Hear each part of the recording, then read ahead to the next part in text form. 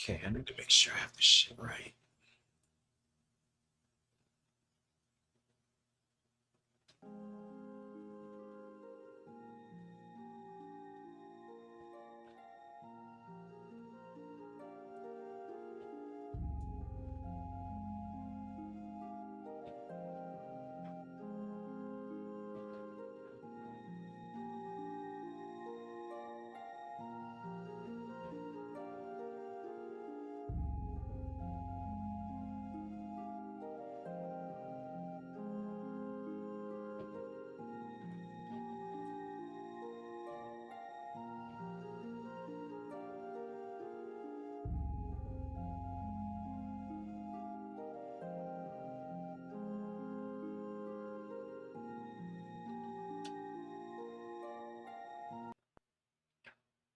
Matter of fact,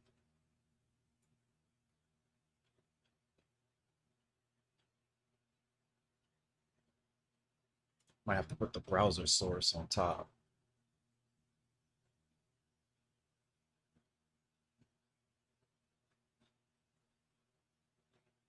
Oh wait, that's not the right one.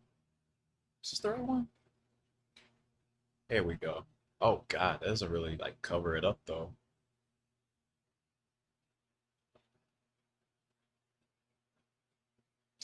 That looks so fucked up.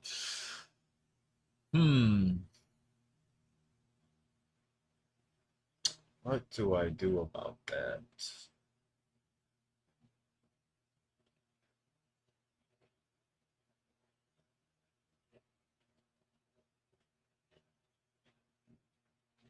Guess I could just leave the old one up there,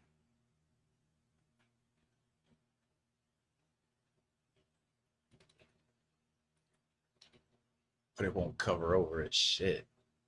Hmm. I got some other shit I could put up there. Nah, not really. Whatever. Yeah, we're gonna time it live. I want to get this over with so I can get back to practicing and shit. I did play a little bit today, but I just want my splits fixed and everything. It's all right. This was actually kind of annoying to set up because I had to do a display capture. For some reason, though, Media Player Classic was lagging my video, so I'll have to use VLC for this. But anyway, let's get this shit started. Let's see where to think. Okay. All right, so it's gonna start at like 2:59. All right, boys, get comfy.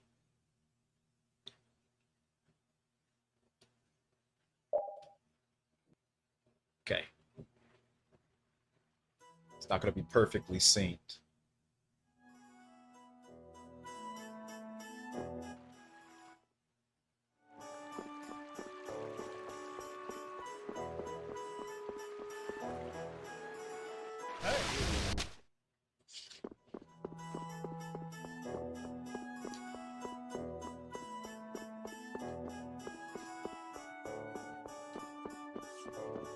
Yeah, it's the recording. I told you I was gonna do this.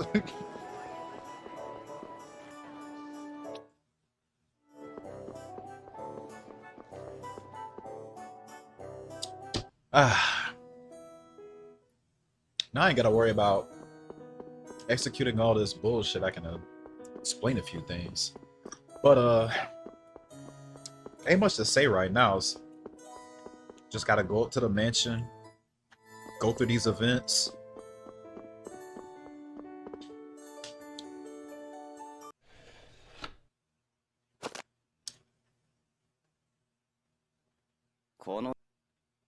Go to the top floor, go to the leftmost door. What's interesting about this though, like right where it fades out right there, you could actually quickly skip that cutscene before it slowly fades out. But since the SSD has faster loads, the window for doing that is extremely small. But on hard drive, it's actually really easy to hit.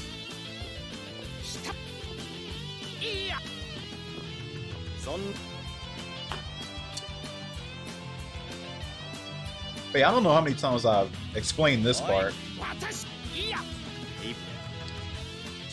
But this fight, you can beat this fight, but it's just slower to do so. So we just die.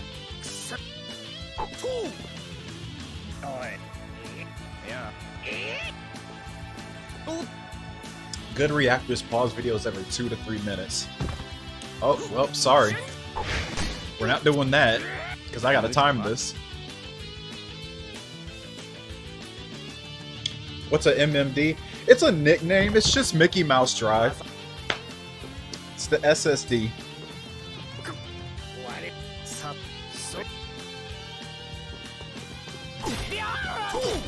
It's not a category name or anything like that.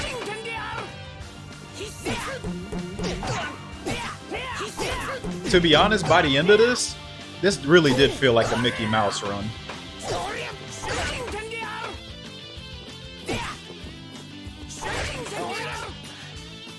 See, that fight see, believe it or not, I actually have played this fight so many times. I know exactly when it's actually fast to die and then when it's slow. That time it was slow. I've played it so many times. At a certain point of the song, I know that should not play if they killed me fast enough. And they didn't. Because I heard the song loop. If they kill me before the song loops, then it's fast.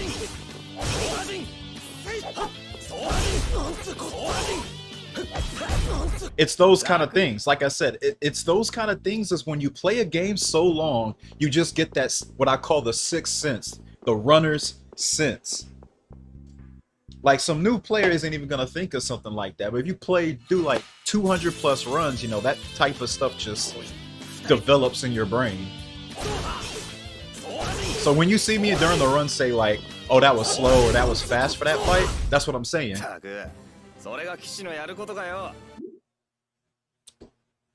And these soldier fights are like real simple. You just Azure Edge the fuck out of them. They can be annoying because they can get out of position and then one of them won't get hit by it and just do what you can to free run and kill them with it.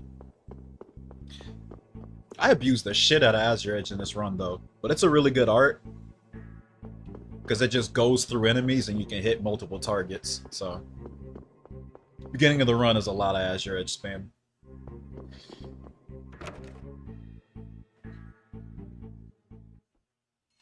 Why am I buying a 12,000 megabyte NVMe? What the hell is that? Is that like some new thing that's come out that's gonna be better than SSDs?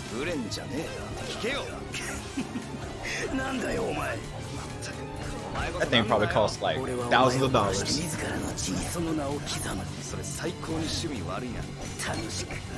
But yeah, alright, so many of you know me and this fuckhead right here, so not really much to explain, honestly. You just want to make sure that you hit him as many times as you can. It can be really annoying because he has 2 moves he can do that could just knock you down and waste a bunch of time. One of them is Reaper's Cross, is that attack right there, that's Reaper's Cross. The other attack is 4-hit charge, and it's the one where he spins around and knocks you in the air and then knocks you to the ground.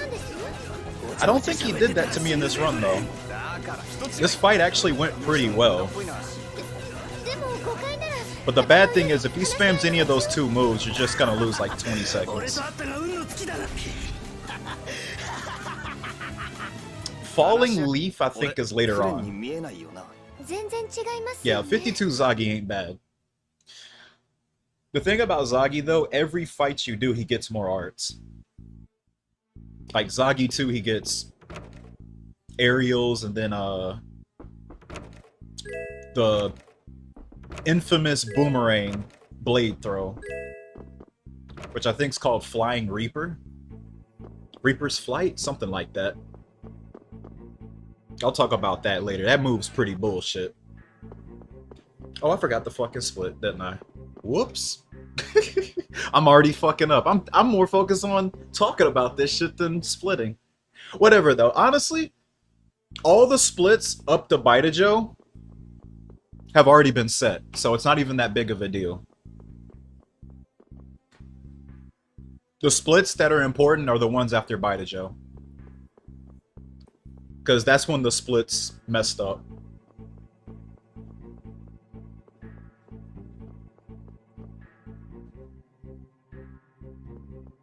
This dude says start over. No. There's no reason to start over.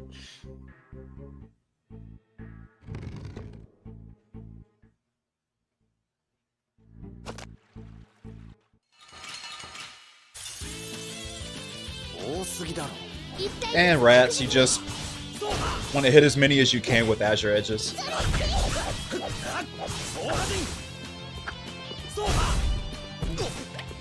You can lose a little bit of time if they spread out too much, but not much else you want to do here.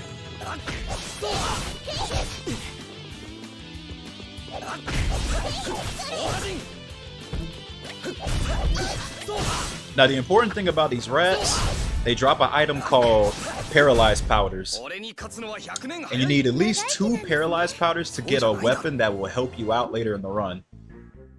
And I just got 3 out of drops right there, so not bad, not bad.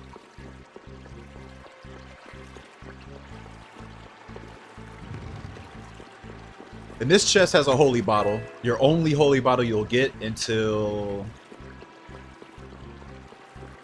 honestly, until Halure. No, my bad.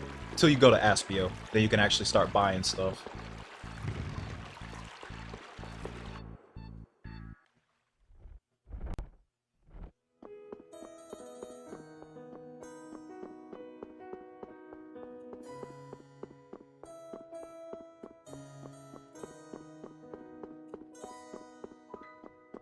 Like I said, the beginning of the run's pretty autopiloted to me.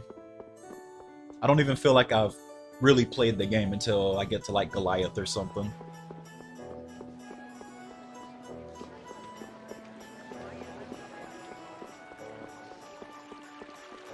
Oh yeah, since we're on the topic SSDs, did I tell y'all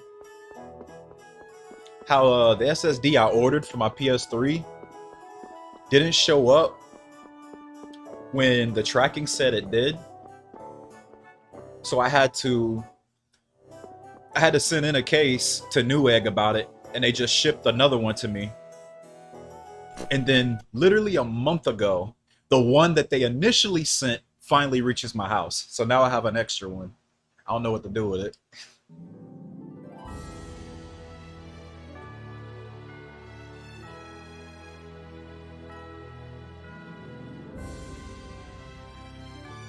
But you know, alright. This part is completely random. The one thing you don't want to happen is wolves. Wolves are the only enemies you cannot outrun on the world map right now. So if a wolf sees you and you can't get out of their aggro range fast enough, GG. Take an encounter, take time loss.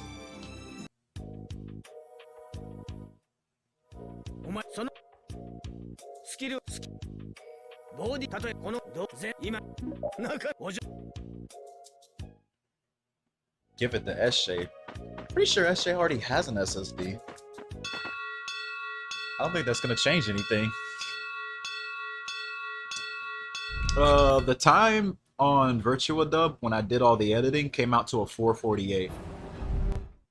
It was about a 10-minute and 20-second improvement. Which honestly, I'm gonna be real with y'all. The Mickey Mouse drive completely carried that run. Because it's supposed to save, give or take, up to... I've always heard around 15 18 minutes, but it could also possibly be 20. So if I only save 10 minutes off that run, that means I lost about at least 5 minutes on my PB, which did not use SSD at all. So that run was actually garbage. Straight garbage. And I knew it was, because my Act 2 and Act 3 was bad.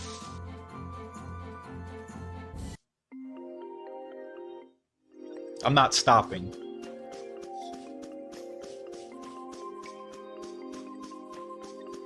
Honestly, the Medusa, like, the beginning of Medusa was stupid. That was completely my fault. I set Wolf Charge instead of the right art. That was 100% my fault. But honestly, I ran away and came back and I did it perfectly. Well, till the end, but Medusa can just do that to you. I don't know how much time that wasted trying to recover there.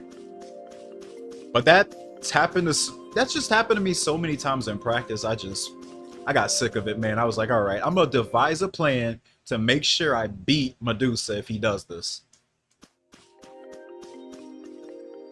Because I cannot be losing runs because he just decides to automatically overlimit.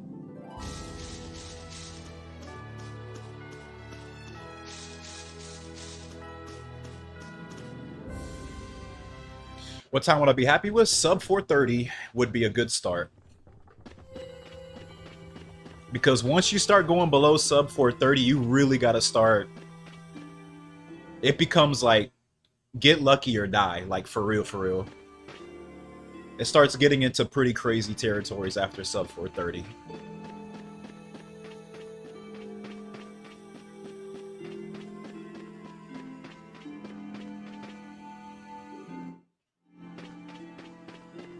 Yes, start. No, I haven't even reached that territory, man. Like I said, this rabbit hole goes deep. Y'all think it's bad now, like, I've been save scumming for Medusa, and I think that's probably dead now. I didn't save scum in that PB, so if I save and load now, I'm guaranteed time loss now on that split.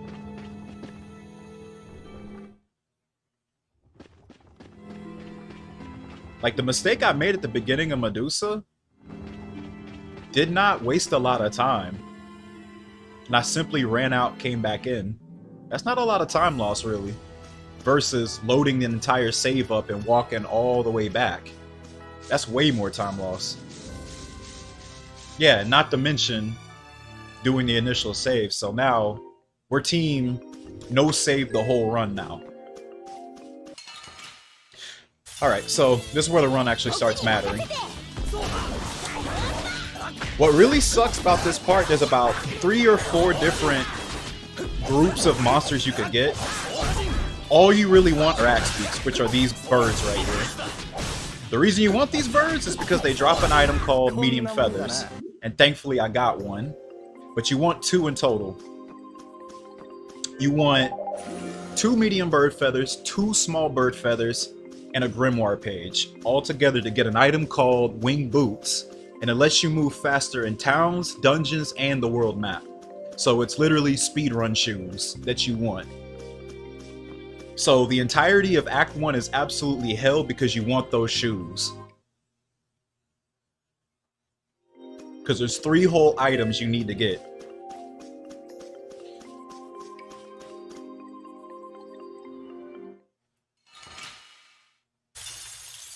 What's cool is, though, you can actually get a medium feather drop on this fight, too. But there's only 1 bird, so it's a very low chance. Okay, all you want to do is just clear these monsters out. And you want to pin him to a corner, because he's much easier to contain that way, but sometimes he can just be a little bit of a jerk, because he tries. But once you get him there, and your party member AI just stays aggressive enough, he won't have much window to turn around and hit somebody. So this is the first fight you really want to be paying attention to the auto items, which if you see the little, what do we call it, little message box that appears over the characters' heads at the bottom, they're trying to use orange gels. You want to actually save on those. You don't want them to use it at all. So while I'm doing all of this comboing, I have to constantly press R3 every time it pops up. Because if you let them use it all, then you're going to run out real fast. You want to conserve on those because the next few bosses, you're going to be using a lot of them. Money's kind of tight early in the game. But that was actually a good fight. No deaths. This boss can be really annoying sometimes. He does a lot of damage, especially that multi-punch attack. It's a guaranteed death if all of them connect. And this is... Actually, this is the full count. You can get 4 birds total.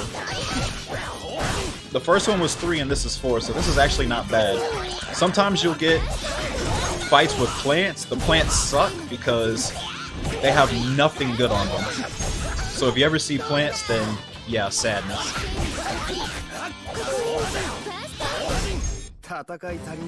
And just like that, got both bird feathers before I left the woods. It was actually really good luck in the woods. So now, all you would really need is the main. Now, I didn't really explain what the main is really for. That's for something else later on.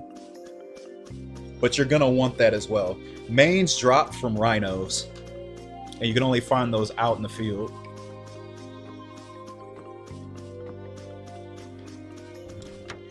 Now, the chat on the screen is the chat from the VOD. Like, this is the VOD that I recorded with OBS. It's either that or use. I'd rather not try to use like my live VOD when I'm talking, because I'll be just talking and the video's also talking. That's kind of weird.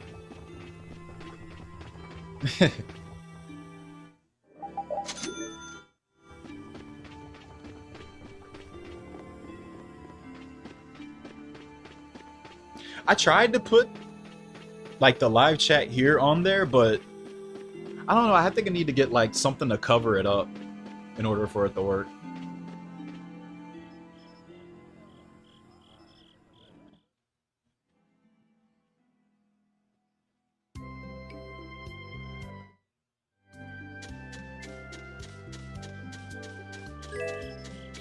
Alright, so in the middle there, when you revive the tree, you can get some items here. First one was a life bottle. First chest was a cocktail bottle, I think, and other chest was another holy bottle. Just a couple of things you can grab. I'd highly recommend doing so. Early game, you're going to want as many life bottles as you can get. Because the next few bosses can just eat life bottles if they completely want to. If they do certain things, you know, you just want to have some precaution for them. Alright, so on your way to Aspio, you really want to see what monsters appear here. I would take that axe beak if I didn't already have the feathers. You really, in my situation, I want a rhino, but I don't think one appears. Nope. So we'll have to take one before Shikos. Sometimes they show up, sometimes they don't.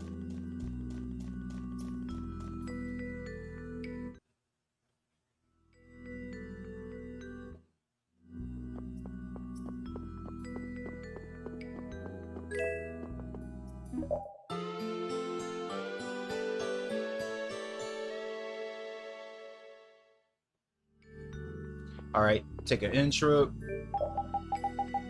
We'll sell the pine gel, the bottle you just got from Halure, some food that I pick up for some extra money, and all you do is just blow it all on orange gels and holy bottles. Orange gels is for TP recovery, for people who don't know. And the holy bottles is an item that will keep monsters basically from forcing encounters on you. So that's the little white light that appears over my character when I use them. That's what the holy bottle does. Now there's also the opposite called the dark bottle that'll give you like a dark aura around your characters and it'll attract monsters.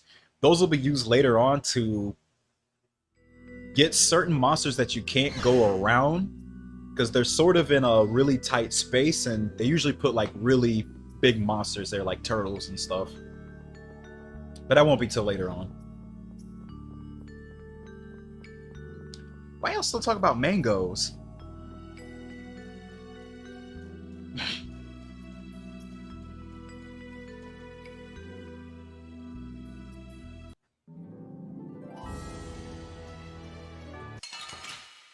Alright, found a rhino.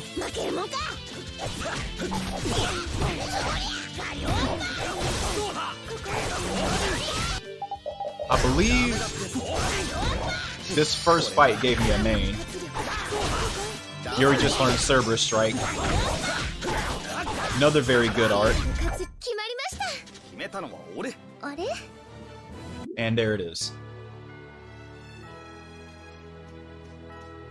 So yeah, it really took no attempts at all to get everything. This is going to be a tough split to beat. Yeah, I'm actually dreading going up against this. I remember I was looking for a Chirpy here. If you get all the items very quickly, you can possibly take a Chirpy fight out here, like the little small birds. They have a chance of dropping some small feathers. You don't need them this early to progress, but it's something you can do that can put you a little ahead of the game when you actually need to get those things.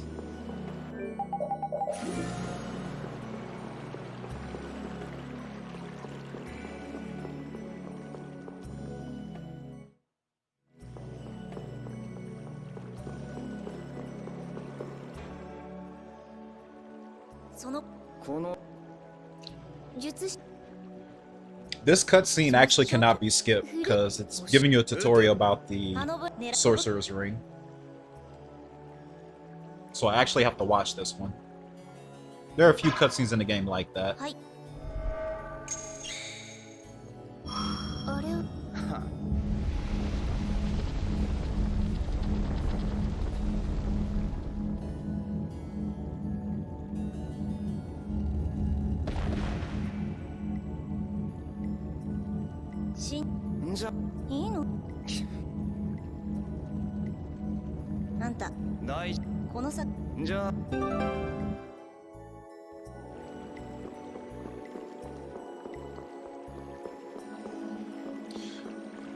Alright, so they're gonna force 2 fights on me here, just giving a tutorial about back encounters.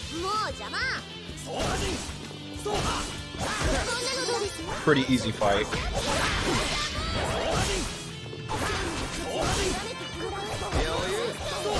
And the fight after this will be, I think, what they call a preemptive strike or some shit. But all the enemies will be stunned as soon as the fight starts. But all you really want out of these fights is you want to hope that Rapide and Estelle learn their arts. Estelle needs sharpness and Rapide needs Crescent Strike. Now, if your luck is too good, there's a very good chance Rapide won't learn it, which is okay. As you see, I'm just dealing with the fact that he won't learn it, so I'm just gonna already set them in. I usually wait for him to learn it, but if I already know I didn't have to take any extra encounters, I just know it's not gonna happen. If he doesn't learn Crescent Strike or Crescent Fang, just use Sonic Dog instead. He usually learns it within like the first 10 seconds of Goliath.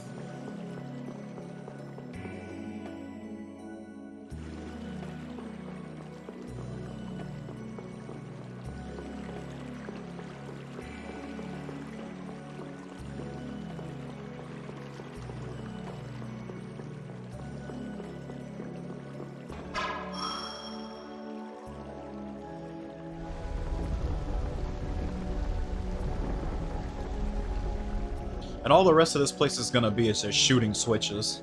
It's gonna be a big menu coming up, though.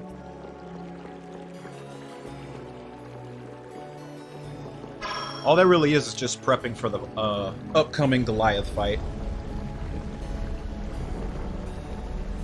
Setting Rita to only use Stone Blast. Equipping everybody with the new weapons that you got from chests. Setting all the strategies up so you don't have to do it later. It's better to wait till now to do it since everybody's already together. Since some character's not in the party yet.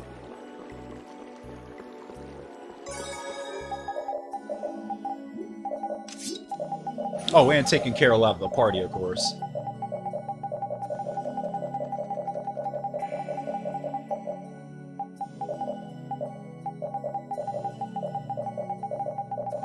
I had like a small fuck up there.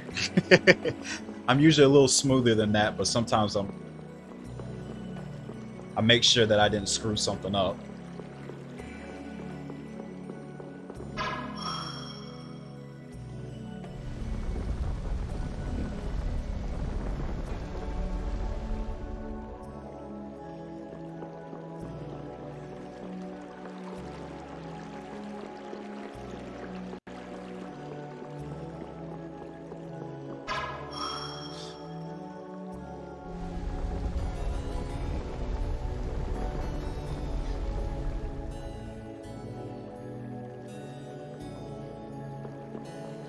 Alright, so this will be the first...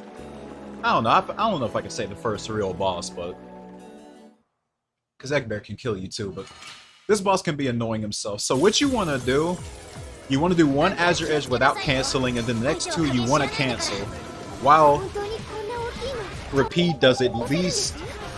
Sonic Dog or Crescent Strike.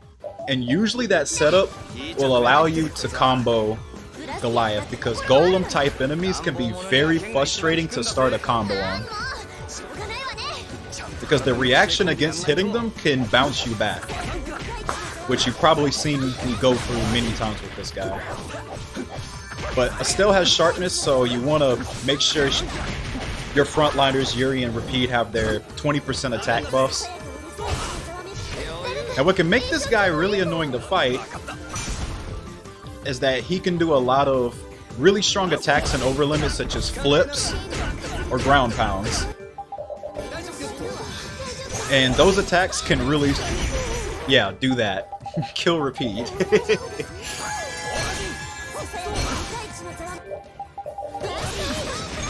So when you're able, you want to try to attack his backside with Azure Edge if you have any TP left over. Attacking the backside of an enemy actually does more damage.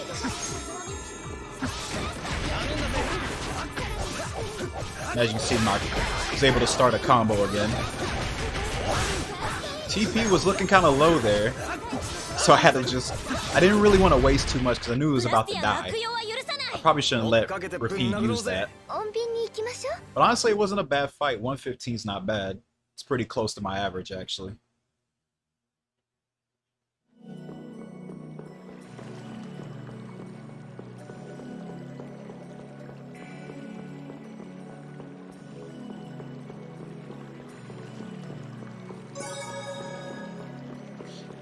Now that save point actually heals your entire party, so make sure you touch that before you leave.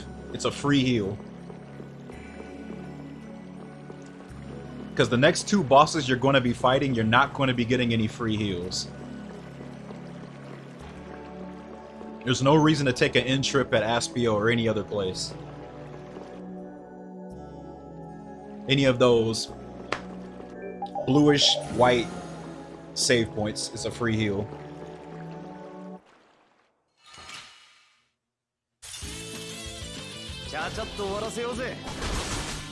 And it's just another fight you have to take on your way out. These enemies right here, these little pole wiggles, they can drop an item called Soft Tail, and you'll need that later for the story. So I usually check if they drop. I know for a fact it didn't here because I had trouble getting that later. Unfortunately, it happens sometimes, sometimes it doesn't. It's not a big deal if it doesn't, because you'll get plenty of chances later on. Just another one of those things you want to just see if you get ahead on.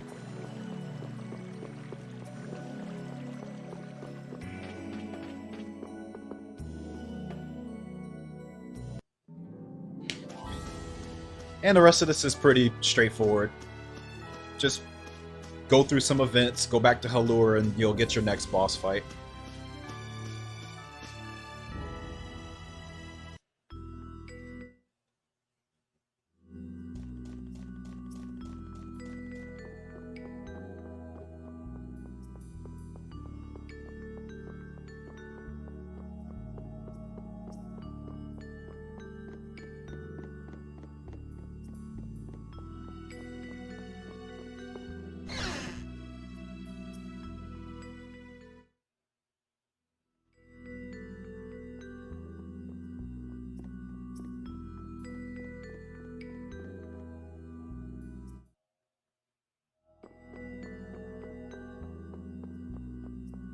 Man, just looking at the active chat in the top left, I just remember all those conversations we had during that stream.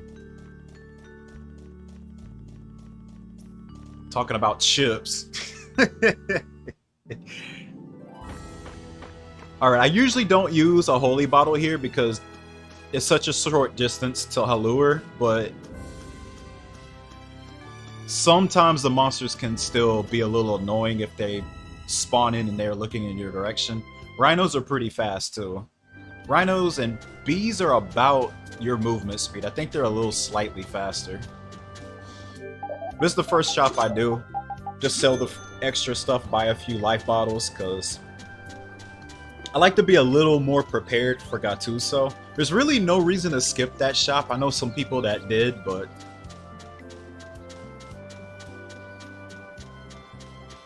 I think it's better off if you just take that shop. It's literally right there. But Goliath had a secret mission that's really easy to do. And if you get it, you get free 1,500 gold. So you can use that to buy 3 extra life bottles.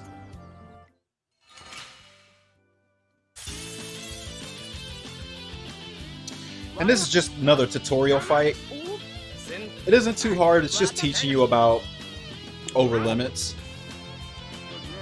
Now there could be a little bit of variance here.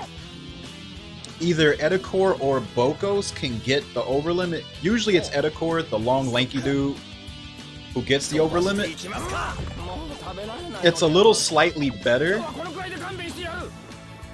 if Bokos gets it, because if he uses it, he's usually too far for it to not repeat away like that. But even though he activates it, you want to try to take him out. If you just stay up on him, he'll usually die before his over limit goes off. Like that. Bokos usually just runs for Rita. But he doesn't take too long to take out. Ideally, you want Bokos to actually stay around so you can possibly hit him with more Azure Edges and he dies faster. But more often than not, they spread out.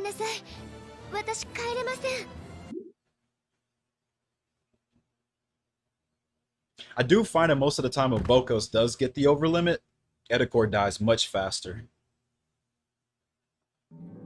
So I just think it's just... Usually it's just free time save if that happens.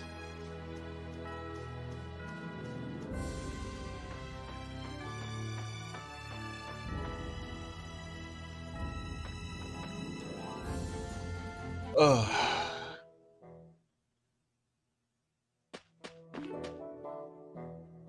I'm telling you, the splits do not matter until Vitajo. Like, listen. Let me show y'all a trick. Watch this.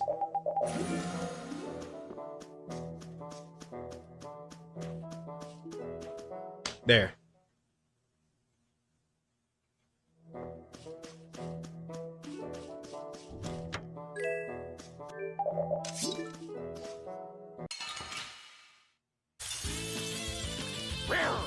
Alright, so for some more monsters that you need to worry about, their drops. Here are the basilisks. You want 2 scales from these guys. They can also drop poison bottles, which cure poison, which will be good for Gattuso's poison claw attack. I don't think I got any in the first fight. Yeah, I didn't get anything. That's actually terrible.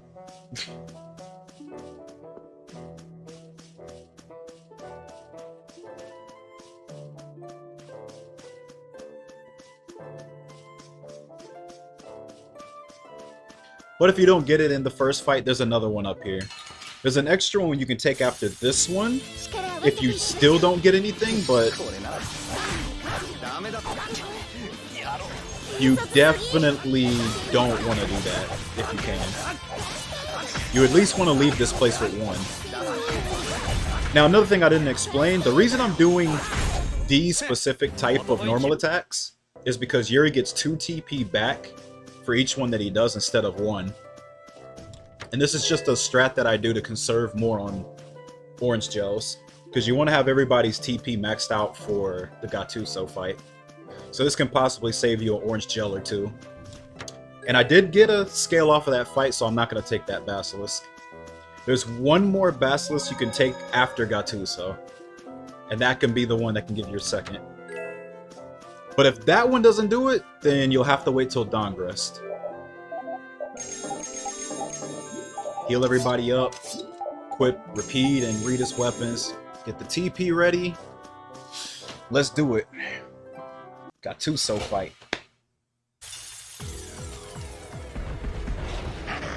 So, I like running to the bottom right like that because usually both of the pups will chase you if you do that. And that's what you want to do. You want to separate the pups from Gattuso. That's the #1 thing you want to happen. Now, believe it or not, you actually want Gattuso to go after Estelle or Rita. So you can just have all the time in the world to kill the pups. Like, that should be priority #1. I actually got really lucky here, though. Because if this happens during Gattuso's overlimit, you can stun lock them with the flower. I still don't know how this happened. Like, Estelle got in this perfect position to not die from Gattuso. Because he had problems hitting her. Because she should have died, but she didn't. So Gattuso stayed right in front of the flower and got stunned. And as you can see, I got the infamous secret mission, which, believe it or not, actually helps in the run. If you get the secret mission, you get an attack ring, which is very helpful. It increases your attack by 10%. If you get that one, you want to give it to Repeat, because you're going to craft one for Yuri in the very next time. Which one of those Basilisk scales are actually for making an attack ring for Yuri. But man, look at this. Look at how crispy this is. This doesn't happen very often. I got really lucky. Oh my goodness. This is cathartic. This just doesn't happen ever. Alright, that was unfortunate, but you know what? Like, look at that. Like, everything was perfect. Yeah, 137 is pretty good. Alright, gonna do a little bit of healing before the last Basilisk fight, just so no one dies. Now I don't have to worry about my TP, so I can go a little more aggressive. I think this fight drops 2 for me.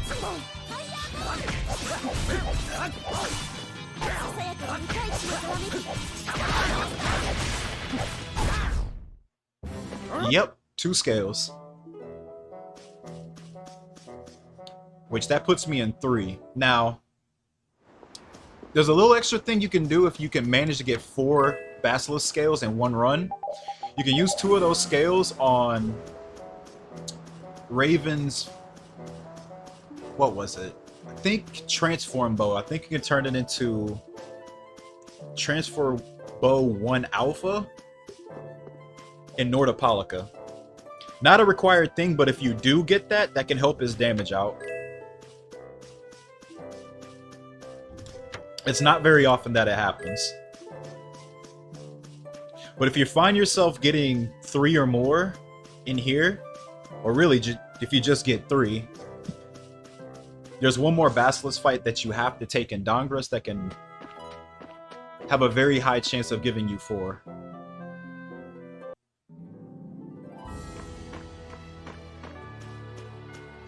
And well, just like that. I mean, like, look how good this run is.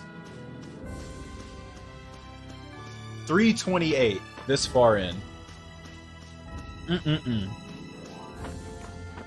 Like, I wasn't joking when I said this mid-run. Like, this is a really good start. So you just want to optimize Yuri's equipment. The attack ring I got from the secret mission, I just equip it to Repeat now, because if you don't, the party splits up. And Yuri's by himself for a little while, so I just make sure to do that before I even enter. And you want to do you a little shopping here.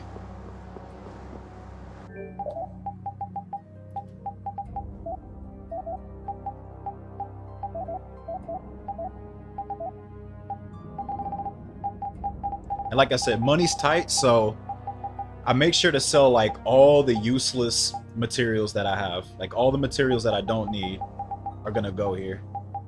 I was just making sure I didn't sell anything vital.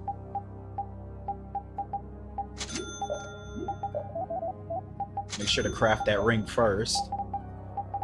Get us some gels, some life bottles are good, don't need that. Holy bottles, that's also important.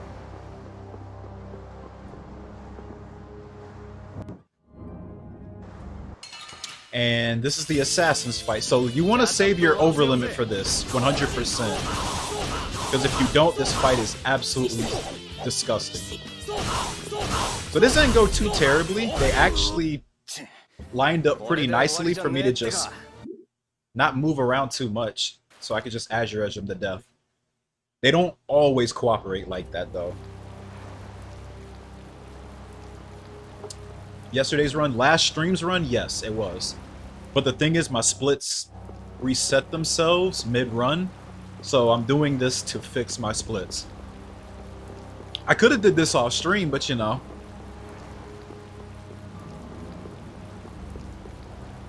Maybe some people wanted to see this.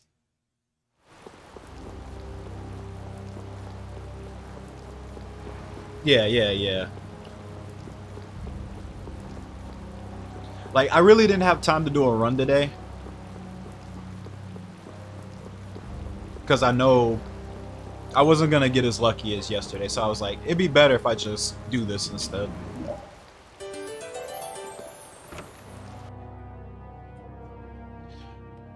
Alright, I'm just following the plot line here. You just want to come in here, skip cutscene, go back out, go all the way back over the bridge. Then you gotta go kill a unicorn. But when we leave this town here, there is a fight that you want to take. If it shows up for you, more than likely it will.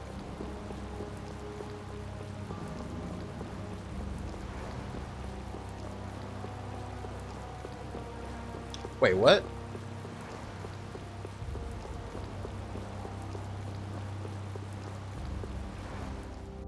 Like the Medusa fight, huh? Wait, what are you talking about?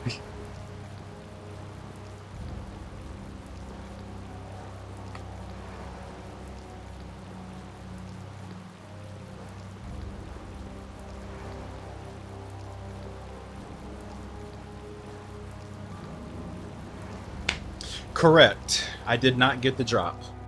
See? Somebody remembers. I don't even have to say it.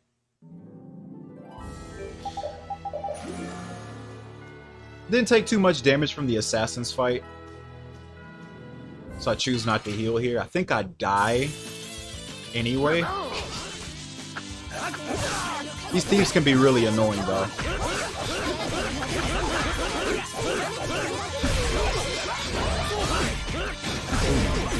Yeah, that's what happens, yeah. Now I remember. They don't always target you with a spell, but yeah, it can just be unfortunate if they choose you out of everybody else. Yeah, I didn't get it. Got a broken dagger though, which is another essential drop you want, but honestly, broken dagger is something I feel like you shouldn't have to worry about too much because you fight so many enemies that can drop it in Rago's mansion. It should be a given. So just seeing that drop there really doesn't mean much.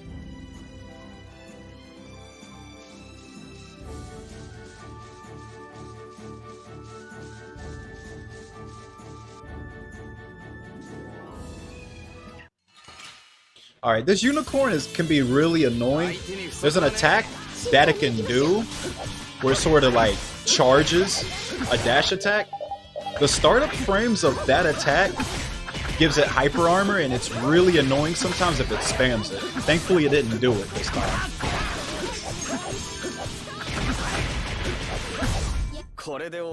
Yeah, it behaved that time. That's the one attack it can do to really just make your day bad.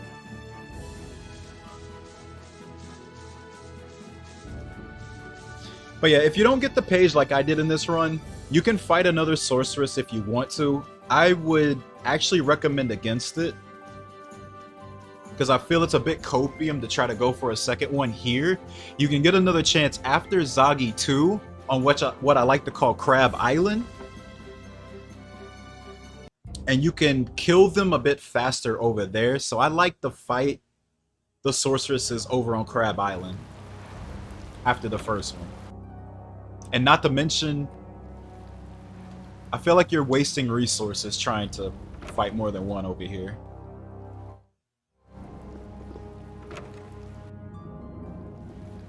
Wait, why are y'all saying good morning, Shadow Jackie?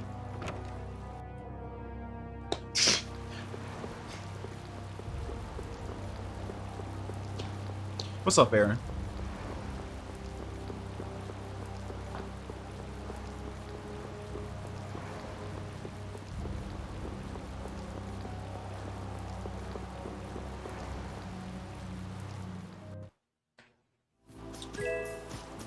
Alright, there's 2 items you can get in the bushes here that are for free. I just snag them up.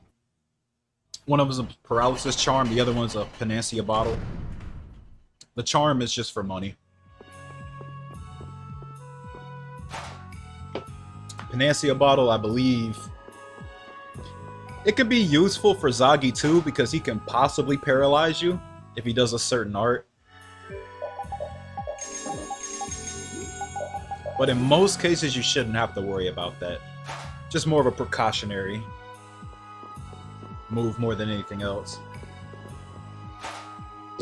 Alright, so Rigaud's Mansion, more or less, they just force you to fight one monster in each room for a key. So there's not really much to explain about it but that. There is one little extra thing you could get to help you in the run a little bit. There are these black rhinos that can show up, and they can possibly drop hard leather. If you get that, in the next town right after Zagi 2, you can craft the leather belt +1 for Rita. And it has a skill on it called, I think, Magic Condition HP or something like that. But what the skill does is it increases her magic attack by 25% if her HP stays above 75%. Very easy condition to meet for someone who stays in the back line. So it's just extra damage if you can get it. But it's not something that I would ever reset on. There's just little extra things here and there that just to keep in mind if they happen. And P just died here to a basic wolf. Pretty ugly there. Oh, and if you do get the powders, I did mention early in the run with the rats, if you do get 2 powders for the High Tsurugi, you still need 2 wolf fangs to craft it. So you do want to pay attention to these wolf drops for every single wolf type of monster that you fight. Because if you don't get the 2 wolf fangs when you get to Mentayak, which is the desert town right before Medusa, then you can't craft it. And if you don't get it there, I would probably recommend you give those powders to Rapide's weapon.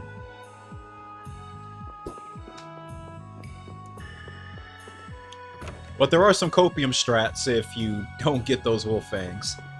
There are some quote-unquote wolves, I call them pibbles, but they can drop wolf fangs as well.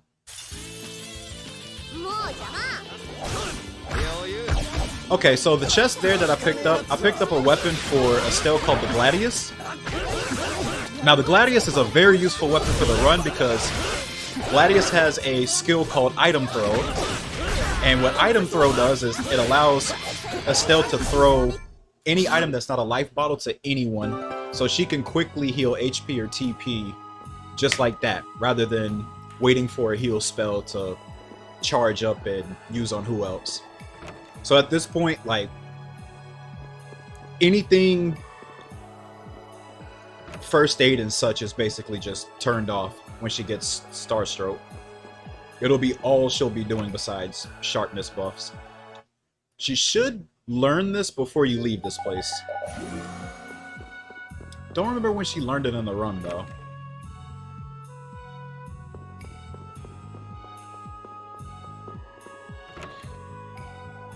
Yeah, the warrior, the fighter, warrior, brawler dudes can be kind of annoying. The worst fight, though, is the last one here, which will be after this fight in this place. It was pretty dumb, though, because I think I had way more trouble with this fight than the next one.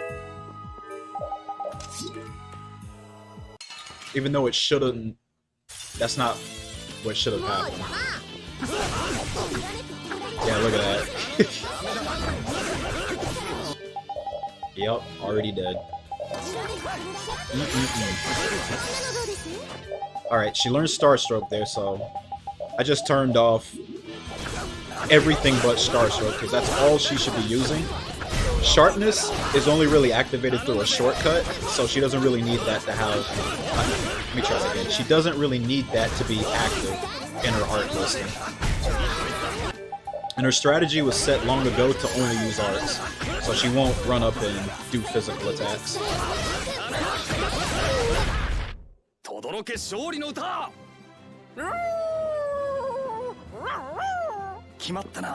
I had multiple deaths in that fight.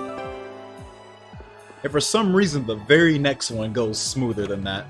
That's the one that usually kills me. Because that one has a lot of those warriors. And if they all do that sweeping attack, it's just GG for your HP. That's a nice little chest to grab because it has a life bottle in it. I just like to grab that because it's along the way. There's no reason not to get it. In Act 1, you'll take any free life bottle you can get. There's quite a few. But this fight right here sucks. Also, thanks for the gift sub, Vesperia.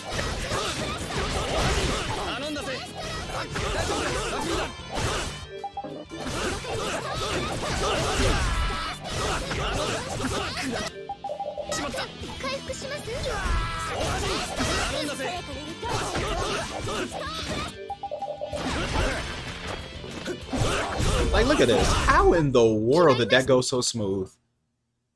Wow. I was in disbelief when that happened. Alright, so that's the end of Rigaud's Mansion, so... we're nearing another boss that could end your run. And Zoggy too, but there'll be one more fight before then. On the ship with a bunch of banditos. Banditos are basically stronger versions of thieves.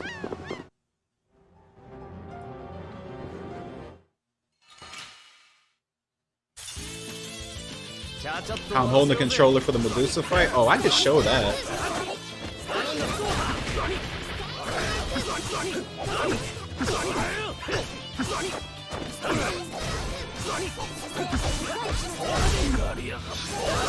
I'll bring it up when we get there, though, because it's a very specific setup for that fight.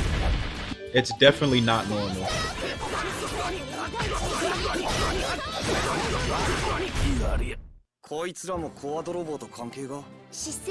Okay, that fight didn't go too badly. My HP's kinda low than I would prefer it for this fight. Because if he throws the boomerang, he can possibly kill me. Thankfully, he didn't. You just kind of want to sit there and just not cross that little line on the bottom of the ship right there. There's like a little line that I just don't cross. I just sort of anticipate his movement and throw an Azure Edge like at the right time with a Sonic Dog. Had a little trouble getting him to the wall here. Thankfully, we still get him down. As usual, you want Estelle to set the sharpness buff both to Yuri and Rapide as fast as possible. Sometimes it can be a little troublesome because of shortcuts and she'll try to do a star stroke while she's casting sharpness, so it'll get on my nerves. Ooh, this combo is real nice. Yeah, and I think at this point I ran out of orange gels, so I can't do any more refills. There's the over limit. Now, if he goes over limit here, don't do that, for one thing. You want him to actually chase you, because if he chases you, you can keep your other party members from dying, possibly.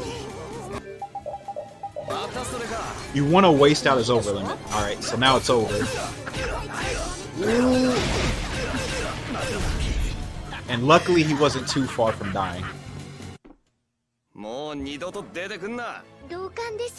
So that was about, I'd say, an average Zagi 2.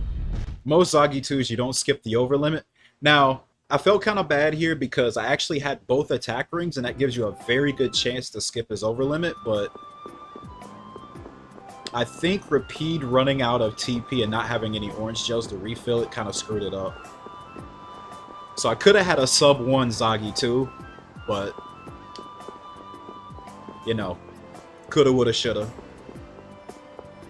Another shop here. Just want to sell all your old weapons, the 2 paralyzed charms. Good money. You want to get as many orange gels, apple gels. You want some holy balls. You want a dark bottle here because in Caribou Crim you need to bait some monsters from their positions to pass them. And you want to leave yourself at least 300 gold so you can take this in trip, because you won't get any free heals.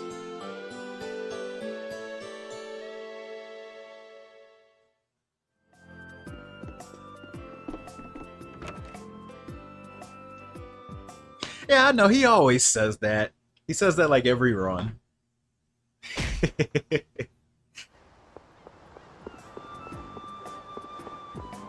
Haruka's a detractor.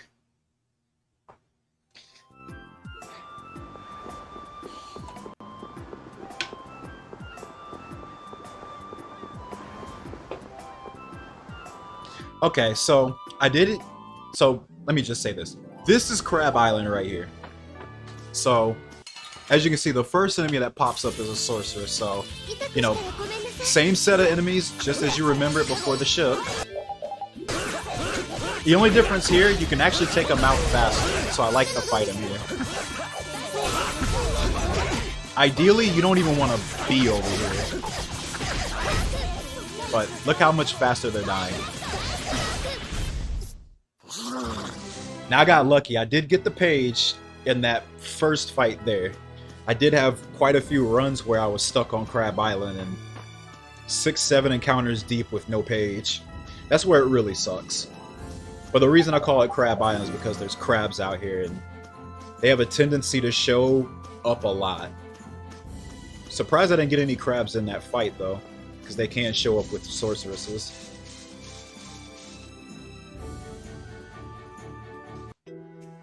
Brain dead tidal wave spam. You don't really. Rita doesn't really learn tidal wave in the run, believe it or not. Tidal wave spam is a. Well, for one thing, I can tell you, Rowan tidal wave spam is a thing in Xillia New Game Plus. There's that. I don't know if there's any other tidal wave spamming. I think that's about it. But for new game, as far as I know, no.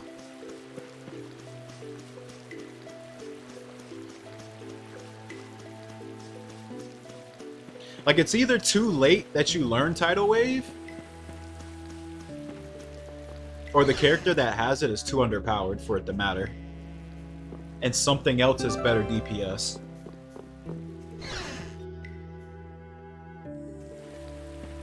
Special delivery. Oh, wow. Thank you for the gift sub to Pampa. Aldrich, Devourer of Booty. Alright, so this is where you want to use your Dark Bottle. You want to be careful here because you want the turtle to the very left to move. Because where he's actually positioned, he's perfectly centered where you cannot pass him. So you want him to move out of that spot. So you just quickly activate the Dark Bottle, move away, and then activate the Holy Bottle again so they don't chase you. And that chest just has a weapon for Rita.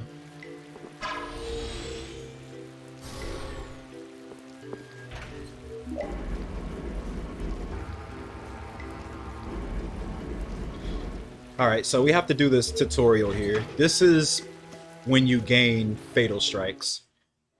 Now, Fatal Strikes is a nice little mechanic that we use a lot in the run. I don't even know where to begin on this, but I think it'll be better if I wait for the boss that'll first actually use it.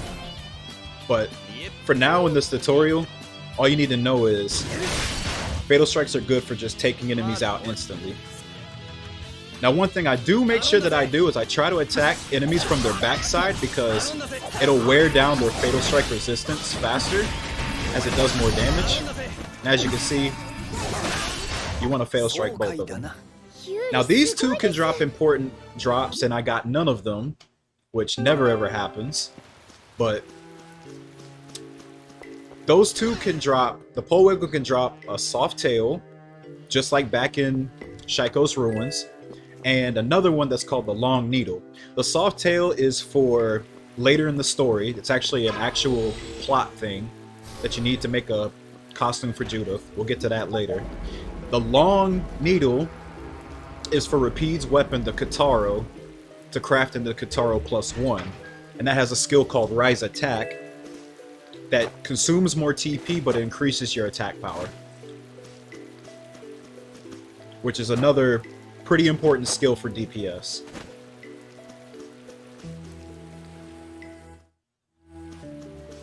That Long Needle plus the Broken Dagger will let you make the Kitaro +1. So you really want to make sure you have that stuff. But since I didn't get it here, there's another fight I'll take on the way out. I'll get to that later. Why does it say I'm past Zagi 4? I'm a time traveler. Special delivery.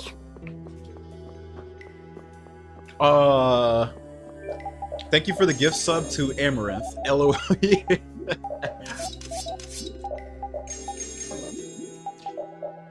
Alright, so since I've gained Fatal Strikes, you gain another column for Fatal Strikes. You want to set everybody to only use them if there's multiple enemies. Besides that, I was just optimizing weapons, setting Rita to use level 1 over limits because it'll actually be useful in this fight, but I actually screwed the beginning of this up. I ended up using the Fatal Strike early. I wasn't supposed to use the Fatal Strike until I was in front of him because it knocks him down, but I don't know what happened there. It just used it at the beginning. But what you want to do, you want to run up to Dreaded Giant, use the over limit, it'll knock him down. You want to restand him using a free run attack with Yuri. And then you want to instantly spam uppercuts so you can open up the blue FS. And when Rapide comes in, it'll be ready for when he uses Crescent Fang. And you want to get a 5 Fatal Strike blue chain.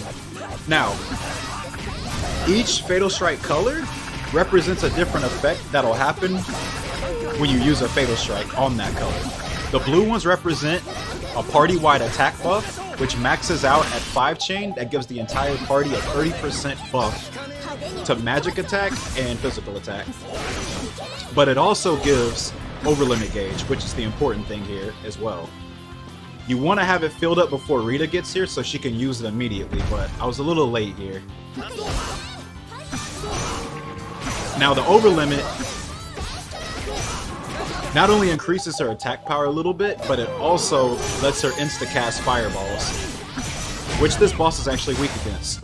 And I said this in the run, but this was actually a nice recovery. I actually screwed up the beginning, but I still got a 105. I don't know how I recovered like that. I think that was like some God Gamer play or something, but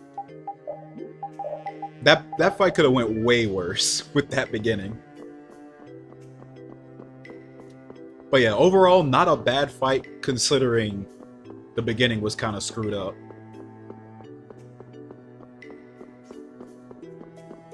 So after the fight, you want to recover as much HP as you can.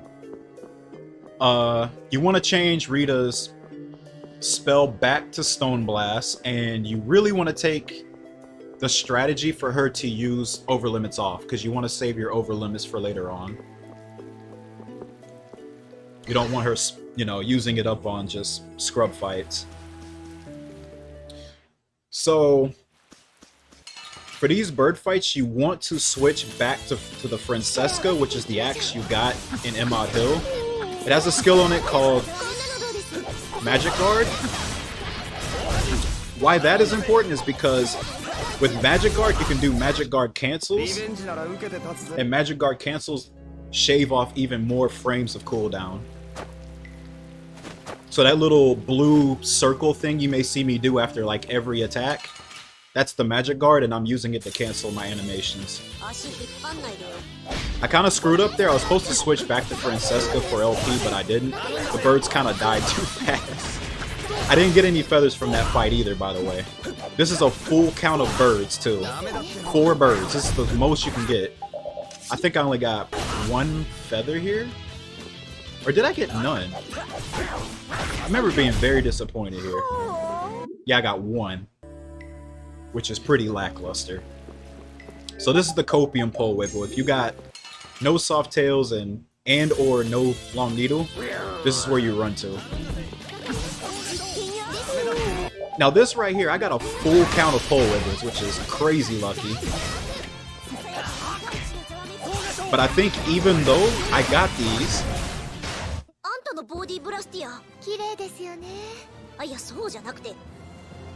yeah, I got a long needle. Okay, so that was the long needle, so I still need the soft tail. So that's what it was. So I was already telling Chad, I was like, yo, brace yourselves, I'm about to lose minutes here. This is where I'd say the run started to lose a little bit of time, but it really wasn't where I'd say it started like really falling off a cliff. This was really unfortunate though.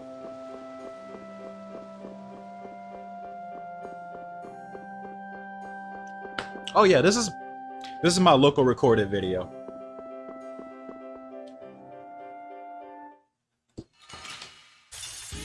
Okay, so I already fought these guys two times before, but this fight is easily the toughest out of all of them. These guys can actually kill you. They do a lot of damage, so you actually have to watch yourself for this fight. This is supposed to be a tutorial to learn burst arts, but you don't really use burst arts in the run. But they still require you to win this fight. So even though this is a tutorial, it's a very, very serious fight. So just as before, either Bokos or Edacor can do the overlimit. You know, Edacor usually gets it, as usual. What you really want to do is make the most out of your overlimit. Because you're on very limited time with that. So what a good little strat you can do here, try to make the most out of iframes. Like me using items here, and you get a few iframes there that you can just abuse and not get hit at all.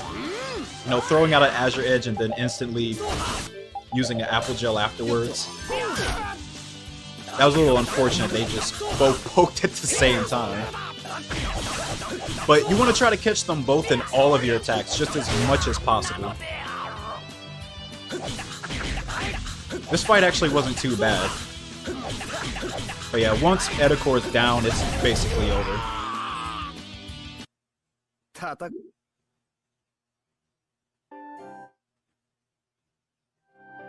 That wasn't actually a bad fight at all. I still lost time because I had to fight an extra fight in Big Caribou Cram, but I was still like, wow. I'm actually playing pretty well today.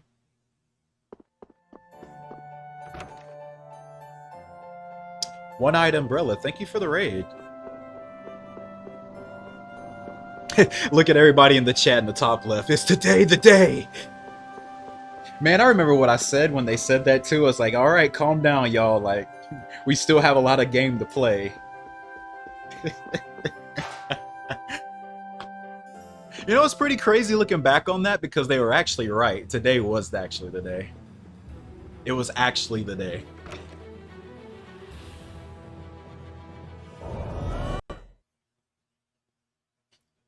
M word is forbidden. What's the M word?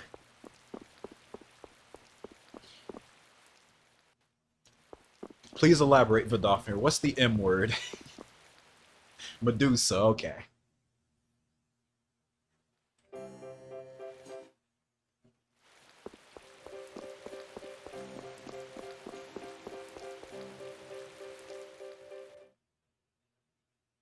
Marnie? I don't think Marnie's the M word.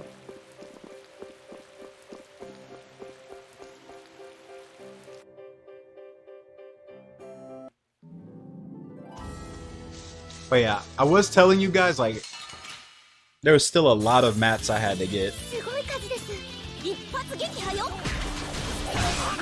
I think even though I did this, I still didn't get the soft tail.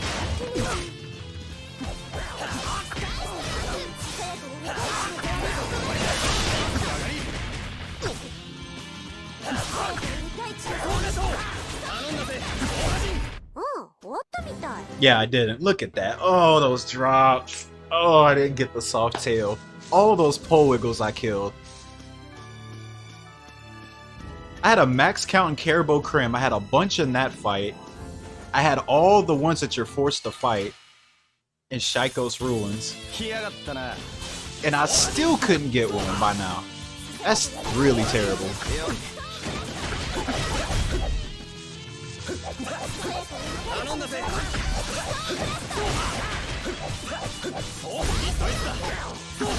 Fuck out of my stream. Hey, One-Eyed Umbrella, thank you for the sub. Okay, I got one feather out of all those birds, which is still, I'd say, pretty bad. Like, you see what I mean? Like, this is just terrible. I think I got 2 or 3 fights with a max count of birds, and I've only got 2 feathers out of it. Now I was really hopeful for this fight here because there was actually a pole wiggle here with the birds. And I was like, oh, I could get them both and this will be it. But I only got the soft tail. So that meant I had to do another fight for the last feather. And at this point, I'm like, okay, I'm gonna lose like 2 minutes here.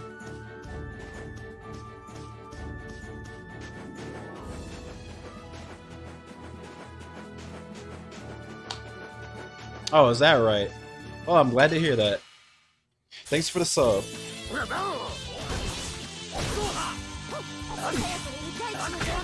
And I was actually kind of surprised to see Basilisk here. I actually didn't know they could show up with birds. Which is like, okay, I don't really need scales, but cool. And yeah, there it is, the last feather.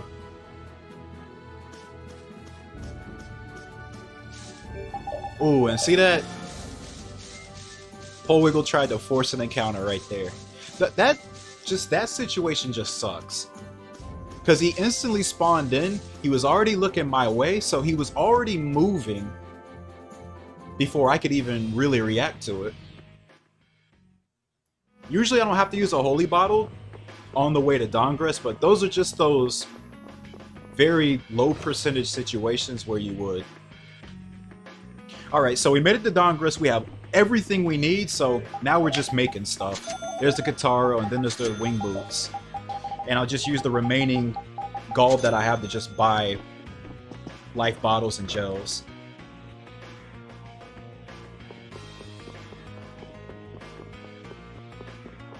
And so if you make it to this point, all of the struggles for material drops and everything just ends there. From there on out, it's mostly just extras. But all the essentials, the big essentials are done.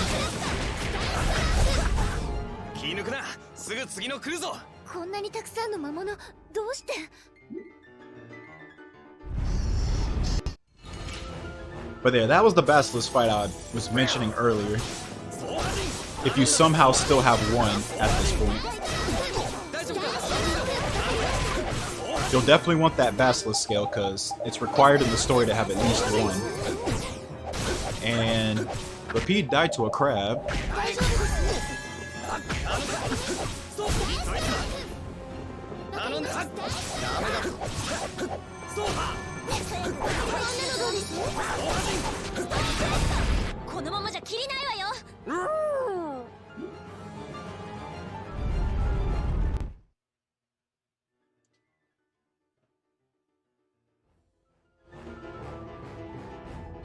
Not much to say about those. The next fight is with assassins. It's another fight that you want to try to hit them in the backside. I highly recommend trying to spin them around with Yuri with this punch. And boom. Looks pretty easy to do, but sometimes you can get shot or hit out of it.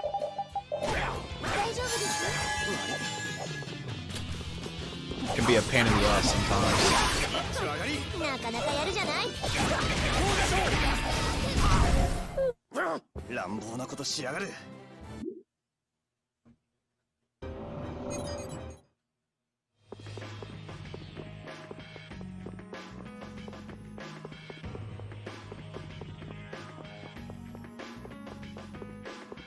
Fang Strike gets a lot of use around this time.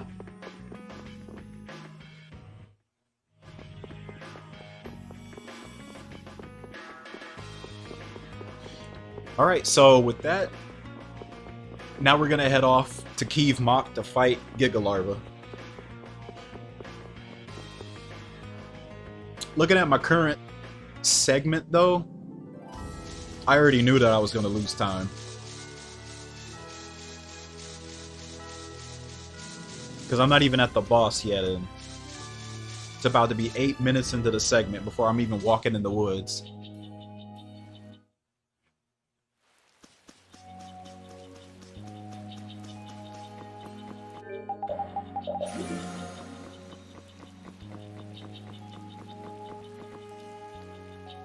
It's a little detour that I take here to get a weapon for Yuri called the S-Talk.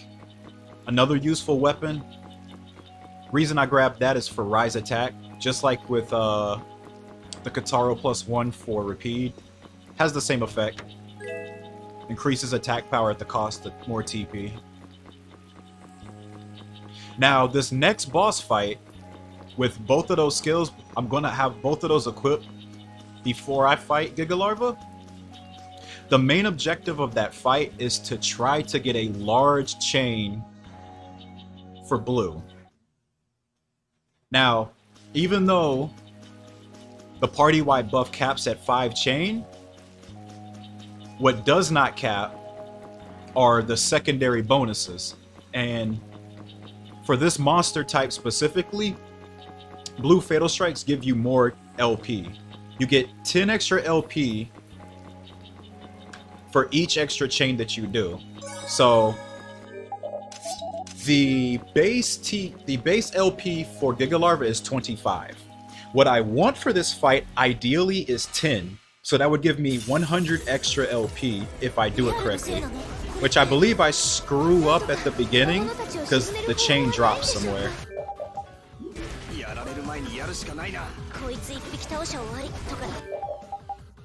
Had to turn Pierce Cluster off. She usually doesn't even learn it here. She doesn't learn it till after this boss. You also want to make sure Repeat's TP is high enough, because he can run out before you know it. Now, what screwed me up here,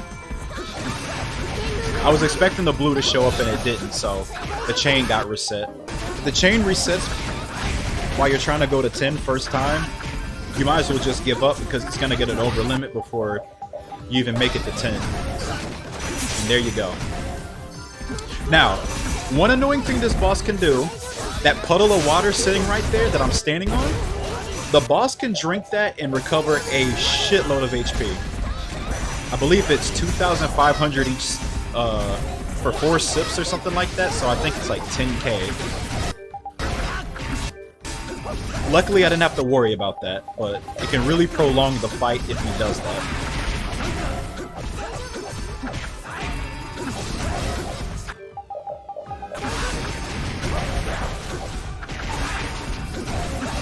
And I recover here. I was so excited to get that.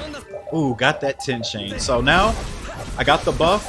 So what I'm doing here I'm trying to prevent the second over limit from happening, so I'm going to use a destruction field because he's actually weak against fire.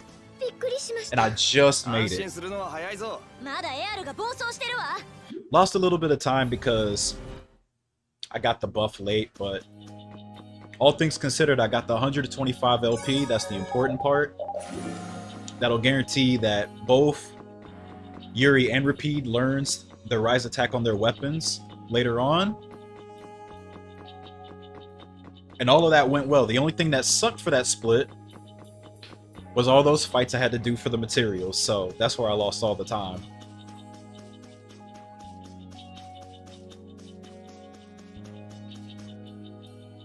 It feels like most bosses are the worst boss before the next boss.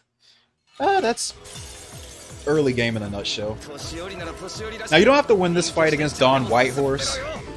He can sort of vary in what attacks he uses. You don't want him to use that projectile. You want him to use that attack he did the second time, because that'll usually kill you instantly. Or just have him use normal attacks. But the projectile usually does not kill you. It just wastes time. Not much time, but it still wastes time.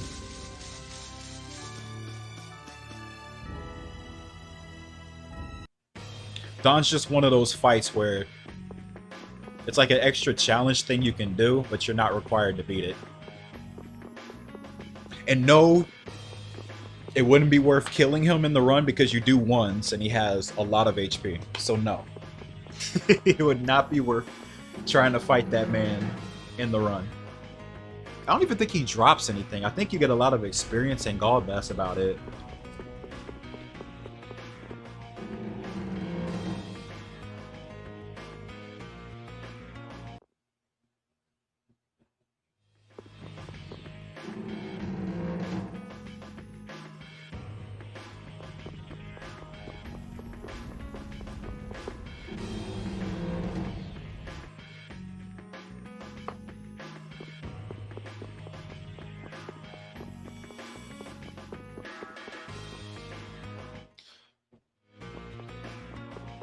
Oh boy, we're nearing Banditos.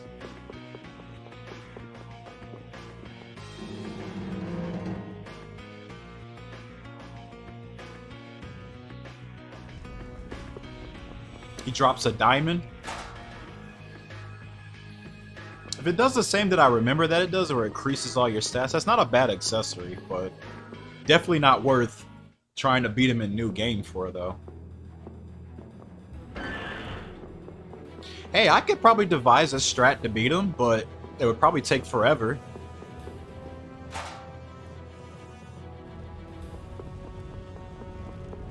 Like I said, even on normal mode, man, you hit ones on him.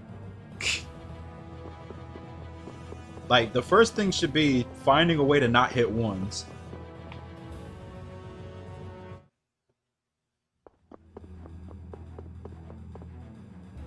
Yeah, there's a memory Don.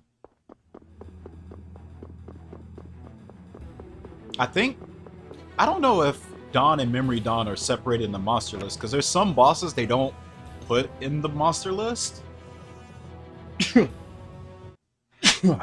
For some reason. But yeah, you can always devise a way to beat them. They're probably very painful. Like Lloyd and Symphonia 2 tier painful.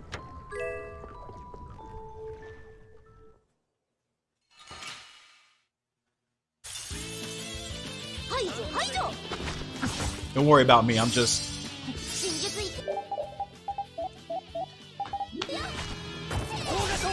Got a taste of that harissa. Made me sneeze a little. Alright, it's just another fight. You want to go behind him and use Fang Strike. Rita's Stone Blast also helps with exposing blue Fatal Strikes, as well as Crescent Fang. Rapide got owned here. I think at this point I was really afraid for Rapide not learning Dash, so I wanted to keep him alive.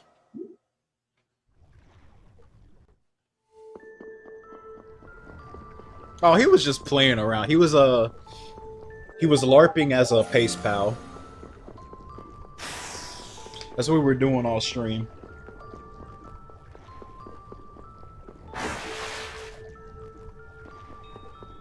You lost time. Time to reset. Red split. Well, run's dead.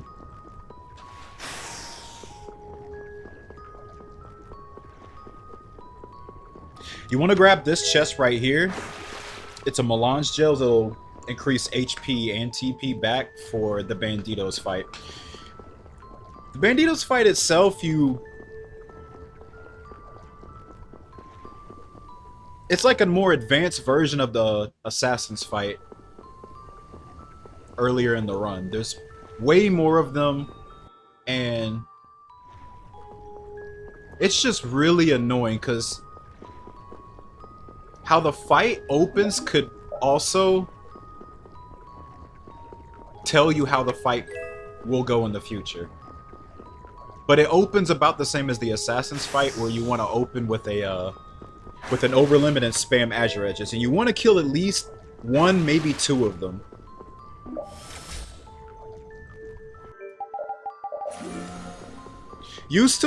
We didn't used to use a destruction field for that fight, and we just ran around doing Azure Edges in free run.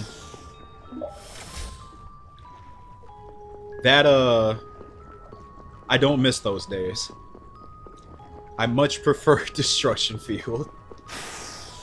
But destruction field can be annoying itself because the Banditos can just simply hit you out of it. So it can really make for some annoying situations. But before you do this fight, you want to optimize your equipment. You just picked up armor in this place, and you want to move Yuri back, like right in front of Estelle in the positions, because you want to have Yuri farther away from the assassins when the fight starts, and that's the sweet spot to where your Azure Edge will be at like the very end of its trailing, because it doesn't go all the way across the entire battlefield. There's like an end of its hitbox trail where it'll, you know, fizzle off and then it won't hit anybody. But that's about the perfect position it'll be. Just like, watch this. Right there, perfect. Now look how many of these dudes there are. Like, how in the world are you gonna win this? Well, by using the power of destruction field. Ooh, look at that. My goodness. I got hit out of that. Ooh, ooh, ooh. You don't want that to happen. Try not to get cornered if you can. Look at this. They're just dropping like flies. One good thing about this fight, though, the more you kill, the less pressure there is on you.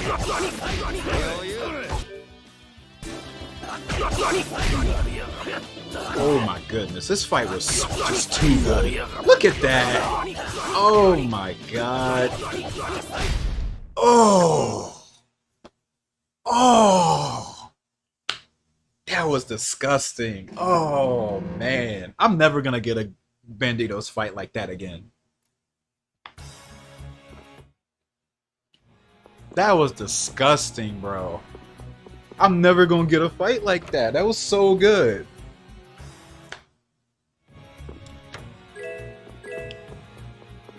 My goodness. Had no business being that good. Okay, but anyway, now you're in Gossifrost. You beat the Banditos. This is where you can sort of lay back and be a little comfy, because there's a big shop you can do here. You'll have a lot of money, so I just splurge here. I just get a little bit of everything. Max out your apples, max out your oranges, get 1 lemon and 1 pine. Make sure you max out your holy bottles and your life bottles, and get some dark bottles if you can. Just go all out. There's no reason not to spend every dime you have.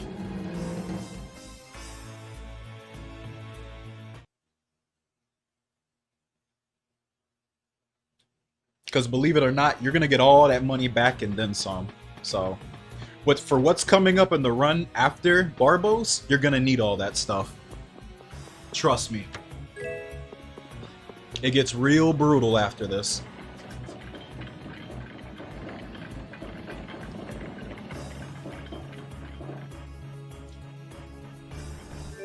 Barbos himself should not end your run, but what comes after him can.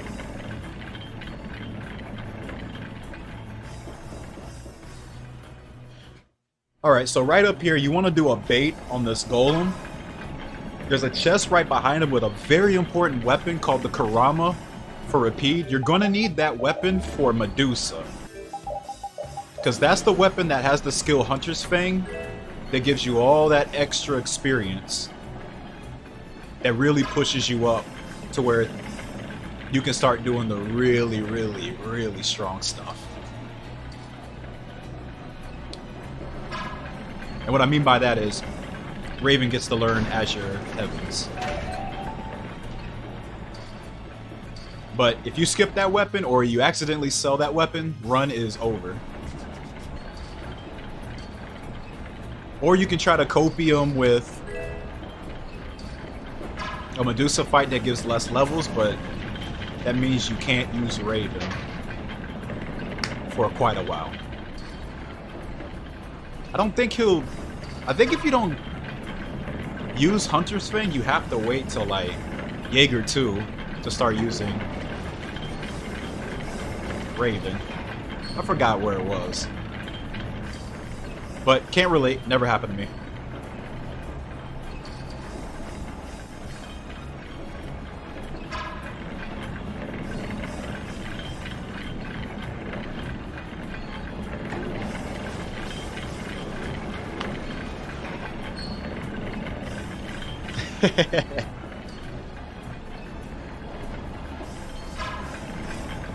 Alright, so there's a little goofy little trick that I devised here. You're supposed to go all the way around and hit both of those gears.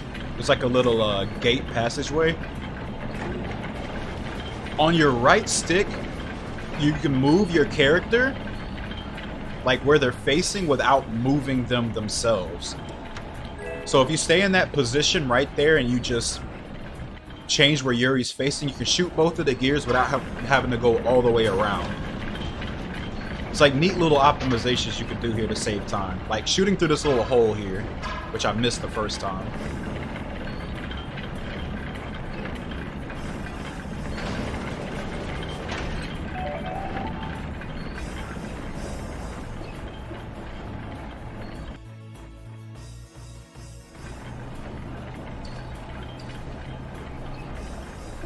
Let's see.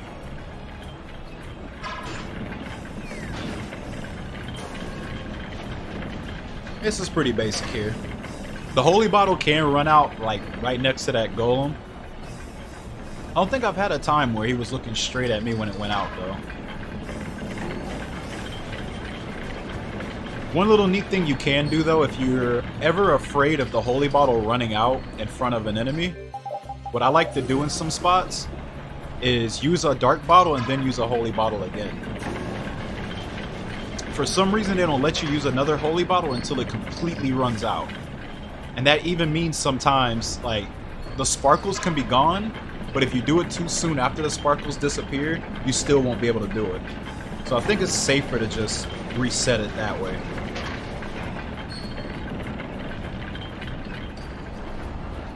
Which is really strange they don't let you do it, because Abyss lets you reset a holy bottle if you wanted to.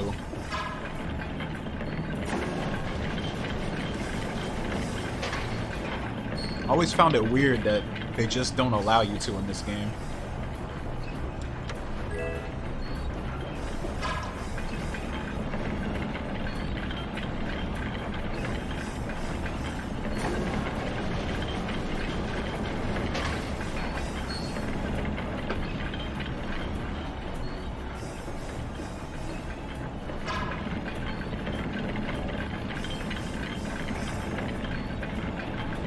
Oh, I think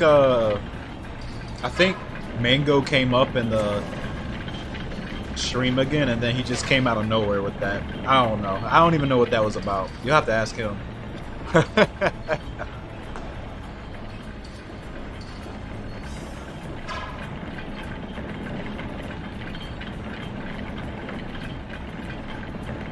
Holy bottle routing, it's just something you gotta get a feel for. Just another thing that you just get a feel for if you just play the game more. Like, I'm not even joking. I'm just saying play the game more. It'll just come naturally.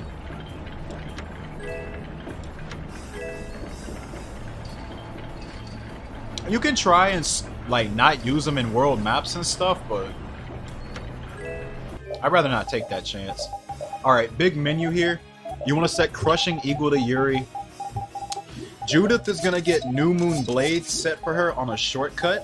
That's a very damaging art, but it's kind of troublesome to use on enemies that are not cornered. So, Judith's finally going to get her first real appearance in a fight. Judith is actually pretty good when you first get her. She can help open blues. Like I said, she has New Moon Blade, which is extremely powerful. It can do over 1k damage each after a Fatal Strike buff. She's actually very good for this fight. First thing you want to do is take these pillars out. You want to do a combination, so 1, 2, 3, base art, arcane art. The arcane art will get its damage boosted by 50%, which is easily enough damage to take a pillar out. Now after this second one, you want to target the one to the top left and shortcut Judith to use New Moon Blade. So you can take both of these out at the same time. But as you can see, sometimes she can get hit. Either Yuri or her could get hit. You just want to take those things out as fast as possible because the pillars at random intervals can spawn more enemies. Because you want to take the pillars out and then you want to clean up the enemies as fast as possible. So you can just go straight to Barbos. Which, honestly, that was pretty fast. Too bad Rita got victimized there. So after that, you want to try to get the blue Fatal Strike chain started up to buff the entire party. I think I failed before his overlimit. I think the combo dropped.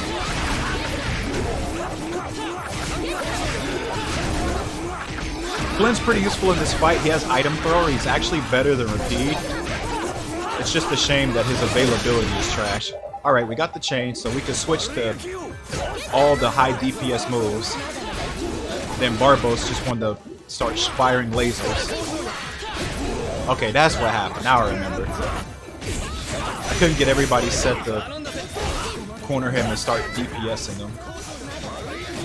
Hey, look at all these lasers, though. I've never seen him do this many. 3 lasers in a row. Never ever seen that. Flynn dies. Another laser, because why not? So if he gets out of his corner, it's just better to try to use Cerberus Strike again. Since you have so many arts set to other parts in your commands, it's better to just switch to Cerberus Strike and Destruction Field on the same one. Fight wasn't too bad, could have been better if I would have got the chain faster. But this fight is just has a lot of luck factors to it. Ideally, you actually want Barbos to use the overlimit at the beginning of the fight, but it's extremely rare for him to do so. If he does, he shouldn't get an overlimit for the rest of the fight, and you can just wail on him and he just melts. I think it saves like 20-30 seconds if it happens, but I've never had it happen in a run.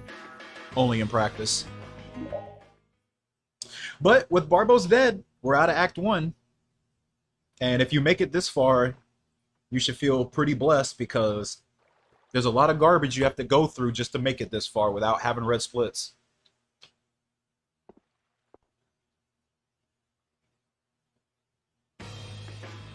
But at the same time, your relaxation will be short-lived because this is where the difficulty starts spiking.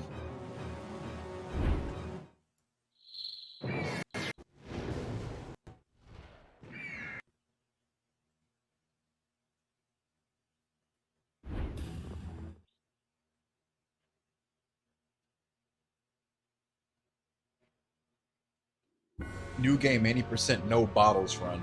No! Why would you do that?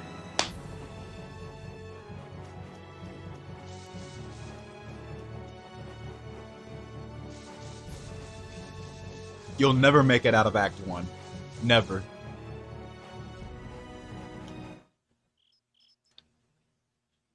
Like, just make an Iron Man rule set or something at that point. That's what that basically is.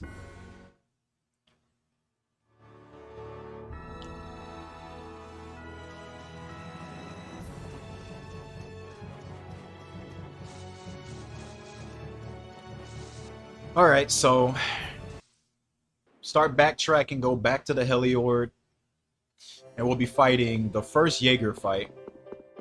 Now, I know for a fact, because this one was pretty fresh on my mind, this fight did not go well for me at all. But this is exactly why I say this is the Fab 5 coming up, because the next 5 bosses are just absolutely painful to fight.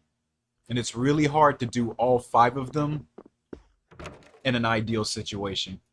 At least one of them will go terribly wrong.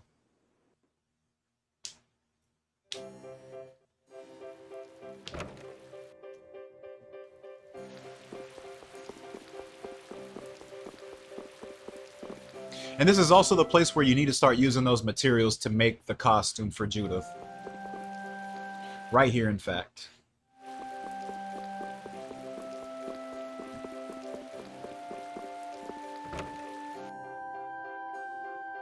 Oh, what's up, super player?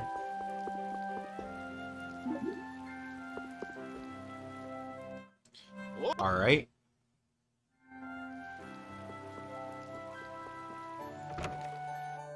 So that's the costume for Judith. That costume needs 1 soft tail, 1 basilisk scale, and 1 small feather. So that's why you need 3 small feathers instead of 2. Because the wing boots only take 2, but that costume takes 1.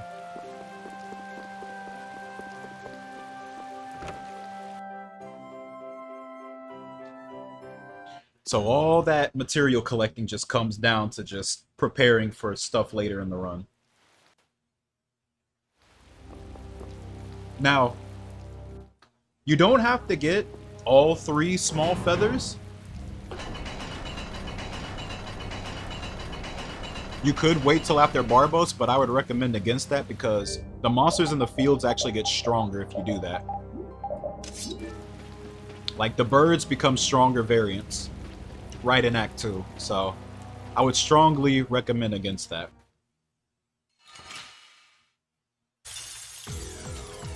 Okay, so Jaeger has a bunch of assassin goons here. You want to try to use Fang Strike to get blue Fatal Strikes and insta-kill them. And as you can see, Jaeger's in the back just murdering people. Jaeger can be very annoying if he's aggressive. He does a lot of damage. He has iron stances just like any other boss does. He can shoot around, he can jump in the air and shoot. His scythe has pretty good range. Yeah, he's just very annoying. Oh, he can also inflict seal, which is not fun to deal with this early in the run.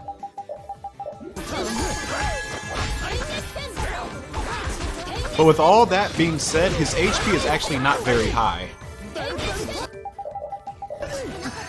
And thank God it's not, because this fight is awful. But there are other times where he just, you know, rolls over and it's like, wow, this boss was free. But as I said during my run, I never have any middle ground with this guy. It's either I get blown up or I blow him up.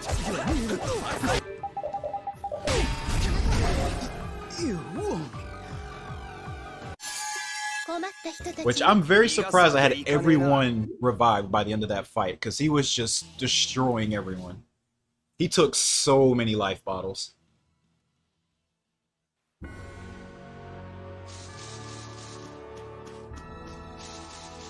The small feather chance is less.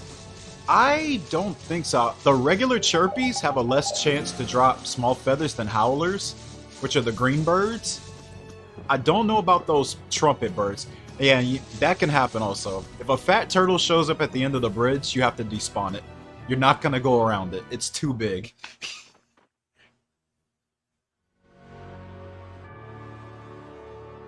It's the same as Howlers.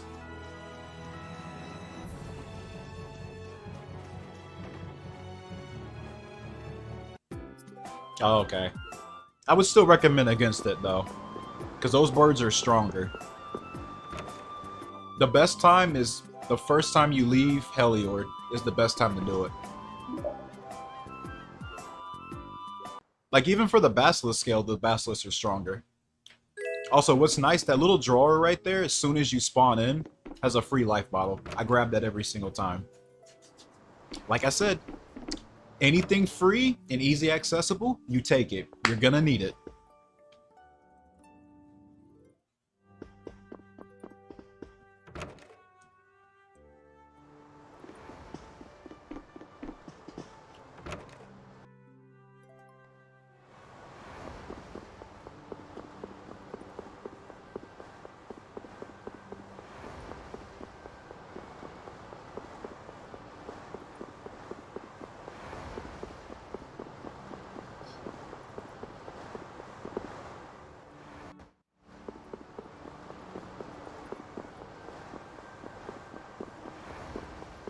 Oh yeah, but they'll appear around the Heliord when you're going back, is what I mean.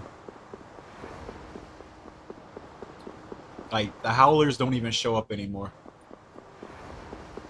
Which is what sucks. It's just not worth it. You would only do that if you somehow forgot to get all that stuff.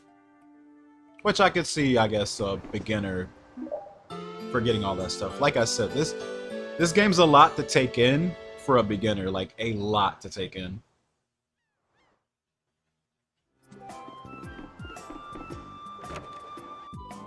Big learning curve, I'd say, compared to other Tales of runs.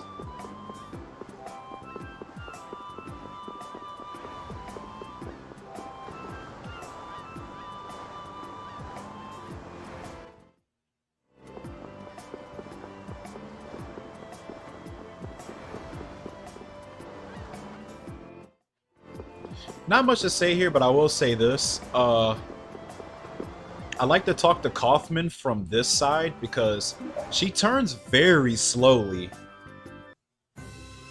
And her dialogue box won't even show up until she completely faces you. So if you try to talk to her from her backside, it'll take longer to get out of here on the ship. I don't know why she moves around so slowly.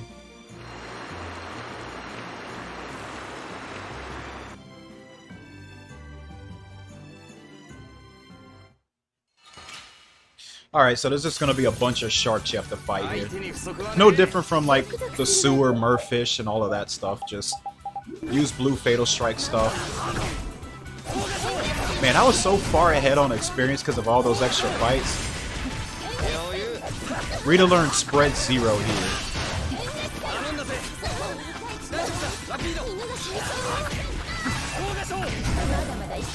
Ugh. Oh, that felt so bad.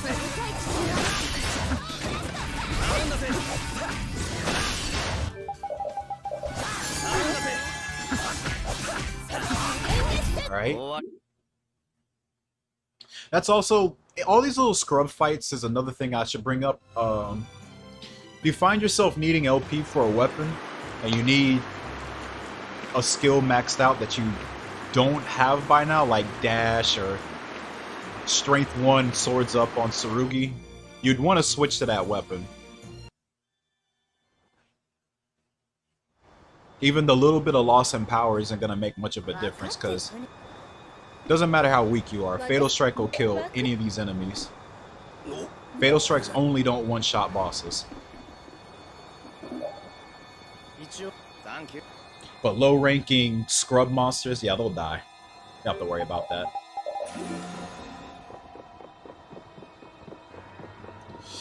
Alright, pirate ship. There's some weapons here I'm grabbing. Ogre Sword for Yuri. I think this was the Trident for Judith. Yup. Go down the stairs, mainly just grabbing weapons. That's what all these chests are. Next weapon will be a weapon for Rapide. And then the one after that will be a bow for Raven.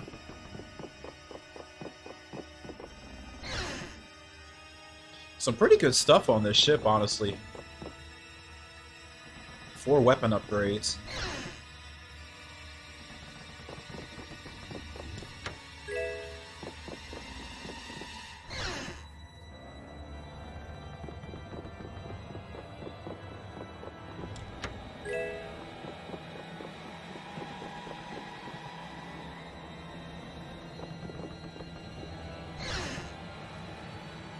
Are we getting past Cursed Wonder tonight?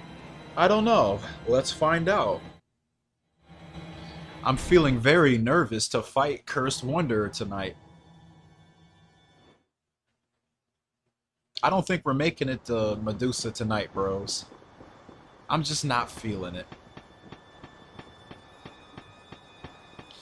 Also, this ladder is really long. There's a really nice chest at the top of here that has just a bunch of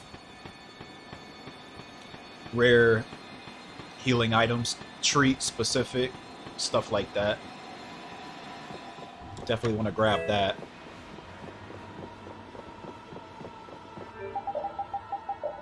This bird's kind of annoying. I like to watch him to make sure he's in that specific spot, because if the bird moves a little bit to the left, downward, or to the right, he can actually block your way of crossing there. So I like to just keep an eye on like the corner of the screen and make sure he doesn't move before I use the holy bottle.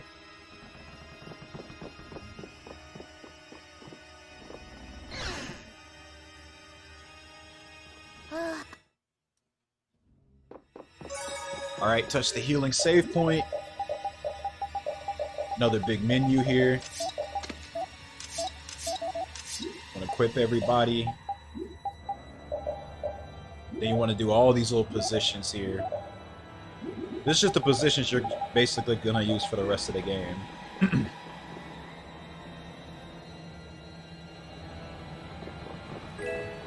Some free money just sitting on a bookshelf.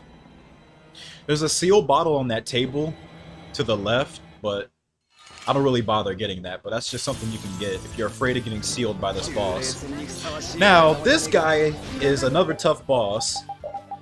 Just as before, you want to get another blue chain, 5 chain or more for the buff.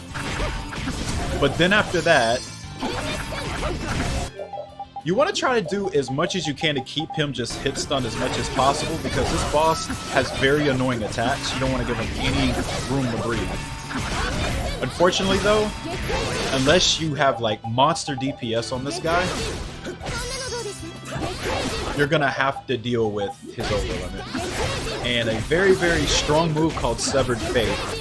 You don't know what Severed Fate is? That's the move where he jumps in the air and spins around and shoots gunshots everywhere. And an overlimit, that is an extremely powerful attack that can just destroy everybody in your party. It's one of those moves you can't really block. Yeah, that's Severed Fate right there. He ended up getting it off before his overlimit, so it wasn't quite as strong. But what makes that move so difficult to deal with is the range of it, and if you block it, that still kills me. If you try to block it, it guard breaks you, and you can also get hit immediately after you block, so there's no reason in blocking it. The best way to deal with it is to get out of its range completely, or go directly under him. That pissed me off so much when that happened. Just the Azure Edge killed him. My DPS was actually pretty good in that fight. But yeah, that wasn't that bad of a fight, all things considered, but that's one of those fights that can be really, really annoying if he spams a certain attack, which is Severed Fate.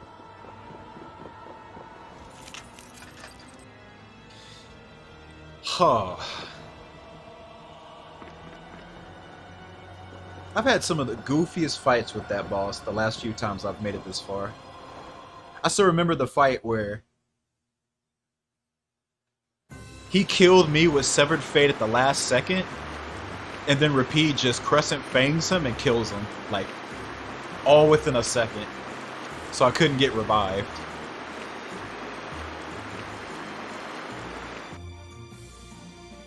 Yeah, that's just what kind of fight this is. This is just it's just a fight of inches.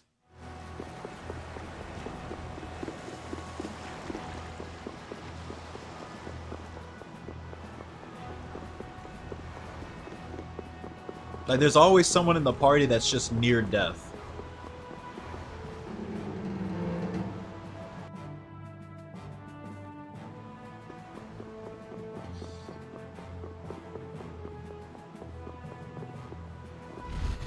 Oh no. Nordopolica. So Nordopolica, you can do a few things depending on how your run goes and how your resources are. More often than not, your resources are going to be blown out by this point, unless you were, you know, had some really, really good fights. I like to make sure that I at least have 5 or more life bottles at this point. So I like to sell my weapons off for a little money. Hopefully in your case, in the Cursed Wonder fight, you got the secret mission so you can get the Saphira. So you can give it to Estelle. Saphira just gives you extra money. Just equip it to her accessory slot. 1.5 more gold each fight she's in. Real easy. But that'll guarantee you'll just never have money problems for the rest of the run.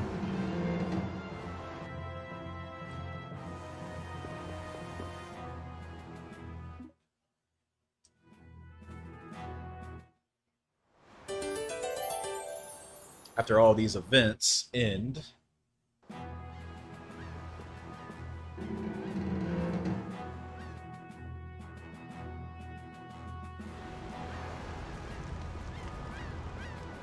Wait, what flashbacks are you talking about? Are you talking about the one where he was fighting the dude in the forest?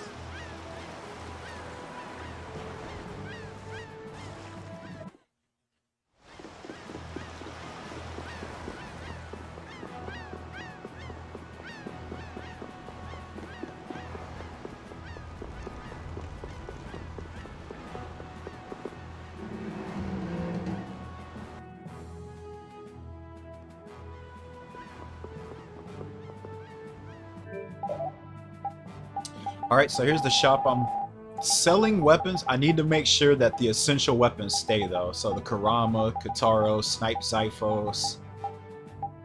I didn't need to keep that Rita weapon. I don't know why I did. The Ogre Sword needs to stay, too. If you have the Ogre Sword already equipped, make sure you don't sell the Blue Dragon, because the Blue Dragon has combination, and you're going to need that for the rest of the run. You need to learn that skill. If you don't learn combination, then your DPS is going to fall off of a cliff. I made that mistake once, and it was awful. Lost so much time.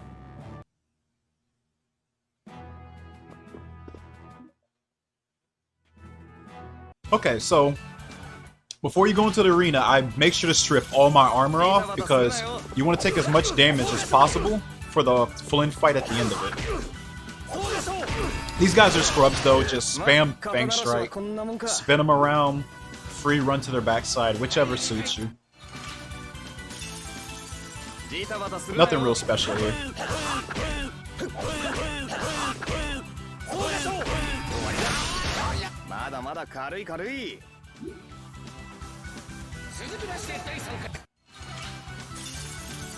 It isn't a bad thing to actually take damage against these guys, though, because the Flynn fight and how it works, you actually want to die against Flynn as fast as possible. And sometimes Flynn plays around, and he did in this run, and this is the perfect example of what I mean about him playing around. He needs to bring you to 1 HP so the fight instantly ends. If it doesn't end fast enough, you have to go through dialogue boxes. He looked like he was gonna do it, but look what he does. Backsteps, and then doesn't attack. And I have to go through this dialogue. And I think there's three waves of these dialogue boxes too, but you have to go through another one that he really messed around. It's not common that you have to watch that, but it's still time loss. Okay, since you lost all that HP, you want to make sure you get Estelle to use a lemon gel on you. If you don't have that lemon gel, just use an apple gel.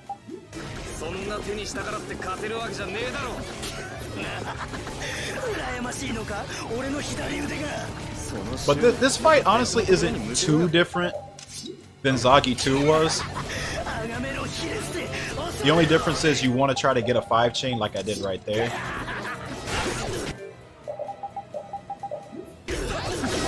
Start destruction fielding his ass. Look at that New Moon Blade damage. 1,000 damage each. Ooh. Ooh. 1,100.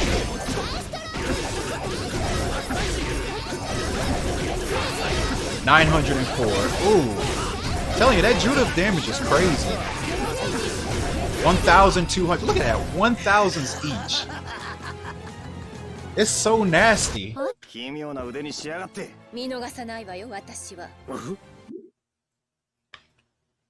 That's why we bring her. New Moon Blade is insane.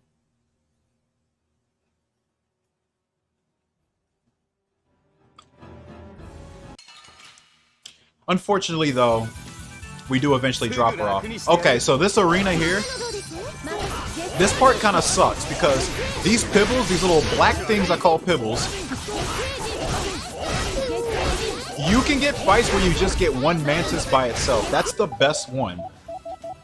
But if you get ones with pibbles, you're gonna waste, I feel like you waste like 15 seconds. And it happened to me twice. If you get a pibble, you need to use over limit. Because if you do, you can just spam Azure Edge until you can Fatal Strike them.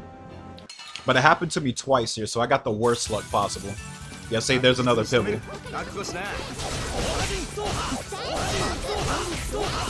God, I hate pibbles. And now he's dead. And then you just gotta clean up with the mantis. But the mantises can take pretty long. If your party's pretty depleted on TP, this part can really suck. But yeah. Arena monsters after Zagi, terrible luck. Fights didn't take that long, honestly, but it still was terrible luck. So you can make the decision here to try to buy some extra healing items if you feel like you're a little low. I didn't do it because I bought it before Zagi 3. And Zagi 3 didn't go too badly. So I just like, yeah, fuck it. If it dies, it dies.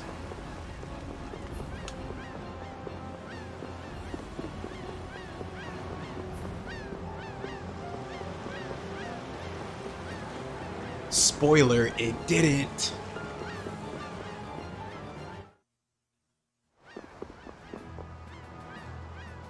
Alright, so this is a new thing I've started doing. Usually your party is beaten up badly. I started buying a green tent from the shop.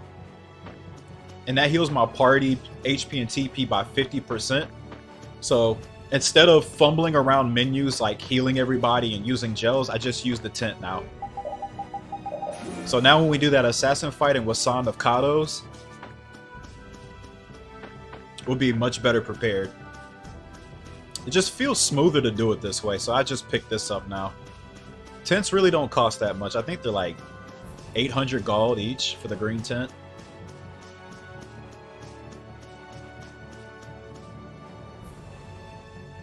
But yeah, this assassin fight can be so annoying.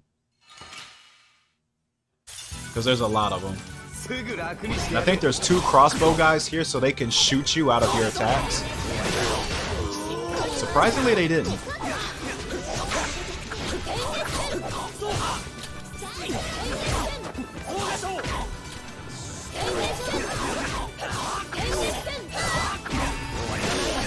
Alright, just the crossbow dudes left.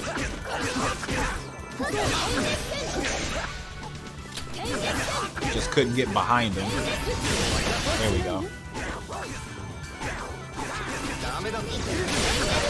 Don't think I've ever gotten a green on these guys.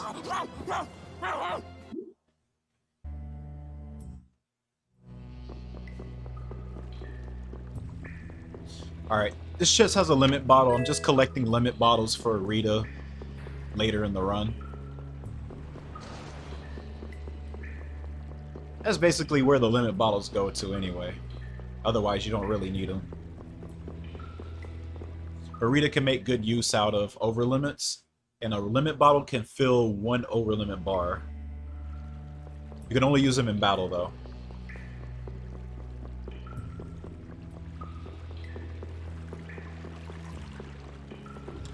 So, weapon for Rita.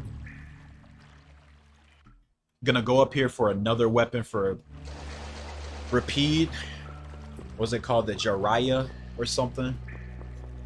And then to the right will be the Bone Smasher for Yuri, which will equip both of these for the Terrapist fight. Another awful boss fight.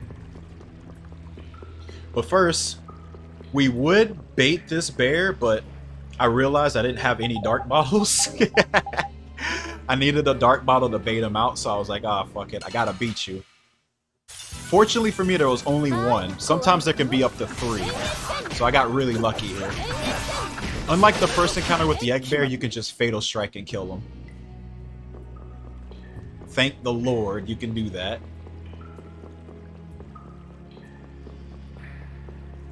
So the little prep before the boss. Equip Yuri and Repeat. Change Patty's weapon. Take all her armor off. It's going to be sold off to the next town for money.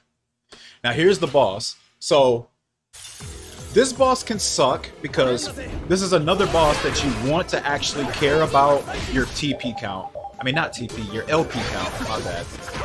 You want to get an 8 blue Fatal Strike chain on this boss because the LP bonus for this boss will let Raven learn Item Thrower on Smash Bow, which he has equipped right now. Which I do get, if I remember correctly. Yep, there it is. So there's the 8 chain. So now we're going to switch. We're going to go full yellow on this shit. Destruction Field, New Moon Blade. It's actually riskier to do this because he can split. You'll see the animation here soon where he spins around. Where's it at? I saw it somewhere. Yeah, there it is. It was at the very end. You could briefly see it, but when the boss spins around, that's the animation it tries to start to split up. Now, let me explain the splitting up. If this boss splits up, it doesn't matter what chain you got for an LP bonus at the end of the fight, it gets reset. So that means if it did it there, that 8 chain I just got for the LP bonus for Raven to learn his skills would have been nullified. And I had to get the LP later.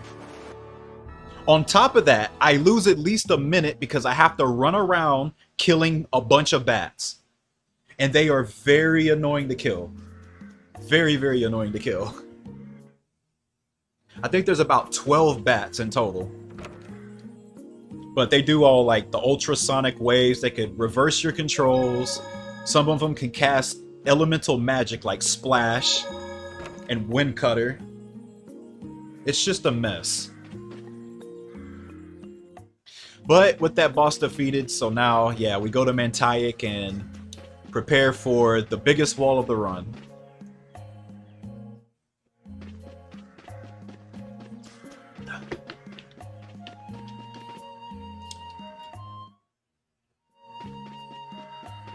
Yeah. Half of them cast spells. It's just so awful. What's funny though is like you have to let them split up in order to get the secret mission, but secret mission doesn't matter for the speedrun. Okay, so after they're all gathered up, I do this big shop. So you want to sell anything, and I mean anything, that will give you just no use from here on in the run. I want to make sure that I don't want to sell anything important.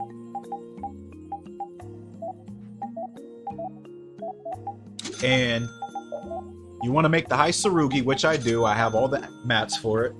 Then, first things first, you want to buy max orange gels, max pine gels. I made the mistake of not buying orange gels, and I regretted it. on Medusa, and I had to kill the run. Never again. But everything's set.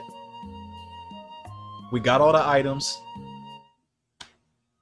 It's time.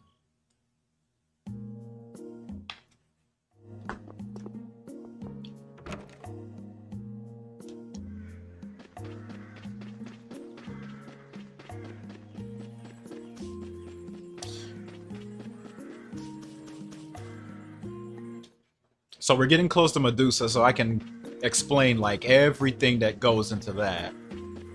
At least the best as I can. Before we get there though, I feel like I should at least explain this. Well, this cactus cutscene, you can't skip this. Because they're teaching you the little thirst mechanic for the desert. But as soon as this ends, you don't want to go directly to Medusa yet. You actually want to go to the right. Because there's a treasure chest over here with a very good weapon for Yuri called the Flamberge. That thing has strength 3 on it. And that skill gives you 15% more strength. That combined with strength 1 is 5%, so that's 20% strength for Yuri. Really, really helps for his DPS. You do not want to miss this weapon.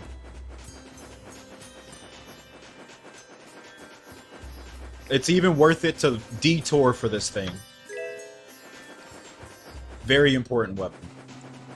So that's why I go all the way over here for this treasure chest. But after you get that, we just head straight to Medusa.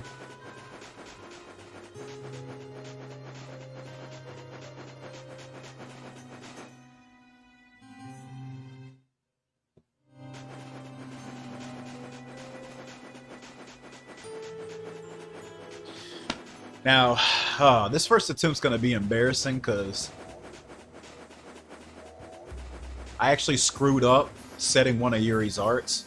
I set it to Wolf Charge instead of Fang Strike. Like a dummy.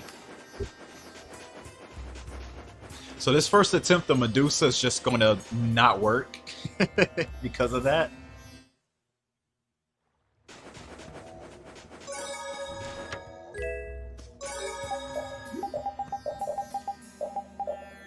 Alright, so this is the first real fight that Carol's actually a part of, so he has no arts learned at all. But you want to still use Pierce Cluster. There's only one art for Carol because he's learned nothing. He only has Dragon Upper, so you'll have to equip that at first. Yuri should be using Fang Strike. You want to turn off anything that consumes more TP.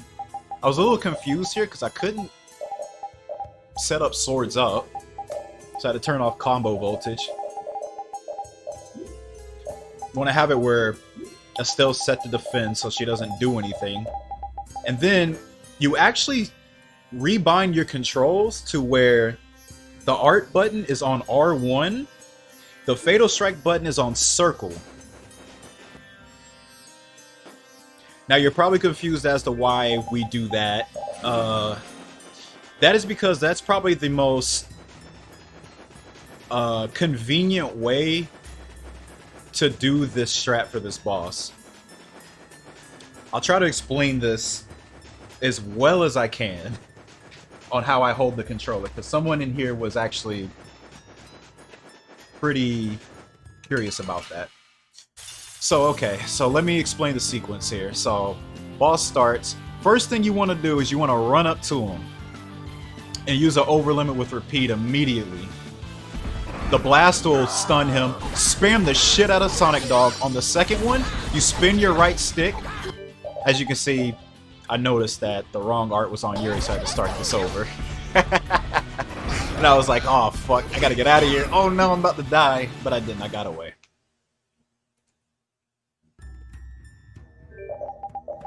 Yeah, that was pretty cringe, but yeah, I quickly fix it. It's supposed to be Fang Strike, not Wolf Charge. But yeah, let's start it again. Run up to him, use Overlimit, use Sonic Dog. On the second Sonic Dog, have everybody spin your right stick for your shortcuts. After Yuri uses his art, use Sonic Dog to keep the combo up. Now through this entire sequence, Carol's gonna learn the arts that he really needs for this fight. So what I'm looking for here, I don't change my arts until a certain hit number's here. And right here. Usually past 130, I switch the arts up. So now, Yuri should be changed to Cerberus Strike, and Carol should be using an art called Break Rock. Now what Break Rock does, it just makes the boss shit out Fatal Strikes. Like, you just see all these Fatal Strikes just popping up like crazy. It's because of that art that Carol has. Yuri's just keeping the combo up with Repeat using Sonic Dog. That's all you need to do. You just need to pay attention to Yuri doing his Fatal Strike. When it's finished, you do a Sonic Dog. What can be troublesome here, though, you have to mash circle to cancel these Fatal Strike. All these Fatal Strikes that are popping up, I'm trying to cancel them out. So you have to mash the shit out of circle while you're doing this. So how my hands are positioned on the controller, my left thumb is on the right stick, my right thumb is on the circle button, my index finger is on R1. So I'm spinning the controller with my left thumb. My right thumb, I'm just smashing the circle button. And I'm hitting R1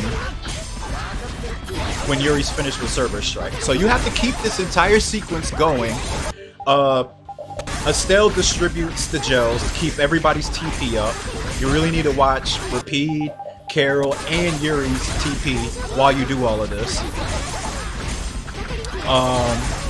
When the chain gets over about, I say 260, I change Carol's art from Break Rock to Destructo Pain Shot, because at that point, your chain should be good enough to where by the time it ends, which is 300 chain is where you want really for it to end, but you need to actually start doing damage to the boss. So Destructo Pain Shot is a 90% physical defense debuff that lasts for about 5 seconds.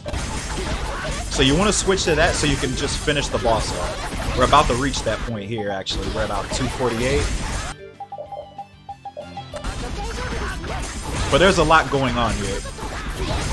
And there we go. Actually, I waited a little long here. Yeah, should have changed it out a little earlier than that, but yeah, here we go. You can see that it's happening because the little, you know, the little purple effect. That tells you the debuff's in effect.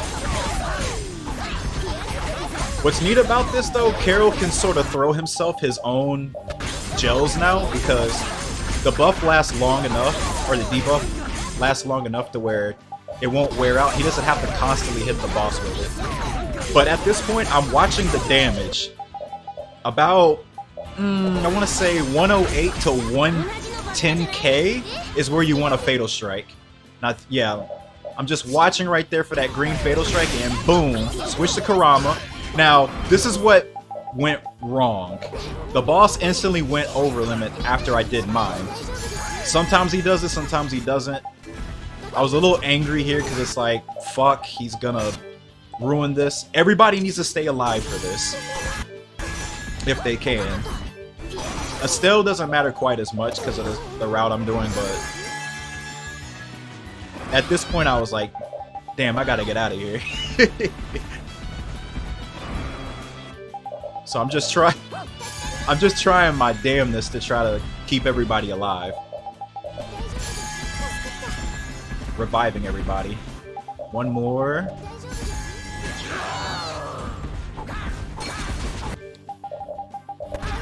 Then I activate my over limit to trap him again, and boom, he's dead. I got out. It shouldn't have come to that. I probably wasted like 25 seconds in that entire sequence at the ending, but the important thing is I made it through. I was pretty peeved about it, but whatever. We got out. We passed Medusa. Fuck it. The run is started for real. So I was just happy we finally made it out.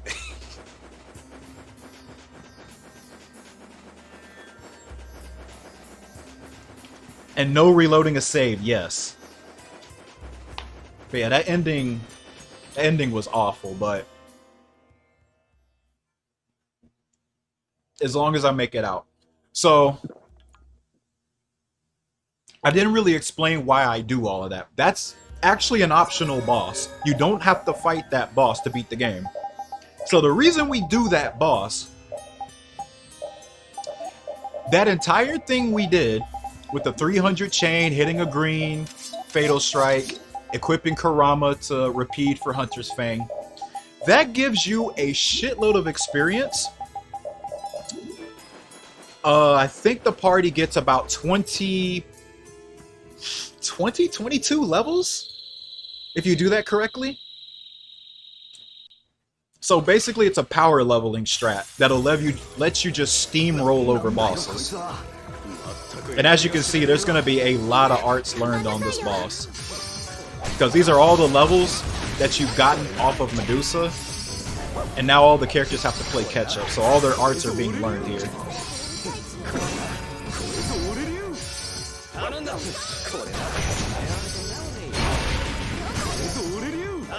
And there are a lot. I set them all to have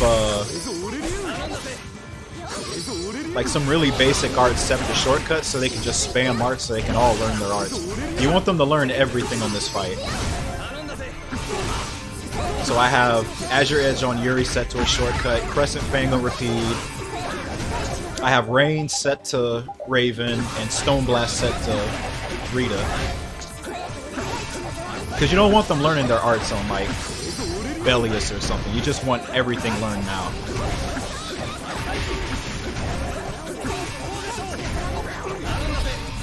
This boss actually went really fast for me.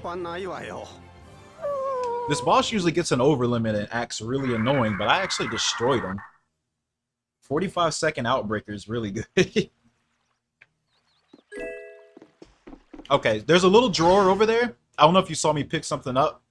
If you go straight to the left as soon as you enter that place, there's a drawer, and it has an hourglass in it. Very useful item. That will be used later on, but that's something you definitely want to pick up. The hourglass will freeze time in battle for a few seconds. We won't be using that until Zagi 5 though. But it's basically a free hourglass just sitting right over there. You can go in the drawer and get an all divide, but that's not useful for speedruns.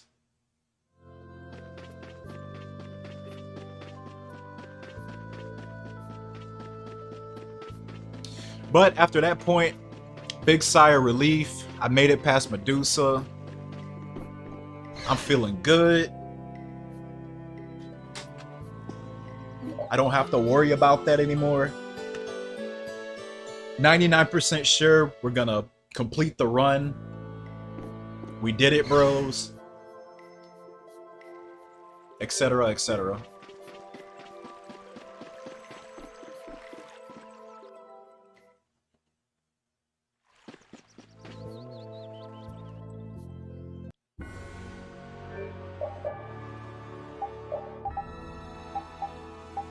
Okay, so here's another big menu you need to do. Yuri learned like a bunch of arts. He learned, well, more importantly to what you want in the run. He learned Ghost Wolf, Concealed Wave. Those are really the things you want him equipped with. Rapide learned one of the most cracked arts in the game in Gale Dog. Gale Dog is a neat little art that Rapide learns that gives him a few seconds of invincibility, and I am not kidding. Actual invincibility. Yeah, so that's an art that's going to be abused heavily in the rest of the run. He also learned another art called Light Spear, which very common art. Any Tales of player knows that art name. That's going to be his main attacking art. For Raven, he learned Azure Heavens, very good lockdown art. Opens up reds very, very well. And honestly, Rita didn't learn much of anything because Rita doesn't have experience share, so she gets nothing out of Medusa. She's more or less just here for now.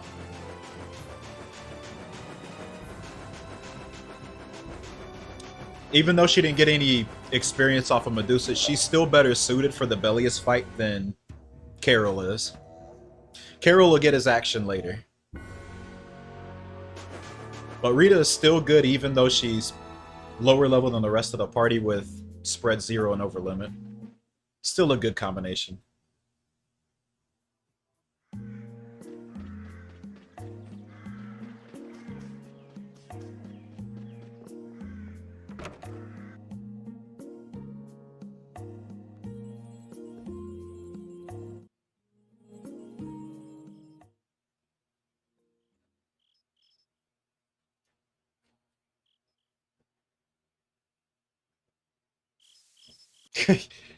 See what Vidofner said, I ain't no VOD viewer. Am I gonna have to drink my coffee?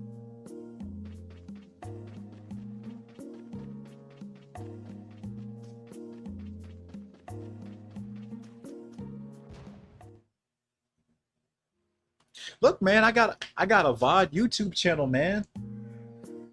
Ain't nothing wrong with being a VOD Andy, man.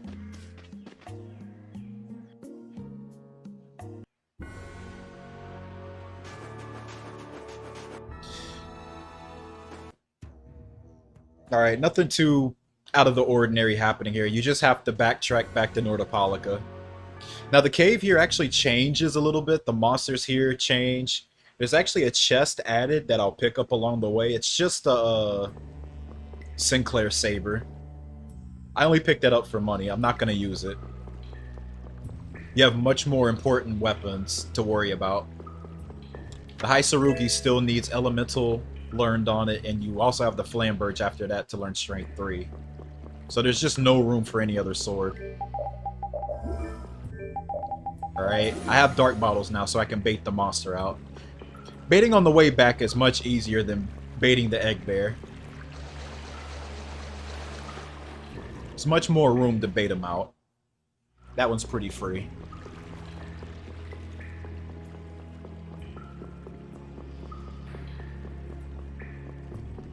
Yeah, see? People wanted the VOD channel, so I gave it to them. It's really easy to just export VODs over there.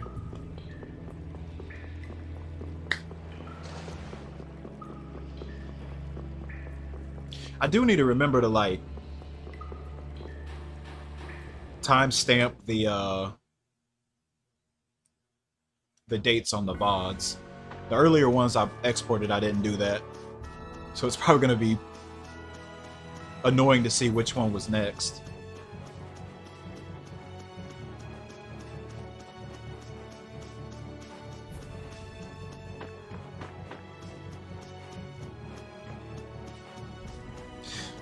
Alright, so when we get the Nordopolica, it's going to be a shop we're going to do there. We're going to need to sell everything. Every weapon that we have, save for a few.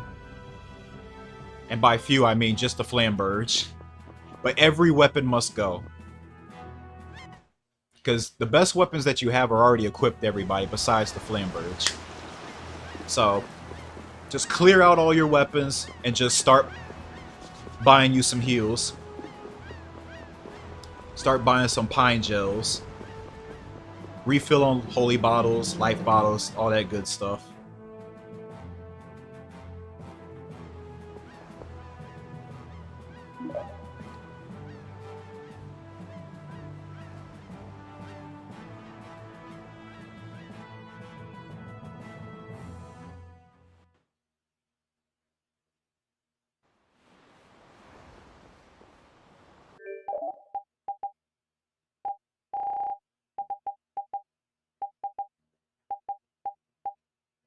I was over here looking for the Flamberge the whole time. I was like, wait, do I keep anything else? No, you just sell everything. I felt so rusty when I got to past the Medusa.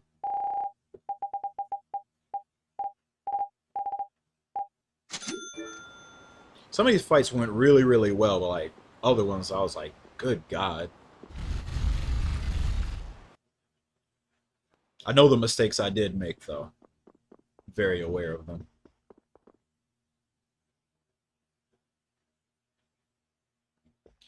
Alright, you go up here, you meet Bellius, and as soon as you get out, the place is going to be running with enemies, so you actually want to use a holy bottle as soon as you get out of this place.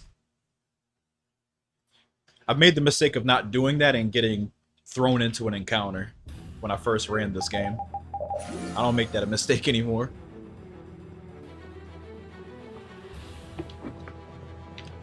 Okay, so when we go into the arena, the first fight's gonna be just with scrubs. There's one little thing that I pay attention to here. I want to try to get a red Fatal Strike on the warrior guy that's here.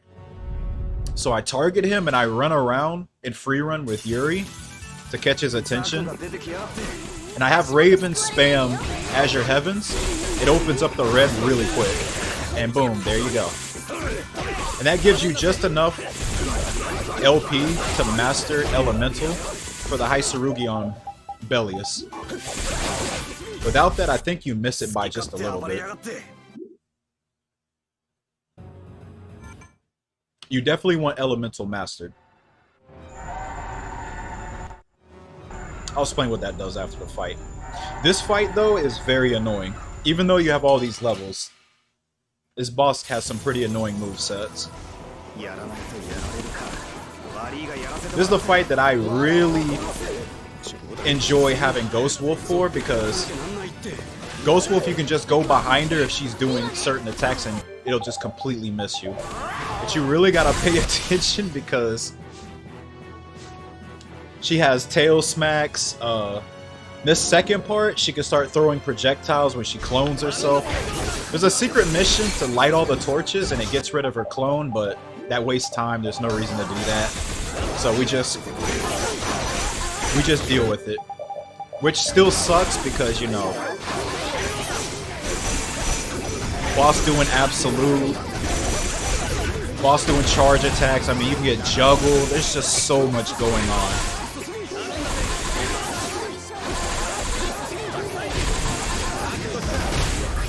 Oh, that Fatal Strike was crispy. Ooh. What a finish. Another thing that the High Tsurugi has, it has another skill called Fatal Exceed that increases your Fatal Strike damage by 50%. So that 14k Fatal Strike, delicious.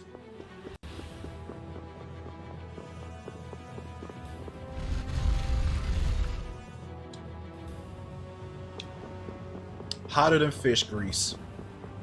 But anyway, the skill that I was mentioning before, Elemental, it's a neat little skill. This is what you had to worry about the rats and the wolf fangs for. So the little purple sword, that's the High Tsurugi. It has a skill called Elemental on it. And what this skill does, any elemental attack that you do has a 20% chance of boosting the damage of the attack by 50%. Very, very nice damage boost. Now, it's not immediately helpful because the High Tsurugi itself doesn't have an element on it at all, which is pretty strange considering the skill that comes with it. But if you use skills like, you know, Azure Edge, Destruction Field, you know, Azure Edge Wind, Destruction Field's Fire, those can be possibly boosted. The real usefulness of it starts coming out when you get Dane Nomos from Duke. That won't be until Bakshin, though. Dane Nomos has all 4 elements on it, so every attack that you do with that thing could get boosted.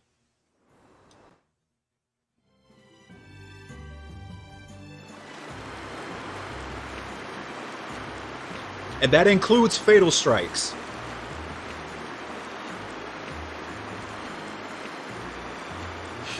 Batch. I say batch. Not batch.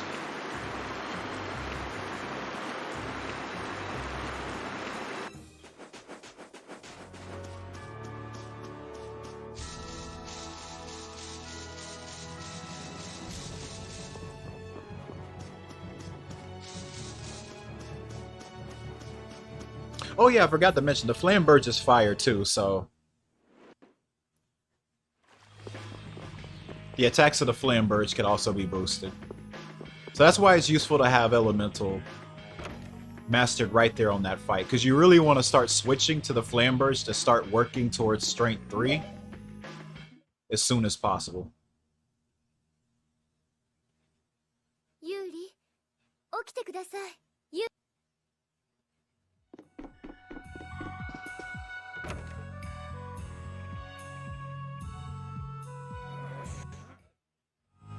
Wake up, Yuri.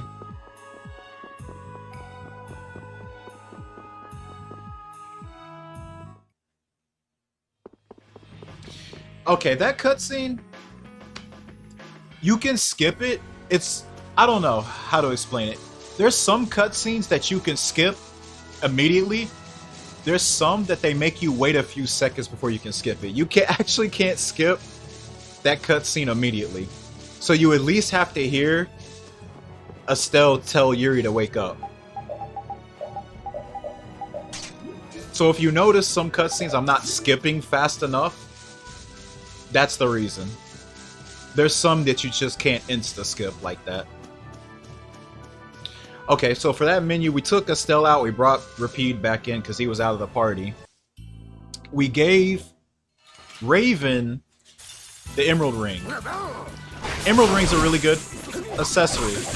It reduces TP consumption by, what was it, 30%? 33%, that's what it was, 33%. Really good for someone that sits back and spams Azure Heavens all day. You'll definitely want that. He gets the best use out of it because Yuri's already using the attack ring. Rapide's already using an attack ring.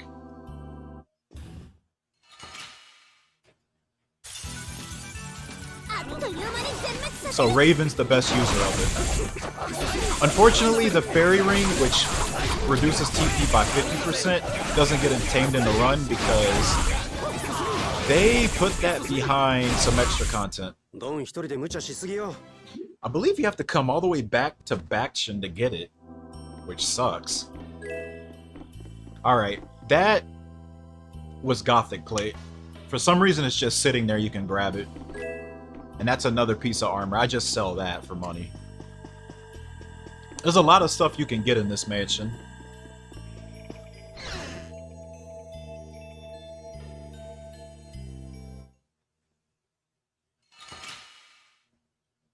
It's too bad you don't ever fight.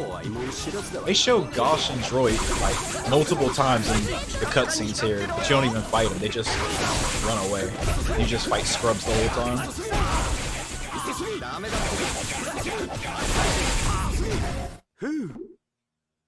You don't fight them till post game. And that's basically it for the mansion. It's really short-lived. Just run in, pick some things up, do like 3 scrub fights and leave. Actually, no, you do 4, not 3. But it's good LP.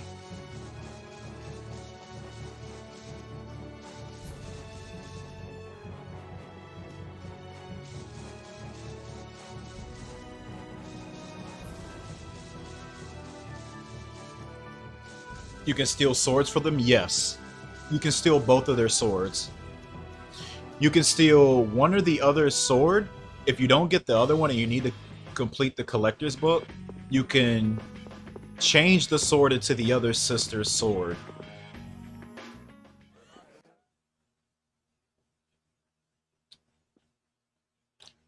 I don't know if you can make their swords without having one of their swords already, though. But yeah, for completing the collector's book, you actually have to steal it.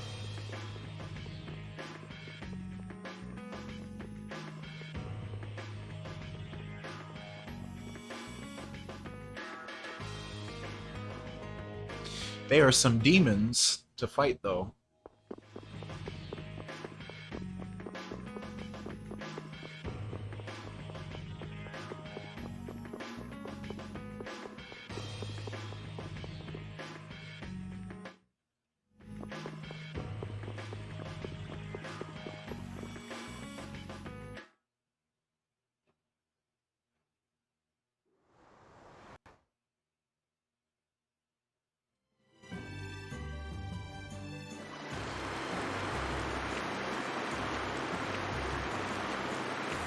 Alright, so next place is going to be Mount Timza.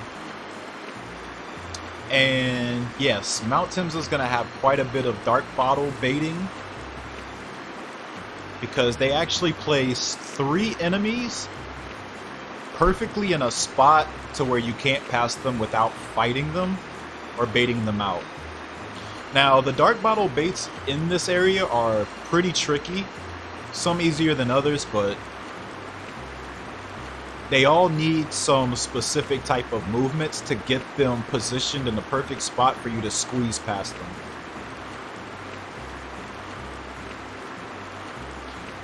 What's good is, though, in this run, I nailed all 3.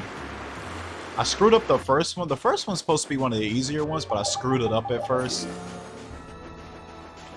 But I didn't have to kill any of them.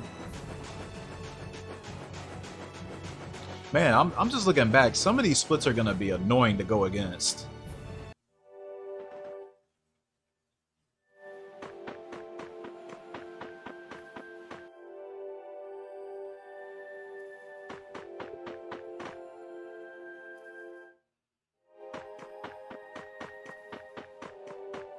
Alright, so this is the first one. This tree. You want to change to the dark bottle. Now what's the best way I can explain this? If you look to the right of the tree, like right now, you'll see like the little... It looks like tiles that are on the floor, just scattered about. You want to push him downward enough to where you run in between him and those tiles, and you can squeeze right past him to his right. But he wasn't positioned far enough to the left, I believe. That should be the perfect position. And there you go. And that's how you pass that one. That can be a little tricky to learn, but once you get the visual cues for it and learn where he should be, it shouldn't be that bad. Here's the second one. It's this guy right here. That one's more of just changing to your dark bottle so he just moves out of the way. When you use a holy bottle, enemies just freeze up. They won't move. This is the hardest one. I think I timed this one perfectly. I still don't know how I nailed down. That was so smooth. Oh, man. That one gets me so many times, and I just did it perfectly there. Man.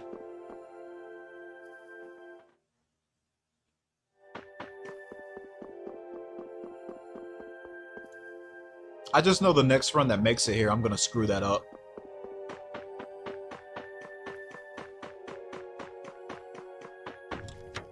But as you can see, with most of those, they don't give you a lot of room to move around, so you just have to learn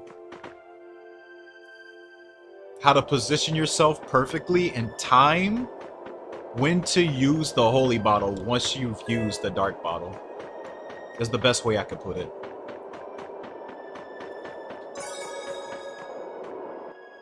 But there are quite a few areas in Vesperia just like this too. This won't be the end of it. Alright, so you gotta prepare for the Nan and Tyson fight. It's required that Judith send this fight, so we have to bring her here. So this is more of... This is kind of, in a way, like a... Edicor and Boko's type of fight where either Nan or Tyson could get the over limit. I believe in this fight Nan did. I was doing really good damage against Tyson though. Yeah, there it is. So Nan got the over limit.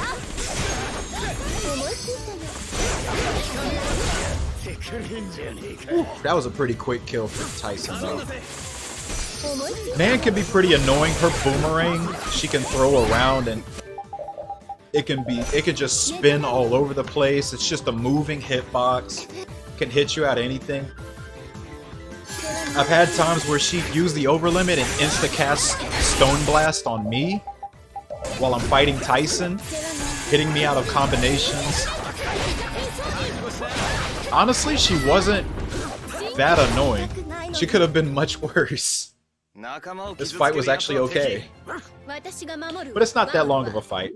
it only becomes long if I want to say it only becomes long if they act really annoying and get their Mystic Art off. Both of them can use Mystic Arts, and thankfully none of them did. Despite having the overlimit.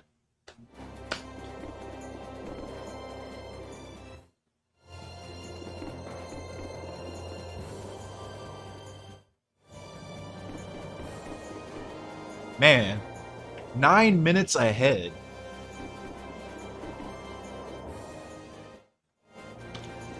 This run's looking up.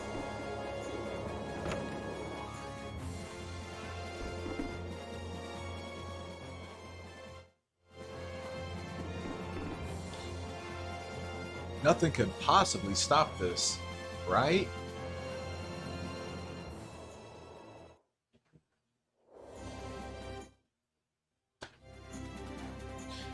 Okay, so now you get your flying ship. So what you want to do is you want to switch your lead to Judith.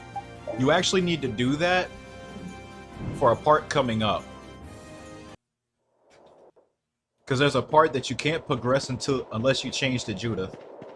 There's a guy that won't tell you where to go next unless you have Judith as your lead. So that's the reason I switched to her here.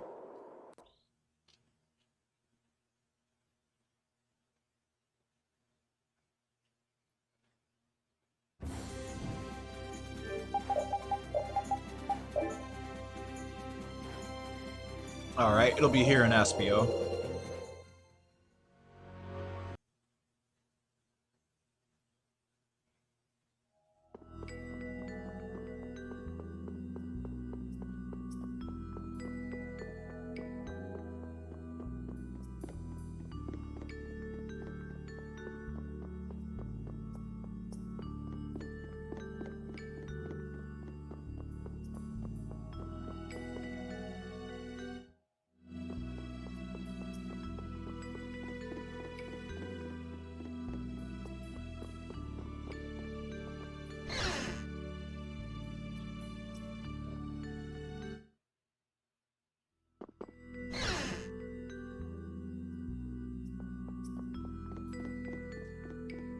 I'm gonna tear this run apart if I make it this far again. Oh, and another thing, don't forget to talk to Patty when you leave. I've done that before in runs. She just kind of stands there and you don't think about it. But you have to talk to her before you leave.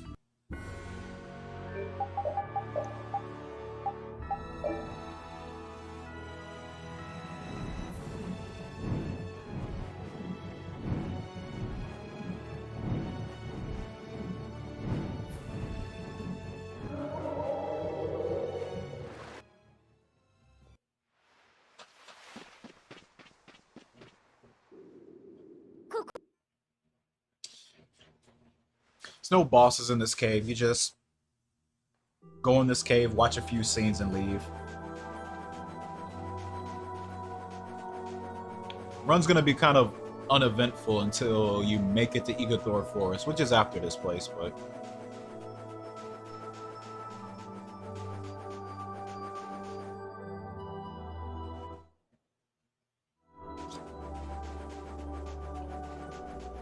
it's more of a story-heavy part.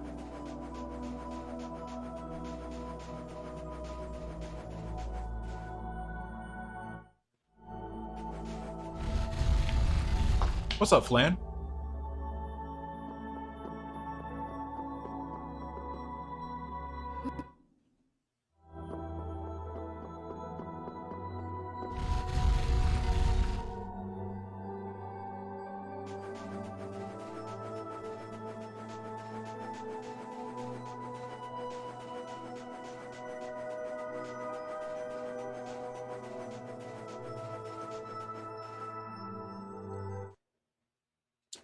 Yeah, we're just sort of laid back today.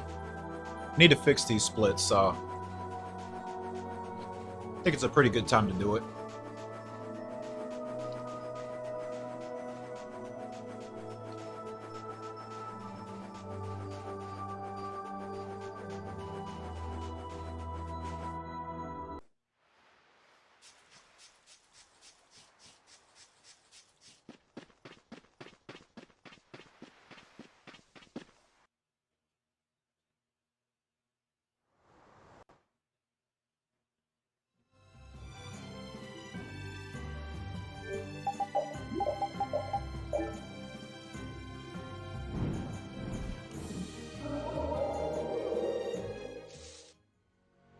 Alright, so we made it to Igathor Forest, and now a kind of goof here in this menu.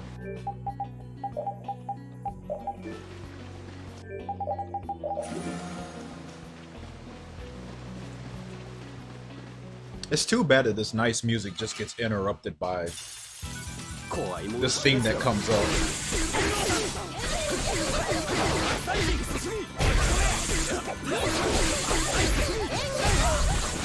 But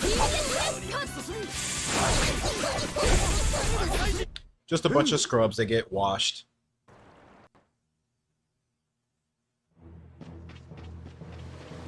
Oh no, I was talking about like the theme here. It's like you only hear the forest theme for like 2 seconds in the run.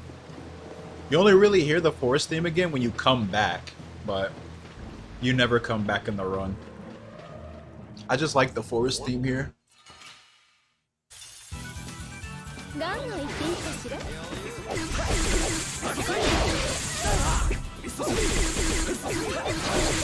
It's a nice chill theme. Man, there's not really much to these fights until a little bit later. There'll be a part where the party needs to split into 2. And you need to change your party order to where Yuri is in slot 5 instead of slot 1. And you need to put Repeat in slot 1 instead. This is what all that menuing was for when you left Mantaic, or not Mantaic, Jormungand. When you first left Jormungand, you did a big menu and you set some manual arts to repeat, and this is what it was for. This split up coming up. But first, there's a big plant that you're going to need to bait out with a dark bottle. Coming right up here. It's another big enemy that you can't pass through unless you bait him out. Or kill him, but it's faster to bait him out. This one I act especially careful for because the hitbox for it throwing into a battle is a little deceptive. So right here is where the split happens. And I just screw this up. I'm like, oh, right. Yeah, right there. Then repeat needs to be in slot 1.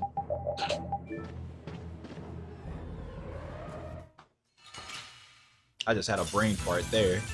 And this is where you just Gale Dog, Light Spear, Gale Dog, Light Spear. Completely untouchable if you just spam that.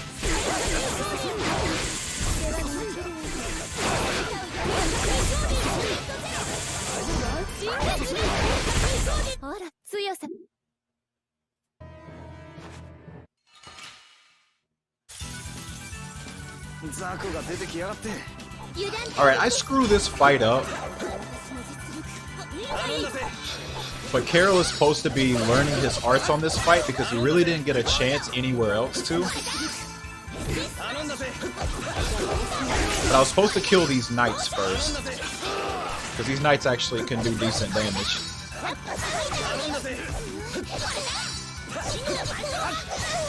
Which he is learning them, but I shouldn't be leaving those knights alive. I don't know why I did that.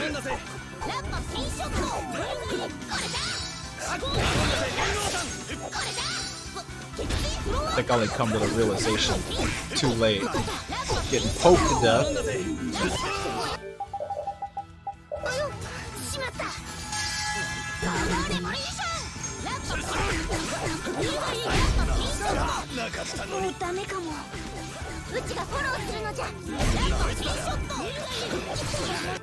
Jeez, 2 deaths on this fight.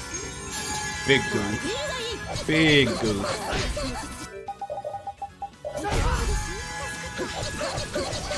At this point, I just stopped caring.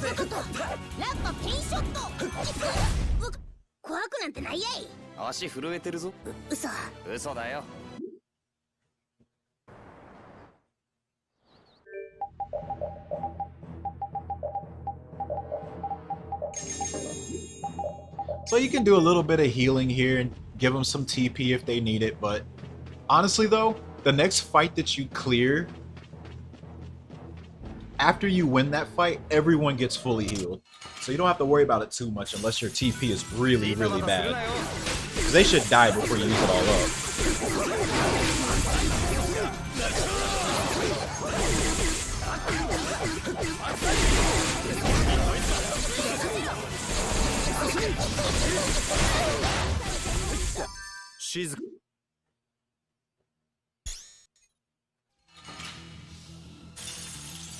And see, everybody's fully healed.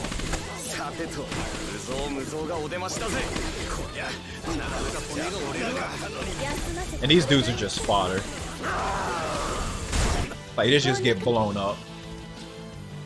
These are the spoils of doing all that stuff with Medusa. It just all comes to fruition around here. Just washing all these enemies.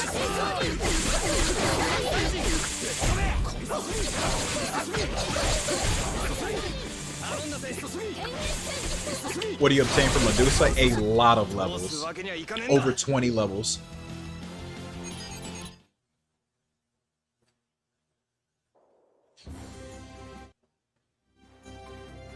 It's a really big difference maker.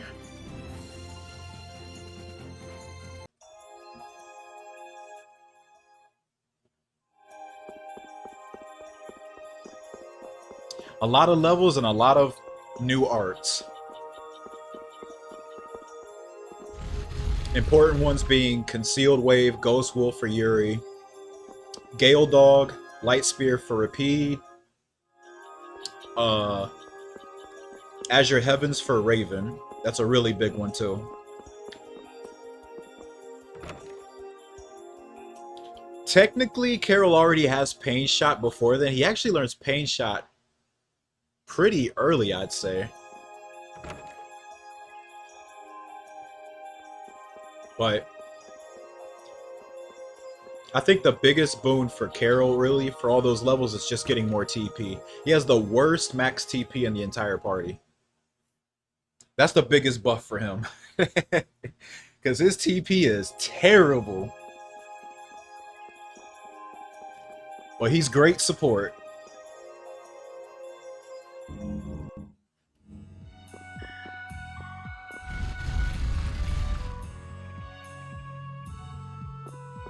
One thing that would be really great for Carol is if you could get a Moonstone early, but you can't.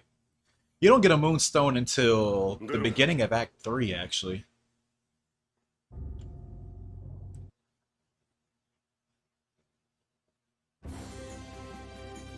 And honestly, by that time in the run, I just give it to Rapide if he doesn't get the attack ring, or Rita. They use it better than him.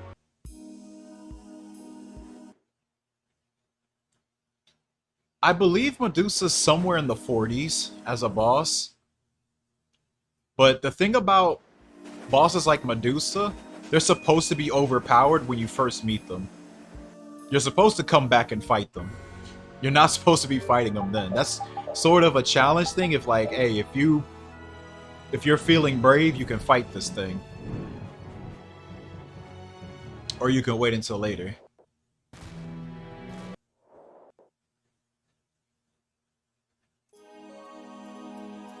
But I'd say, you're somewhere amongst the 40s when you finish Medusa. I think 42, 43. I'd say you're about 10 levels above where you're supposed to be. At least, I'd say in a casual sense.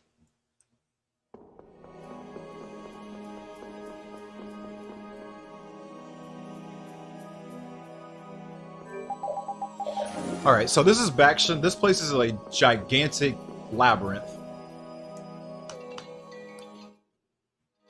So big that they give you a mini-map on the top right. There's not much you have to detour for, so you're just going directly to the end of this place. But this place has multiple floors. Multiple floors, dead ends. This place is huge.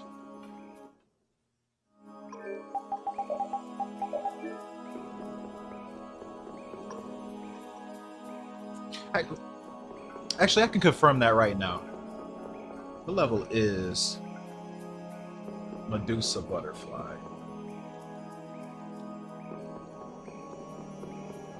Oh, it's level 45. So you're still not higher level than Medusa Butterfly after doing it. It's still a couple levels higher than you. Then the next boss you do is Outbreaker. Let's see. What level is Outbreaker? Outbreaker is level 35. So yeah, I was right there.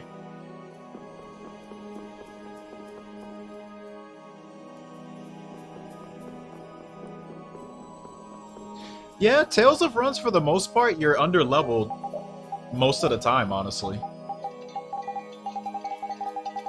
And it gets worse as time goes on if you don't do any strats like this. Like, I think, let's see, what level's Duke? Duke, that'd be a very good, that'd be pretty good. Where's he at?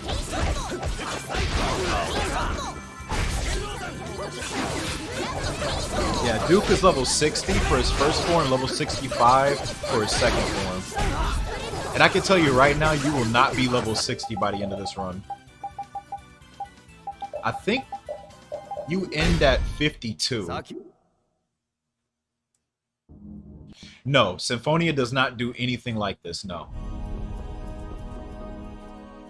Most Tales of games, you end the run somewhere in the 50s. For the speed runs, that is. There's some that you end up even lower than that.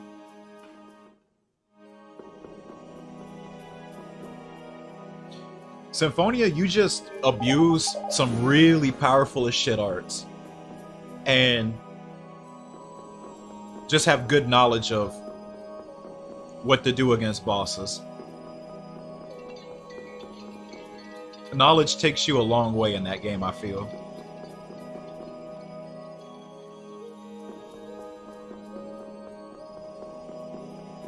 Like, of course, you still need to know how to play the bosses. Like, you'll still get filtered by Eopics, even if you know, the ins and outs. That's still a hard boss.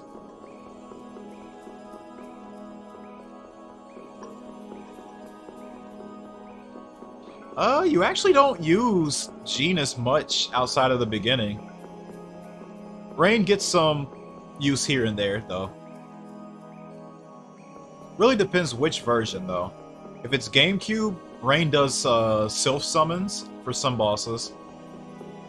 If it's like PS2, then Rain is healing some fights, and other fights she's doing sharpness. Alright, I strip all of Flynn's armor and I give it to Yuri here. I turn off this skill that the Flamberge gives you. Because if I don't turn it off, Azure Edge will get turned into Azure Storm, and you don't want that. It's actually better to keep Azure Edge than Azure Storm.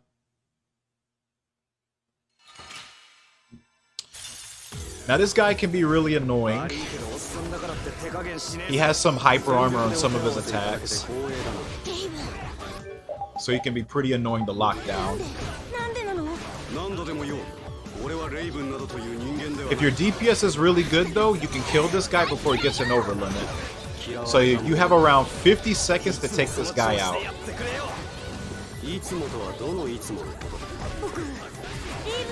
Ooh, that's gonna hurt. And notice how I switched to the high Tsurugi just for the Fatal Strike. 13k damage, by the way, with a Fatal Strike. Big damage. Big damage. 7k. Like, just look at these numbers.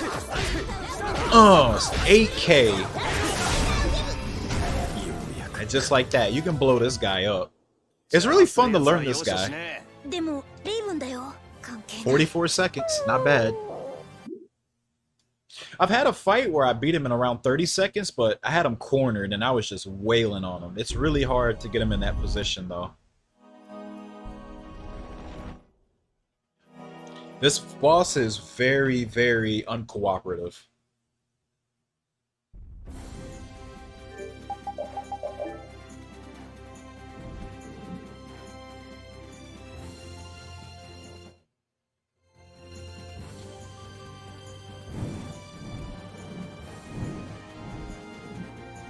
And I'm over here trying to locate Heracles without changing the camera angle around. I completely screwed that up. Oof. Alright, so Edicor and Bokos is like right here on the ship. You can actually buy items from them. But first, gotta put Raven in the party. Use a holy bottle, give him Headhunter, then we can start buying our stuff.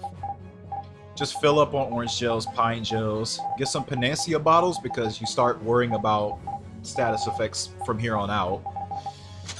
Zagi has poison on him, so you have that to worry about, and you also have paralysis. So that's 2 status effects Zagi can do on this upcoming fight. There's a few fights after him that also have status effects. Don't even get me started on Final Duke. That dude has like 5 different status effects he can inflict you with.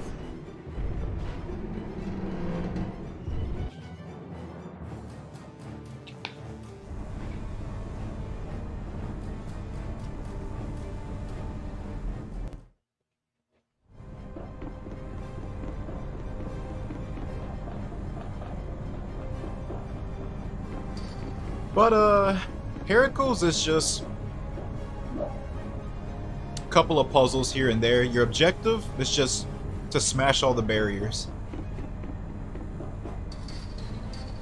Some you smash with blocks, others you just shoot. So that's all you're really doing for this. Most of this is just going through the place, going through all the barriers so you can get to the boss.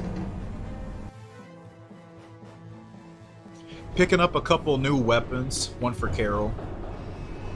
After Zagi, you'll pick up a nice little weapon for Rapide too.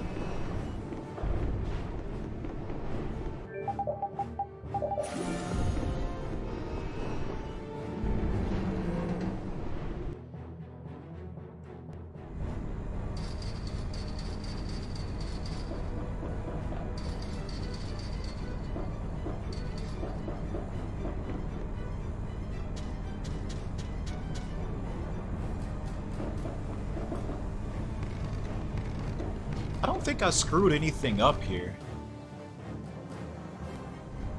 Pretty sure I didn't. I think I did this section pretty well.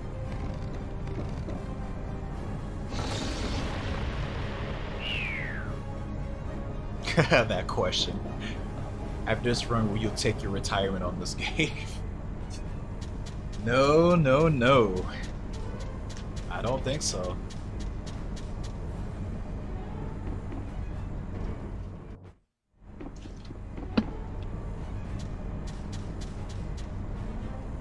It's not that easy. I wish it were that easy.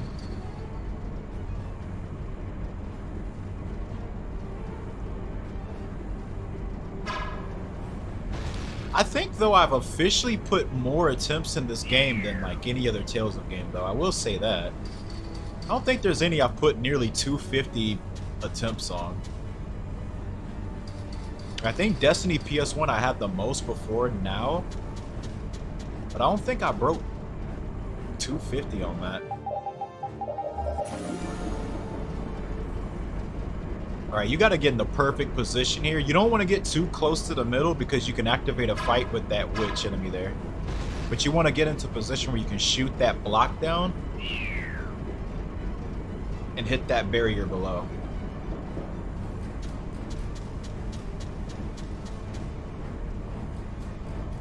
It's a little visual cue with it, but I like to...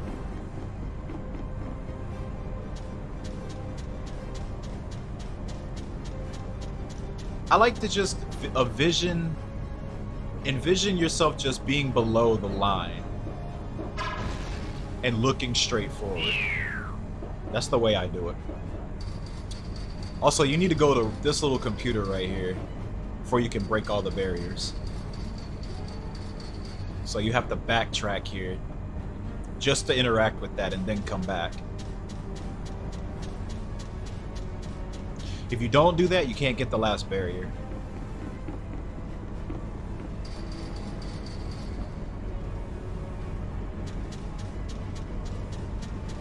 it allows you to use this other computer here.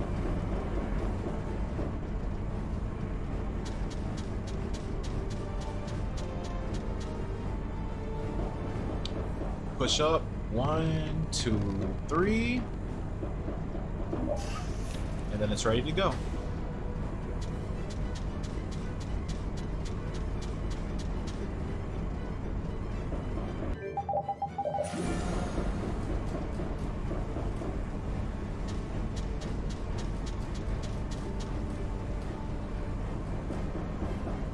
I'm really excited to see like how terrible these splits are gonna get once I actually have to start splitting myself.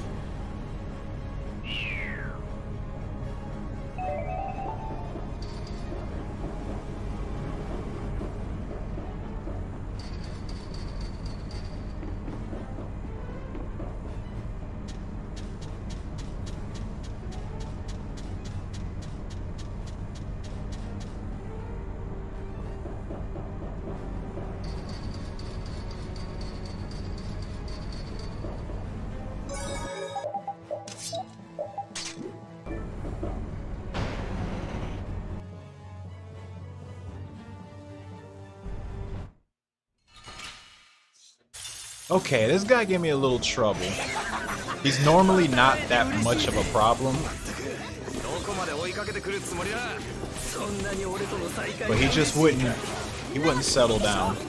He wasn't having it.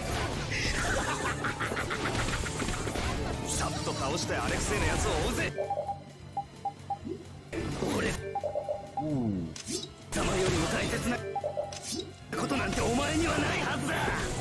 Fatal Strike only did 5k damage, must not have been a combination. And this is where he poisons himself so that he can just blow poison breath. This is what it was annoying me though. That poison breath attack was stopping my Fatal Strikes. Watch this shit. See that? I was so confused because I didn't think that could happen. And look at this again. Watch what happens.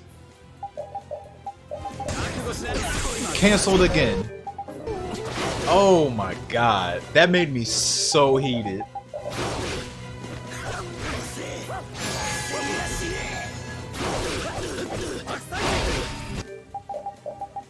But then finally, I got a Fatal Strike on him, but, you know, at this point, you know, fight's not very good.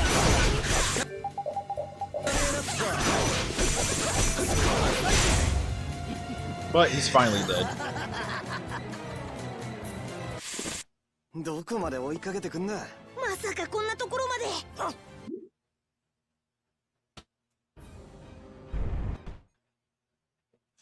Ugh.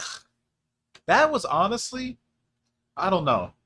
That was probably the worst Zagi out of all 5 of them for this run. Because Zagi 5 didn't go ideally, but Zagi 4 is supposed to be a blow-up.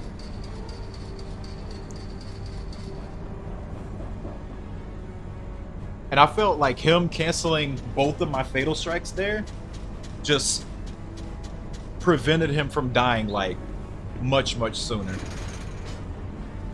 That does not happen very often.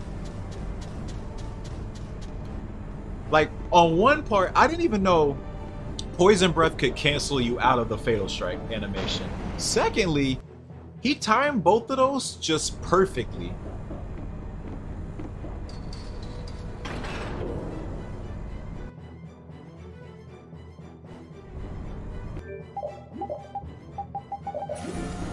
Like, did them right as he was about to get hit.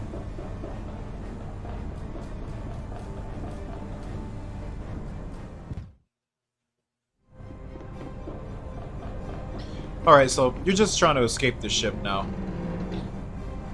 Before we go, though, there's a weapon over here for Rapide that I'm gonna grab.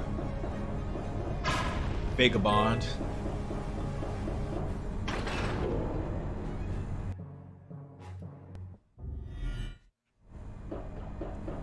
Gonna have to do another dark bottle bait for this robot over here. Quickly moves out of the way. That was really good. Sometimes he'll take forever to move. He actually did it immediately there. Definitely doesn't happen every day.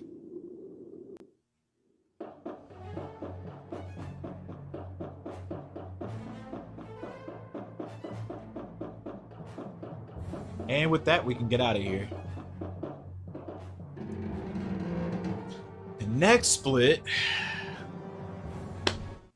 Bita Joe. So that means I actually have to start splitting.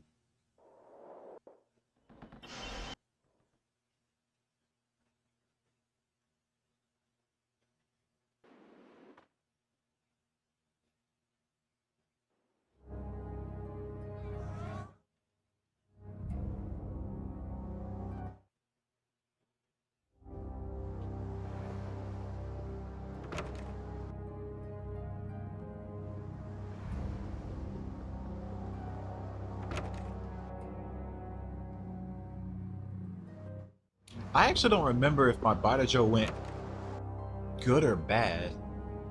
I have to watch this again and see. I think he dug too much, but I'll have to wait and see.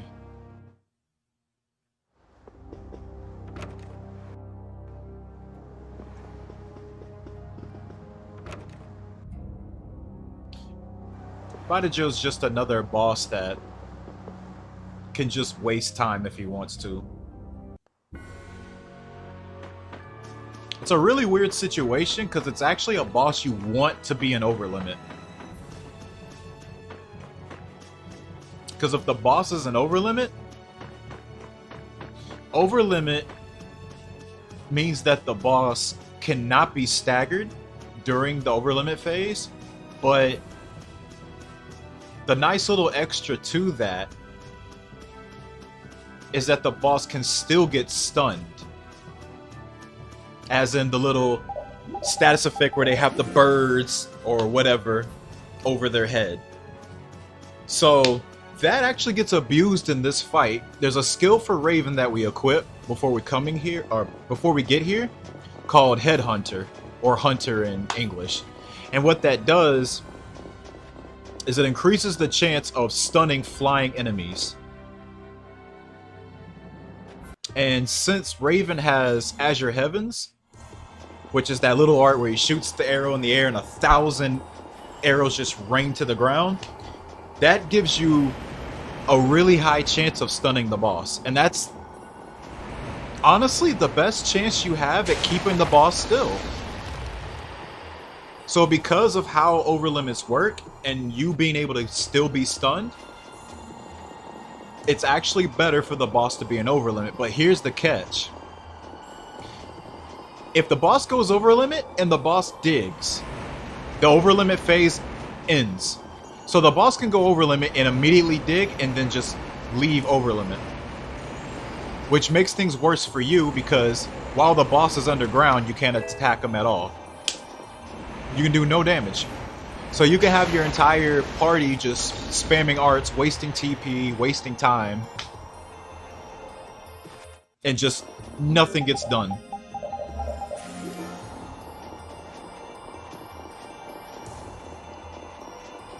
So the ideal fight with Bita Joe is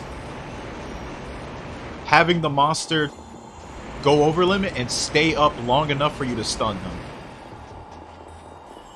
Another annoying thing with Bita Joe is it's a flying enemy, so some arts don't consistently hit him.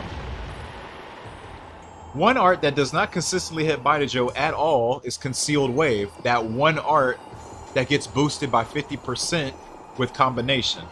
Really freaking blows, but that's just another thing you have to deal with.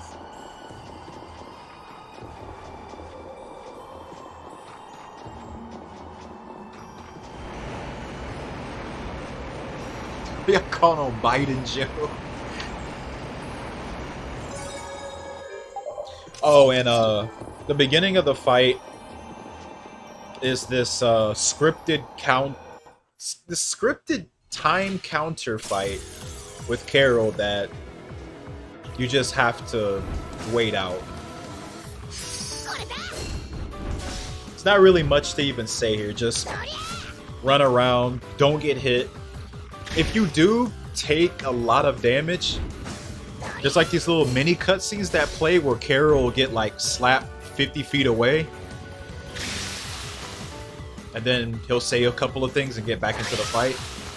You kind of want to avoid those too, so it's better that you block those, like I did just there. The second tail smack will guard break you, but at least you won't get thrown in one of those cutscenes. But overall, you shouldn't have to worry about dying on this boss. Just don't be stupid. Block if you have to. Use gels if you have to.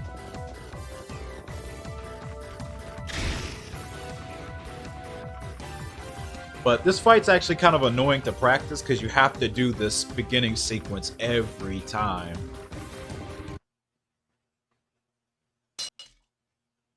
Alright, here we go.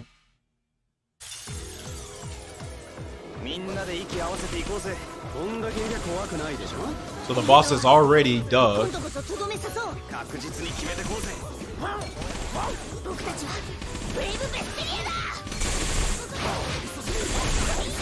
Oh, and another thing, I didn't even mention this part. Carol's AI interacting with large bosses is very stupid. As you can see, he's not close enough to hit Pain Shot. So what you have to do, you have to force the AI to get closer by getting him to use a much, how do I put it? A much more close and personal type of art. Dragon Upper is a good one to use.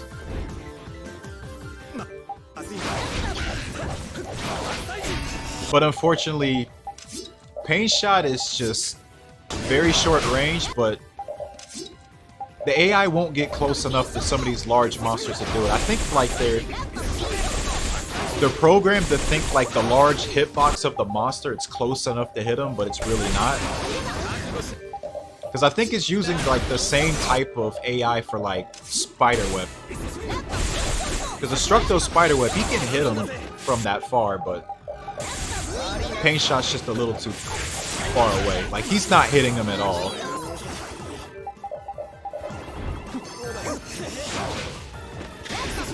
It's pretty annoying. So yeah, this isn't going ideal at all. Like, but there's the over limit. Now watch closely. See how he got stunned there? You want to keep him in stun, but you know, this is the best time to attack. 15k Fatal Strike. Pretty good.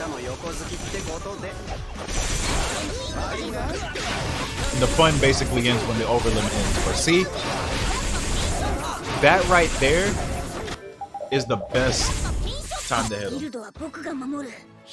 I wouldn't say that was god awful, but wasn't good, I would say.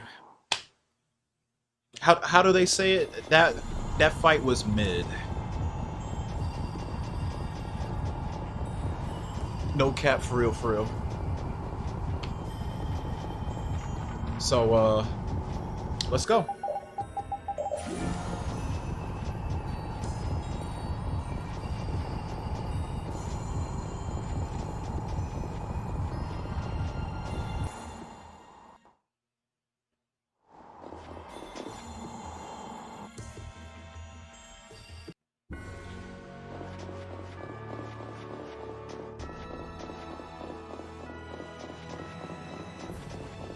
Okay, so I'm gonna keep an eye on the timer.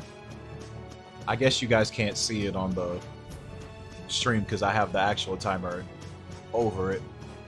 I want to see where this thing resets because I'm actually curious about this.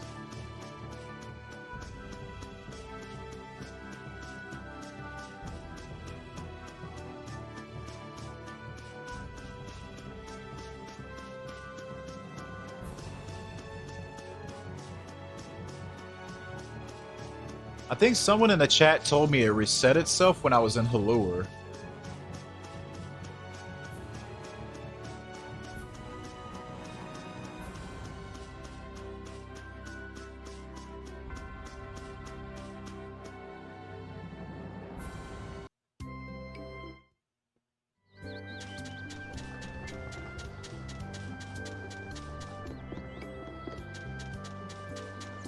think it was sometime when I entered this in. Right here. Yep, there it goes. What the hell? What? It just did it when I entered the end. That's... what? Yeah, it was you that told me.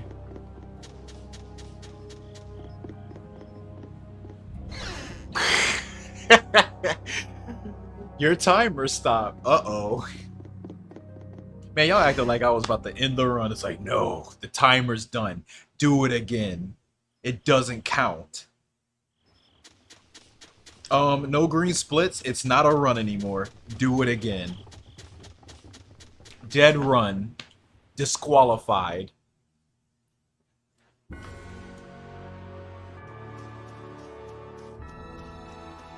Run it back. Yep. Nah, we're not running it back. No. It's crazy talk. I will admit, though, I was annoyed that that happened, because I can't even possibly imagine what the hell did that. Because, like, how would my hand even be on the keyboard to do that? Like, when you told me that my timer reset, I thought I accidentally reset the splits on Baidajo. That's what I thought happened.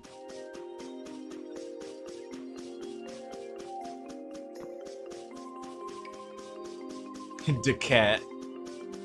Damn. That's what we need anyway. We need Decat. I don't think that's on 7 TV though. I gotta find that.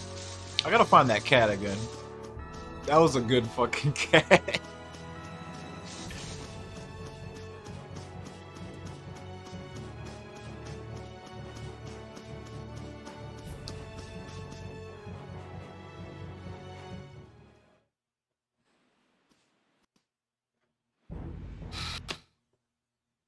See, Caleb said it best. Caleb can't even do like normal activities on his stream without a timer now because his viewers will literally get on his ass about it. Streamer, where's the timer? Even when he's playing a casual game, timer stays on.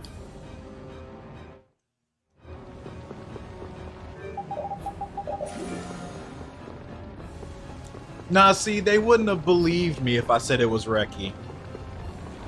They would have been like, prove it. They only believe it's Reki when it's green splits or rainbow splits. Goddamn pace pals.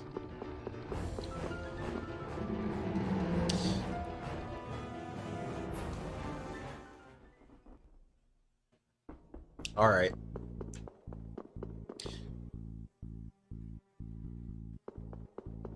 Only thing you really have to do here is like there's a puzzle with a few shrines. I will say though, there's one thing I really regret that I did right here. I usually take this shop right here before I go any further. I had 5 pine gels. I should have bought some. I was looking at my lemon counts. I wasn't looking at my pine count. I only had 5. Baidajo ate the shit out of my pine gels. I regret that a lot later on.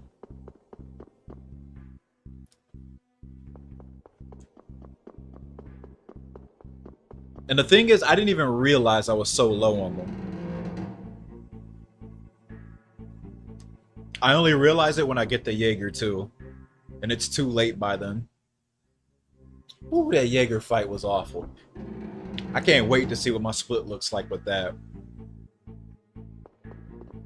Oof, oof, oof, oof, oof.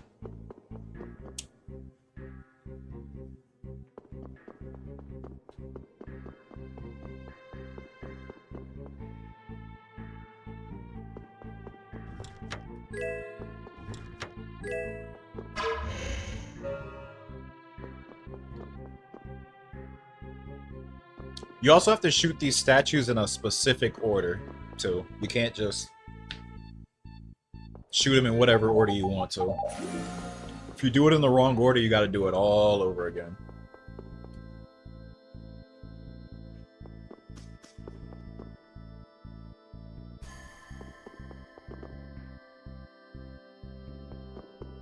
Gotta go top left, bottom left, top...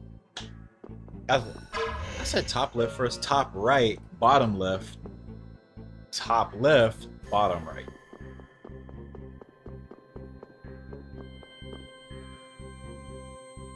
I got an unban request. I'll check it out later.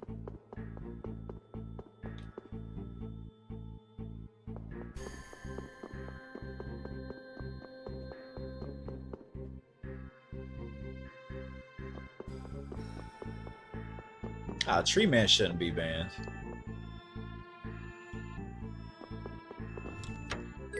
Unless, I don't know, one of my mods banned him and I didn't know.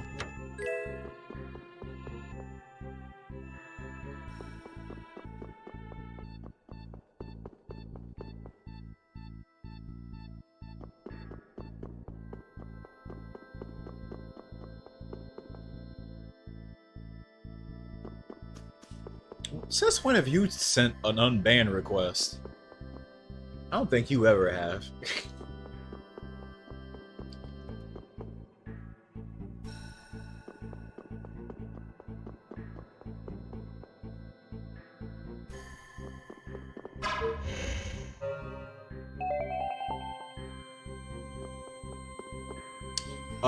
Pretty sure you have to go to, what do they call it? Mod station or whatever. I forgot the actual name of it. But if you're a moderator in a Twitch stream, there's like a little special dashboard you can go to, and you can check all that type of stuff. I think there's a little icon that you can see to access it. I don't know, they change that stuff around sometimes. I only know this because I saw it before in SJ's chat.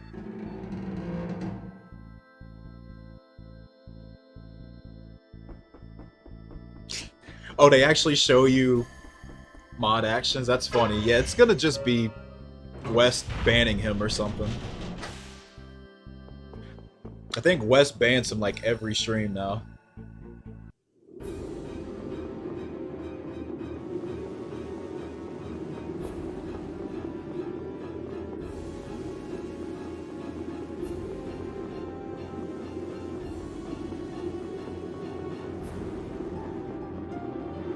Wait, LOL Yeah was banned by Duke Bilgewater in 2019? He's been watching me for that long?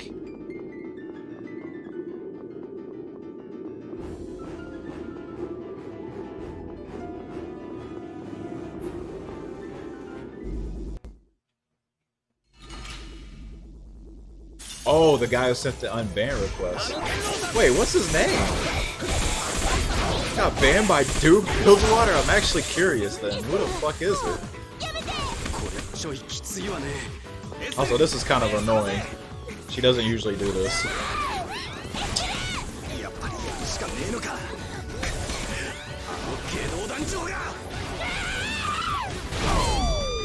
This isn't even the real fight with her. The real fight is afterward, where you have to do a 1v1. She drops really quick there.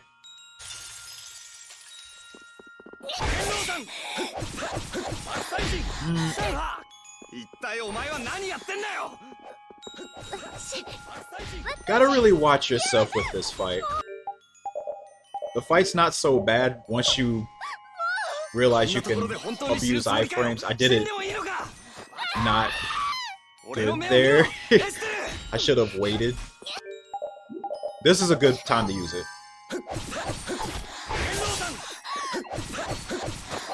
Alright. End it, yep. End it with an Azure Edge.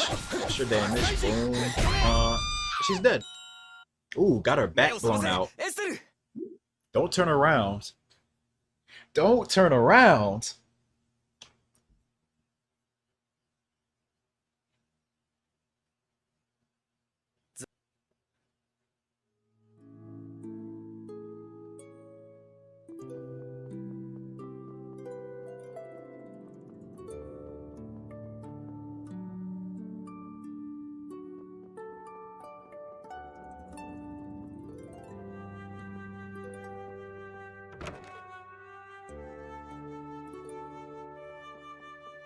I'm trying to think who Broomstick is, though. Broomstick?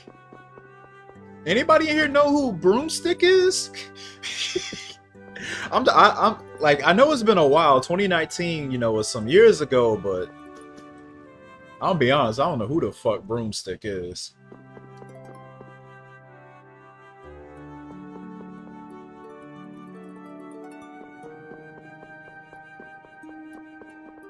Now, like, second thought, Duke's pretty good at, like, knowing who the shitters are, so maybe, I don't know, maybe he knows them from somewhere else and he said some dumb shit in here and got banned. Does it show what he said?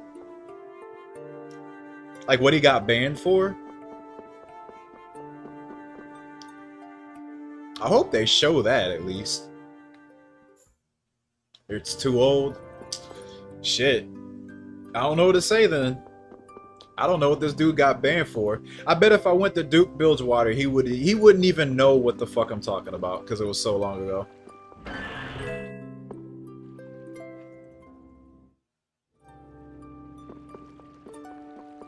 Yeah, I could just say unbanned because I don't even know who the fuck this dude is.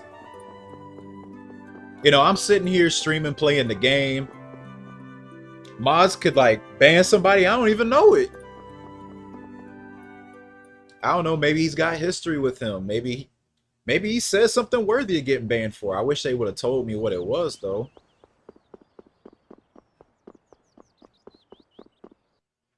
But honestly, like, I don't give a fuck. Just unban him.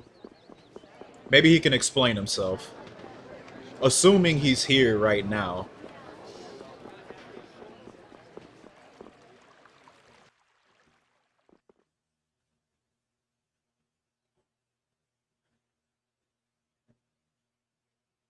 Watch you get unbanned. He's like, fuck you! Fuck everybody here! I'd be like, alright. Yeah, you deserved it.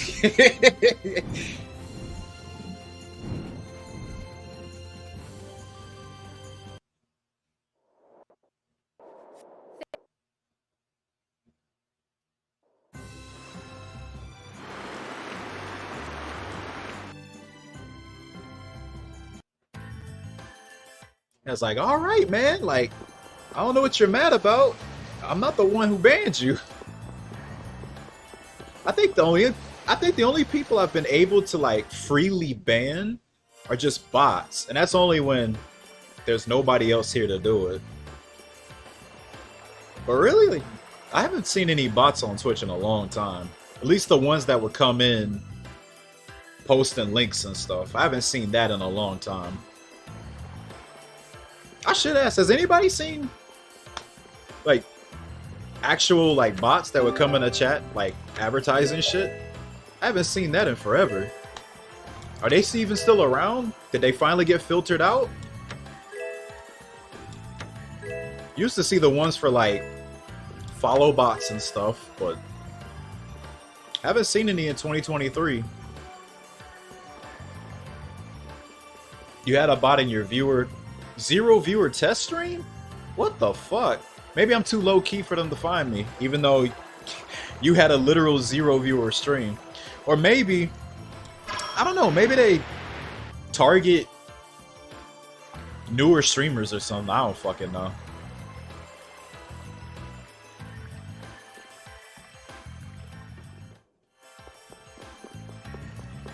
I feel like that's what's going on, because they see me, oh, this dude has over 10K followers. Like, he's not gonna need this shit. It's probably what they're thinking, whoever made the bot.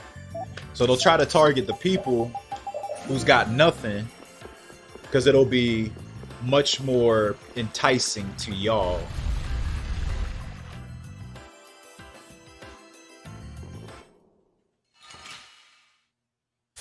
Oh yeah, I already know about that one. Okay, this fight went absolutely horrific. So I'm warning y'all right now, this is going to be very cringe. Mostly because I had no pine gels and I just didn't realize it. Terrible mistake on my part.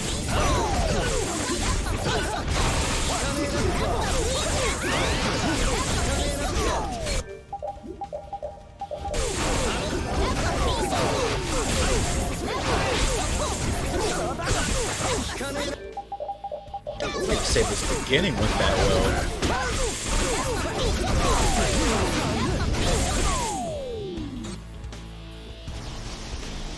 Yeah, it should have been a little smoother than that. It's not too far off, though. This is usually where I hear this part of the song. So I guess it wasn't that bad. Definitely could be better, though. Oh, man, that intro to his Overland went so well, too. Got the stun. Ugh.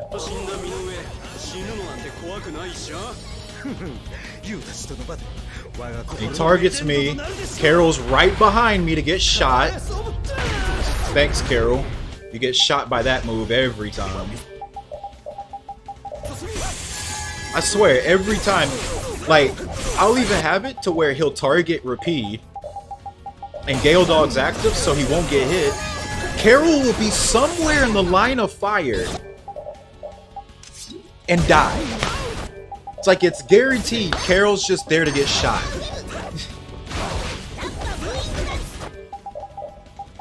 But yeah, this is where I realized, like, I'm looking at the menu, I'm like, oh fuck, I don't have any pine gels. What am I gonna do? I got orange gels, but fuck.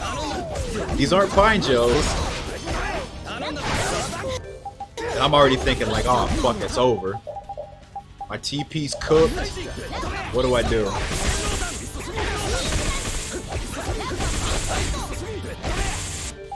And like he's just turtling, like he likes to do for the second part.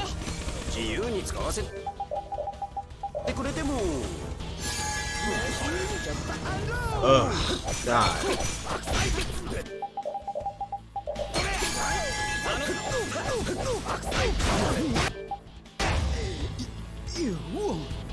Am I actually not gonna lose time on this? Huh. I'll be damned.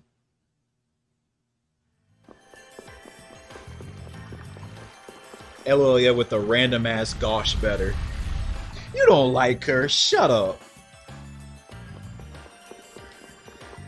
You're a Sodia simp. Be quiet.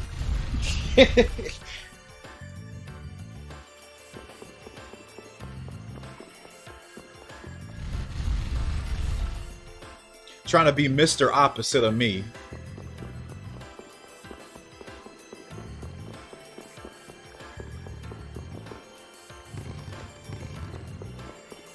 This man lies every day.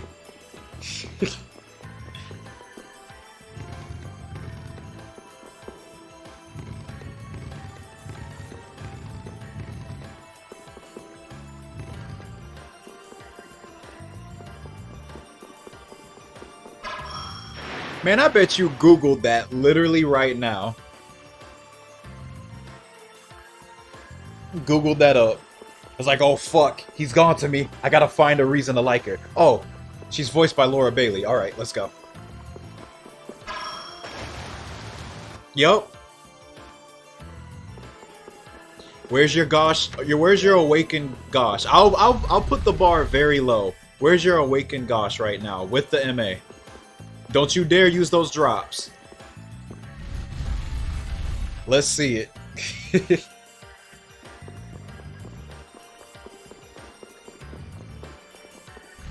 Let's see it. That's what I thought. That Velvet EMA still waiting too. How many days are left on that event? Bro, time's ticking.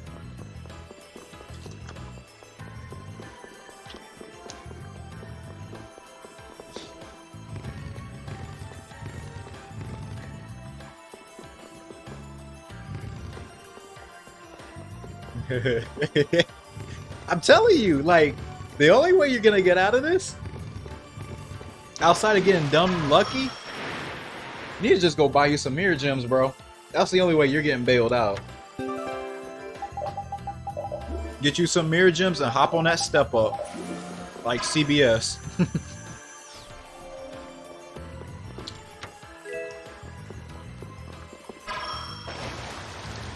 I think his latest MA pull was the XMA off that banner. Because I saw him molding about that earlier today.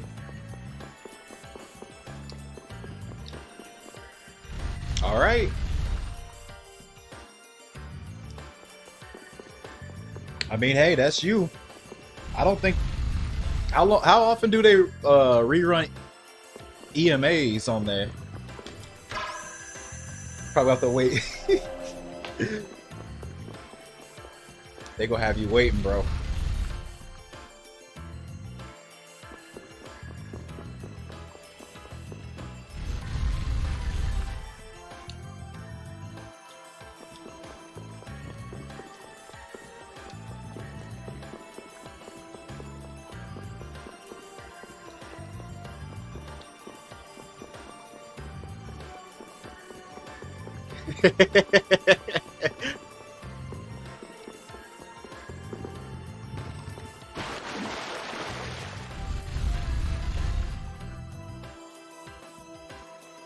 I mean, he's not wrong there.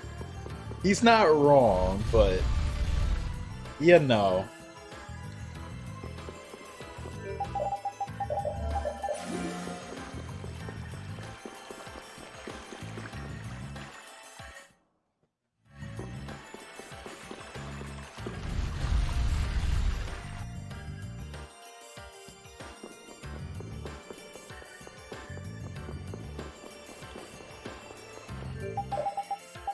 God, look at my party. God damn. I can't wait for this trashy Alexei split.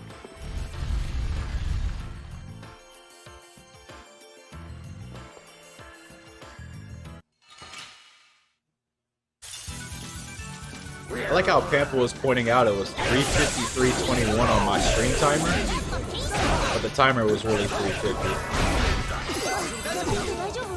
I did take a few minutes starting this run, though. Oh, man, these fights are booty.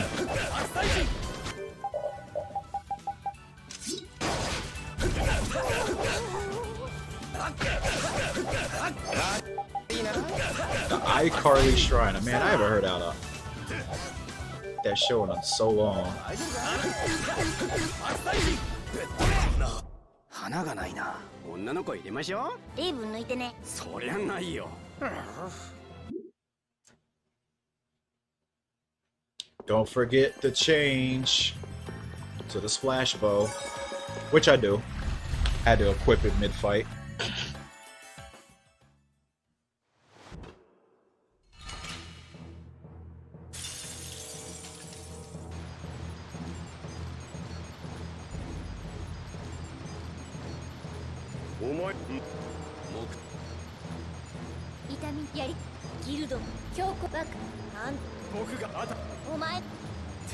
I don't think this fight went too badly, but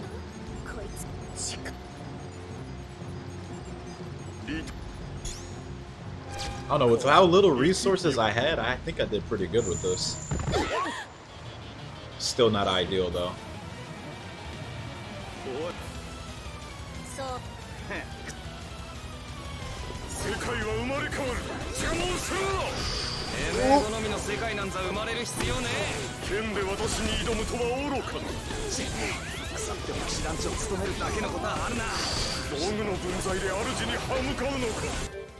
Oh man, every time that hurts. Had him perfect position to fatal strike. Oh, there we go. How much damage? 30k. Ooh. That was a pretty good one.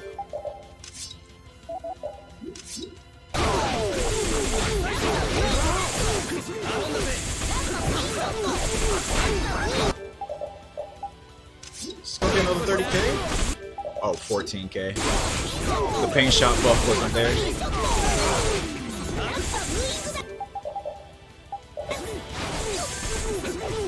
That's how much of a difference that pain shot debuff can be.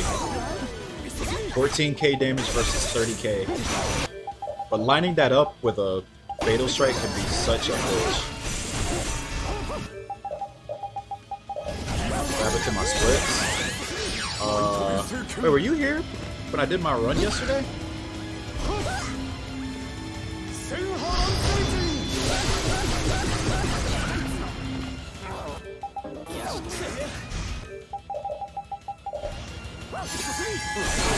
And that's why Gale Dog is really nice to have. The invisibility can even last through a Mystic Art. Boom! I didn't see how much damage that did. 13k? Ooh, 11k! Ooh! この辺で勘弁しといてやる。あとはフレンの仕事だね。 How the fuck was that a rainbow?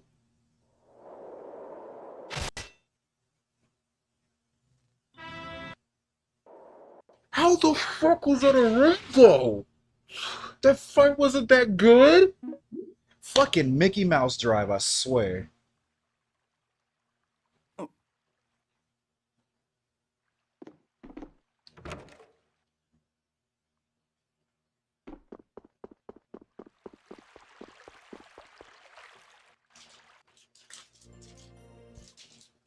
Nah, man, that ain't... that don't deserve to be a rainbow at all.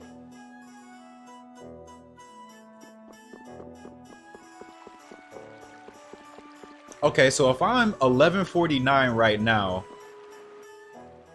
then that means I lose a little over a minute somewhere.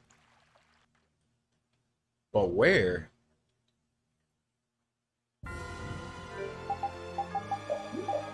Can I pull it up on you? Wait, what? No! Go watch Sodia stab Yuri on your own time.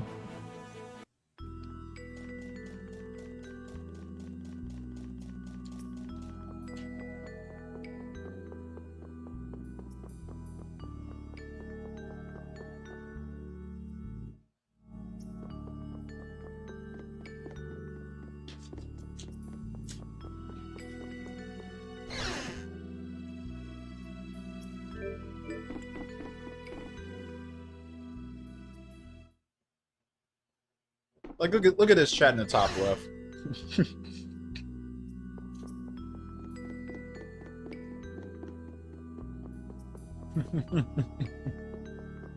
Like, right on cue. You did that shit last time.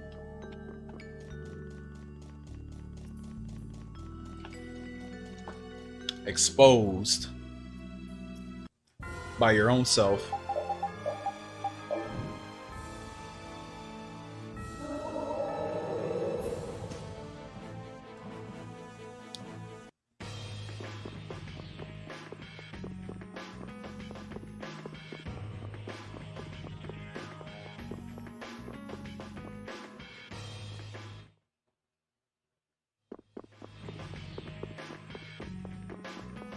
I have no clue how that was a rainbow, man. I mean, it wasn't super awful or anything, but like the fight before him didn't go that well. Like, these splits are gonna be so fucking free. Like, if that shit's a rainbow, bro.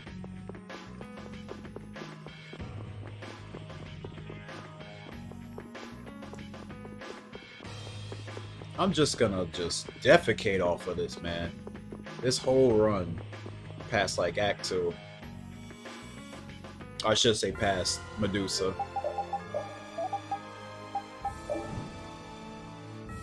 Man.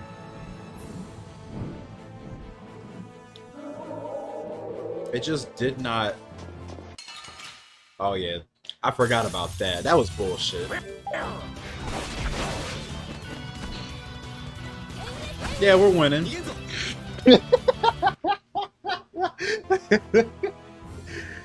I couldn't keep a straight face saying that.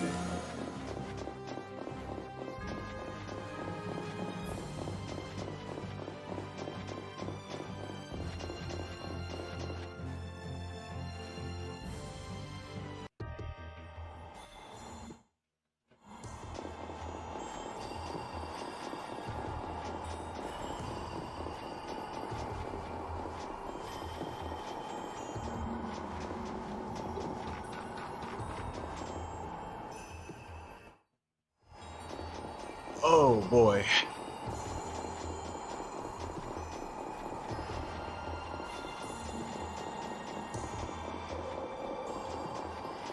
Maybe I lose the time on Chroma Dragon. That fight did feel like it took longer than it should have.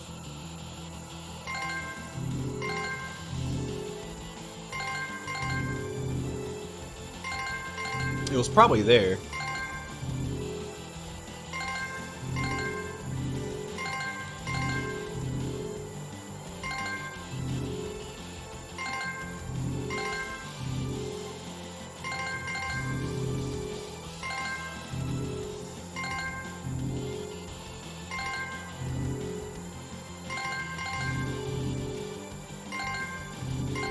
Believe it or not,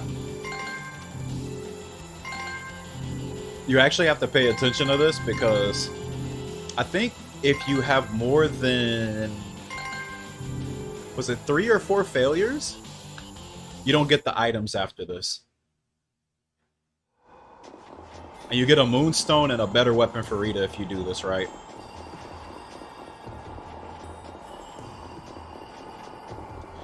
You can, but I believe it keeps going. I've never failed it. It's super easy.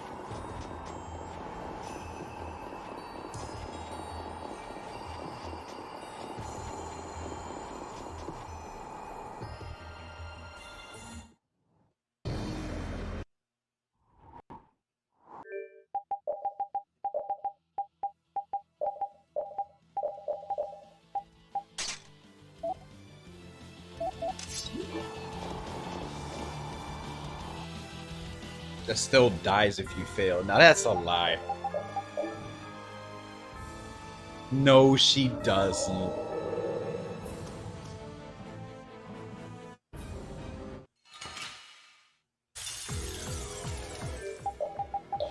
Alright, this boss fight's just easy. All you gotta do is play their weaknesses and they just melt.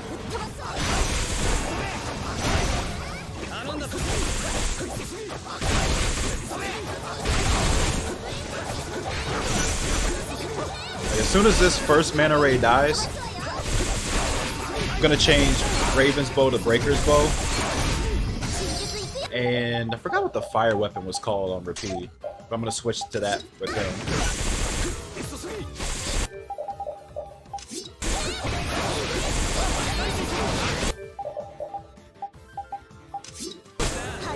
God, that weapon menu's so big, I can't even locate the High Sarugi. Just clogs your inventory with all these swords you don't use. See? Easy. 44 seconds.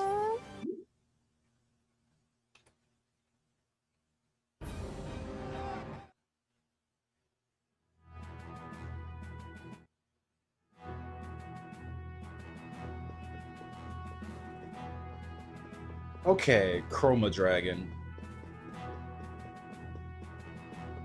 That fight can be really annoying, but honestly, the fight, I don't know, I just felt she just lived too long. I could pay more attention to the damage and see if something went wrong there. I don't think it did, but she definitely didn't die when she was supposed to. Yeah, you can just sell all of this shit. I probably shouldn't have sold the High Sarugi here, looking back. But I was in such a careless mood because this run was kind of dog shit to me at this point. And I already knew I was gonna come back and smash this shit, so whatever.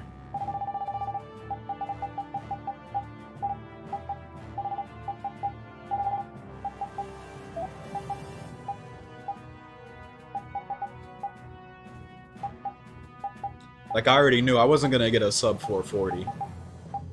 Which I kind of feel like I probably should have. But nah, it was just the end of Act 2 just, I think it solidified me not getting it. I should have gotten way more time off of those fights.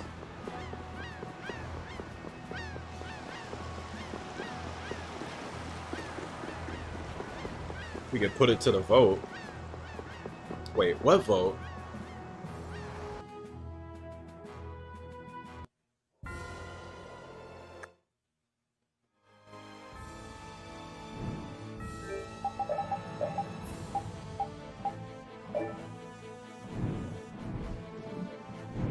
This dragon can be so annoying to locate sometimes.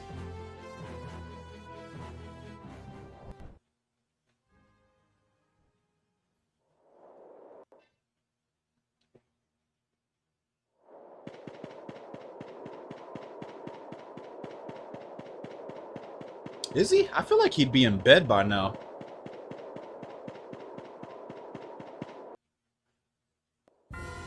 He's usually in bed before like 5 o'clock.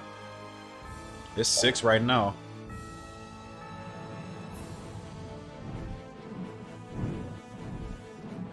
The Rilouise Hollow can be so easy to miss. I always feel like I'm gonna pass it by.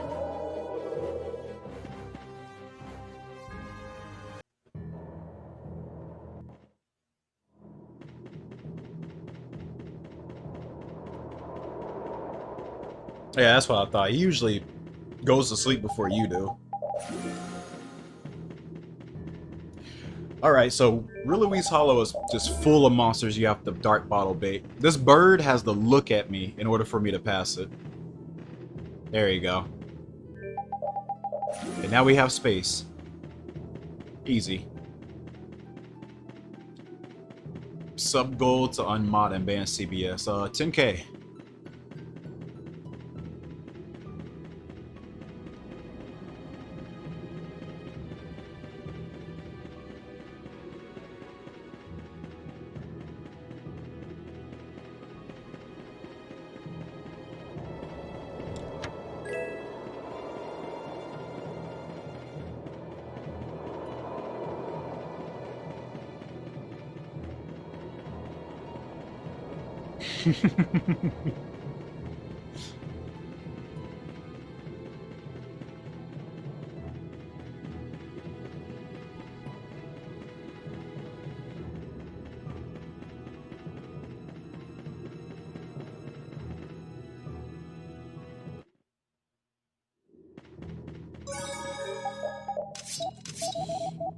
Alright, gotta get them ready for this fight.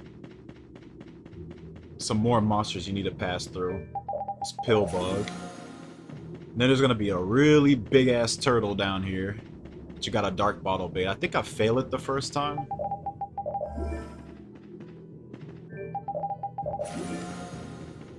Yep. Have to pull them a little bit farther. Yep, there we go.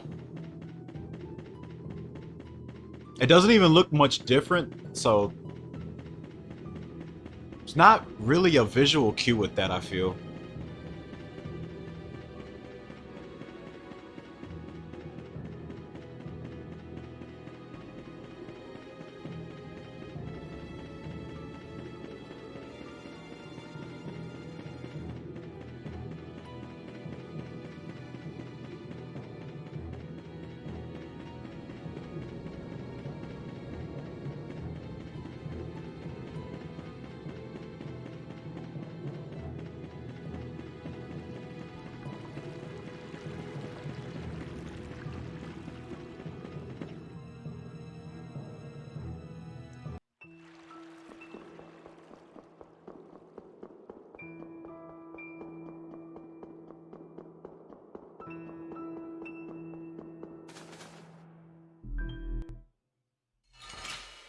Alright, let's see what happens here.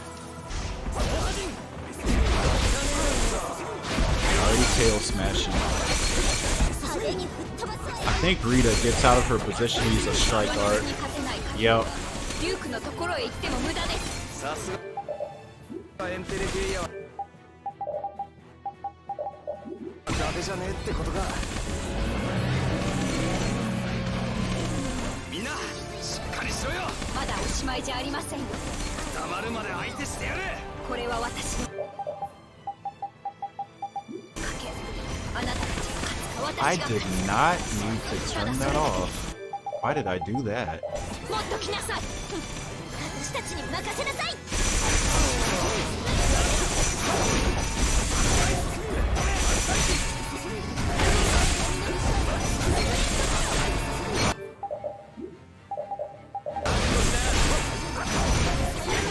Oh boy.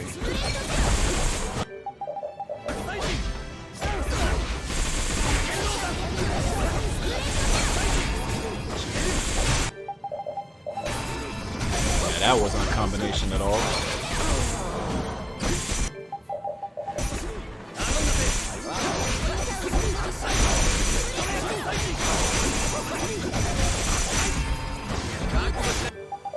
$13K. These fail strikes are pretty good. Should have kept high sweetie though. 10K.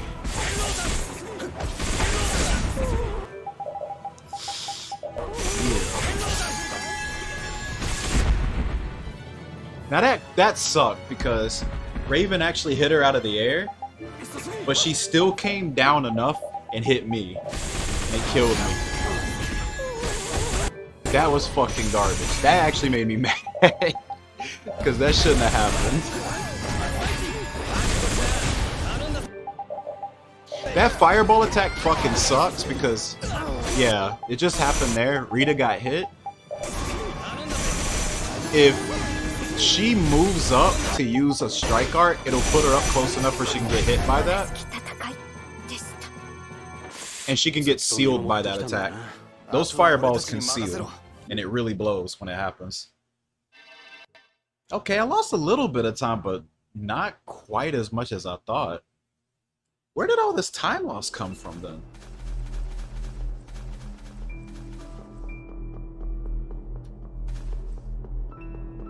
Oh, maybe it's Zagi 5. I remember I fucking wrecked him in my PB. It has to be Zagi 5. Has to be.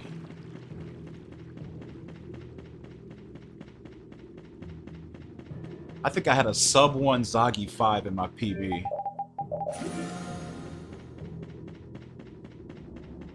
I think it was that.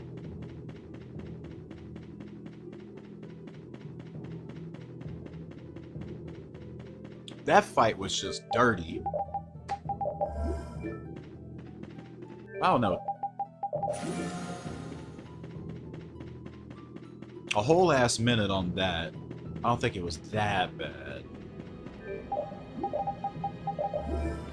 Have to be losing time somewhere else. Curse Wonder went pretty well, so I think I'm gonna gain time on that. Gusios, that didn't go amazing itself.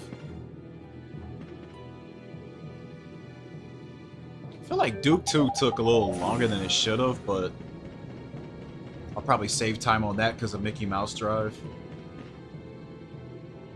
Yeah, if it's not Zagi 5, I have no clue where it's at.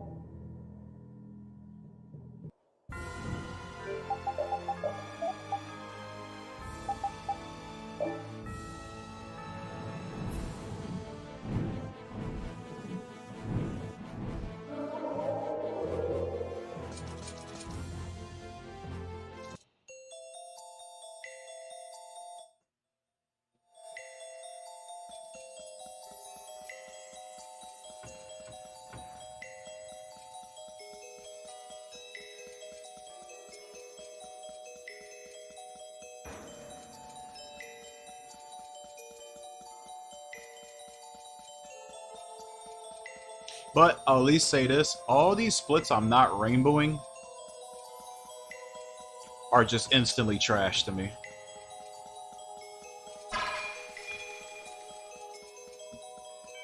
Because I definitely should be.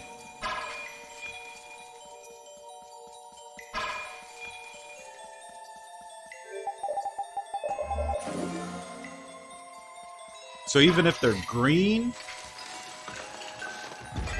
with time gain,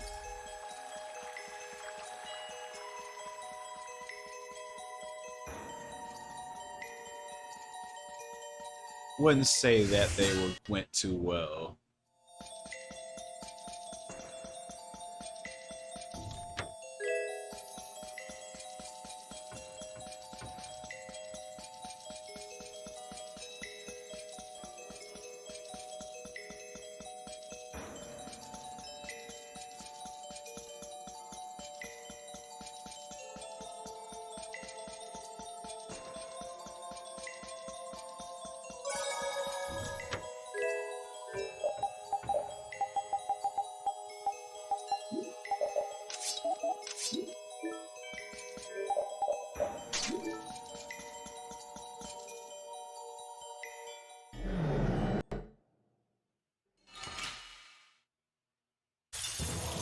Let's see how terrible this goes. Oh 他に方 boy.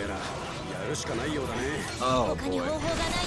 I really like to get a 3-chain on this guy at least, because the power-up helps a lot to kill him fast, but he can just be so annoying to even get that started. See, I had the 3-chain there, but I wasn't close enough to hit him with the Fatal Strike. Oh, I hate to see it. 真術いくよ Rita's gotta learn her blade roll.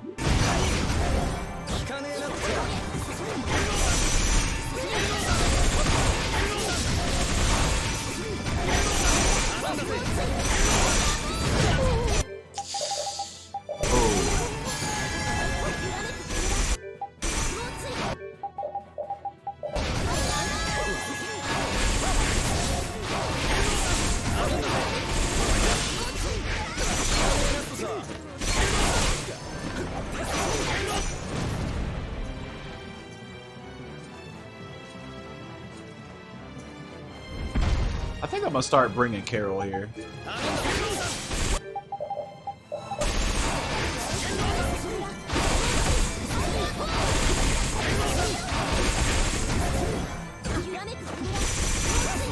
See if I can integrate him here.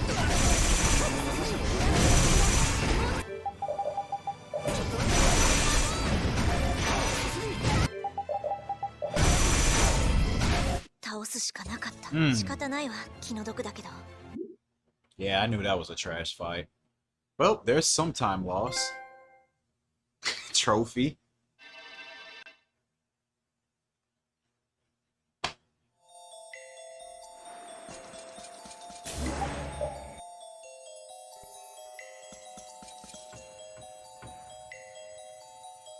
Oh, I believe he was talking about the video here. The chat in the top left, you were talking about RE4.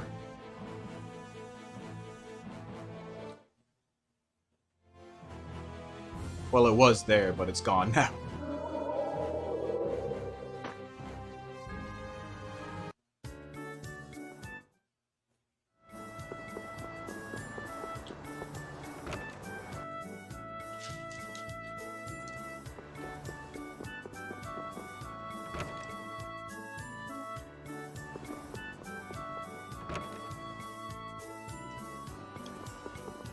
Yep, I go full dummy right here. Duh, what do I do? Talk to the innkeeper, dummy.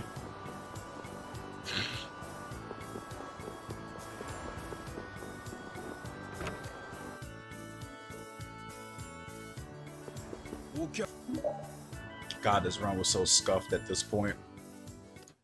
Ugh.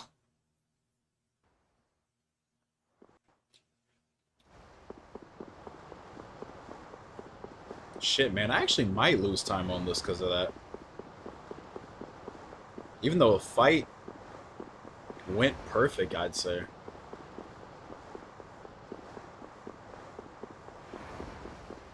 That was like, what?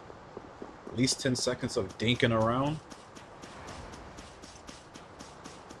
I don't know, maybe Mickey Mouse will carry it. Who knows?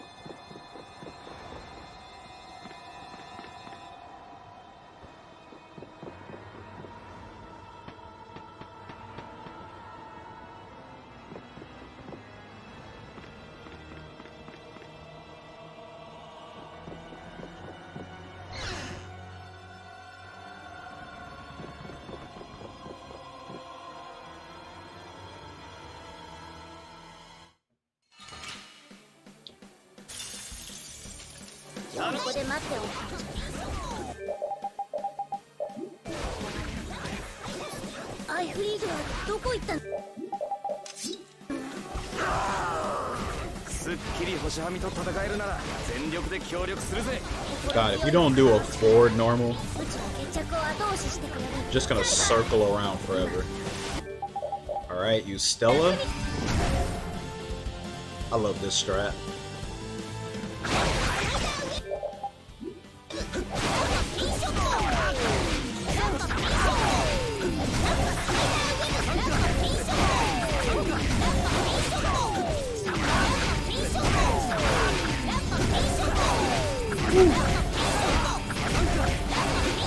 Perfect.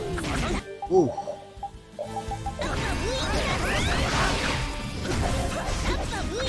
Yeah, Patty's just there. She's not doing anything. Ah, I did save time. Wow. Like, does it need any more explaining at this point? Just how good having better loads are. Like,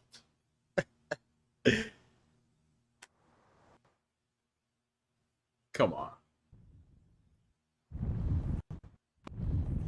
Can she help somehow? Theoretically, she could. Because she has a, she has this spell where she could enchant someone with a element. So theoretically, she could throw a buff on Yuri and enchant him with an element. Problem with that is, I don't think she starts with that. She has to learn that. But I think the enchant's also random element, like, because Patty's entire gimmick is random shit. Everything's random.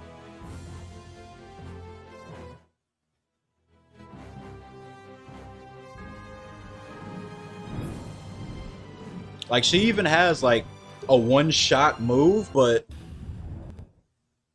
you know, that's also random. So I guess if you were doing a TAS of this game, you would spam Patty.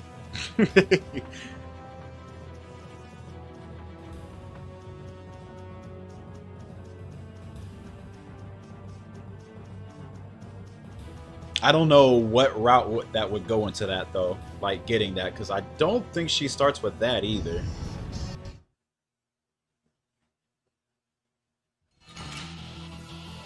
Actually, wait, no. That's another thing with Patty I forgot to mention. Actually, wait, that might not matter.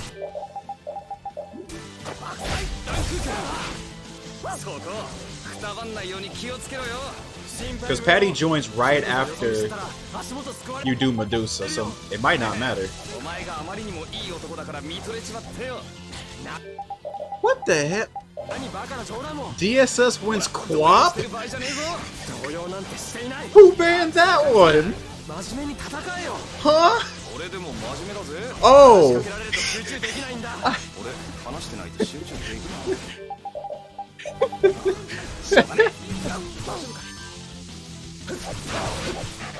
That's an old one.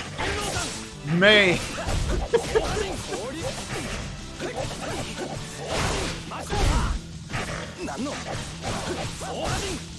Damn. DSS Quap.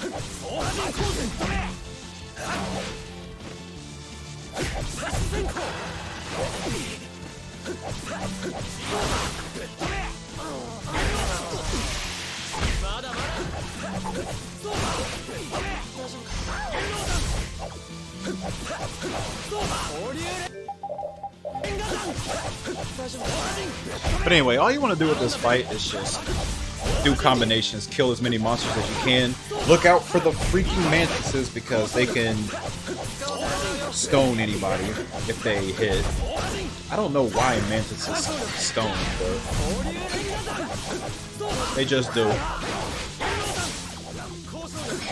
Oh, and use Gale Dog on shortcut, so you don't have to worry about repeating too much.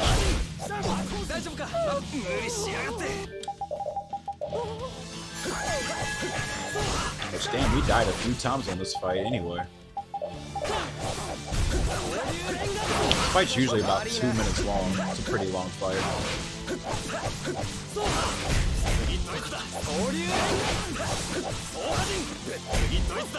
Damn, 11k.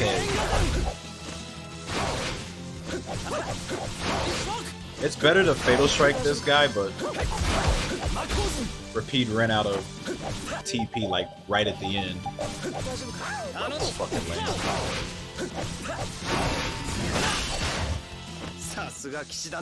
You hate the squid? Wait, what'd the squid do to you?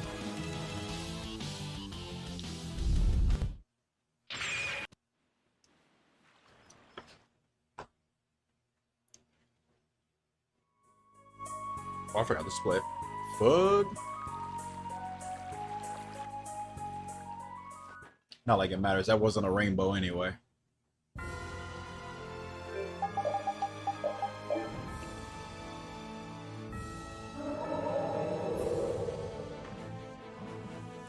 Okay, this is probably where I lost all the time. Pretty sure I'm gonna lose it on Zaki 5.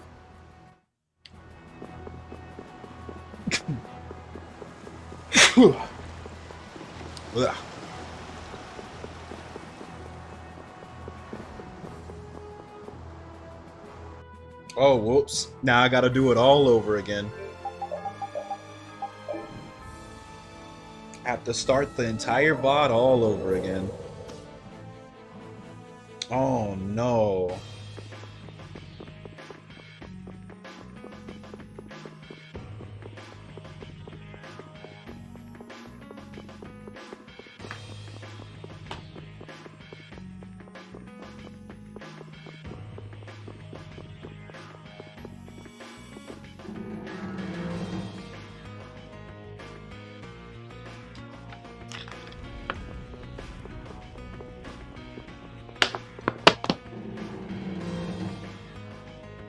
Yeah, imagine if I did that, just reset my splits and was like, alright guys, they're inaccurate.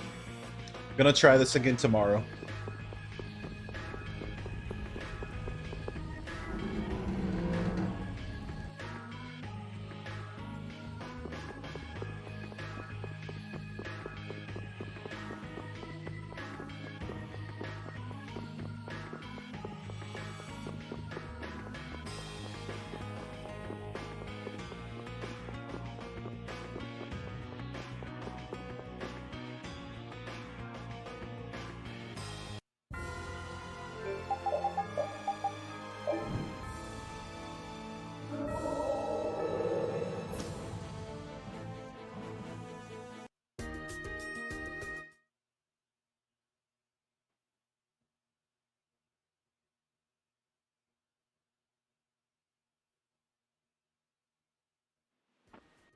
Okay, so this is actually required in the story that you fight Flynn.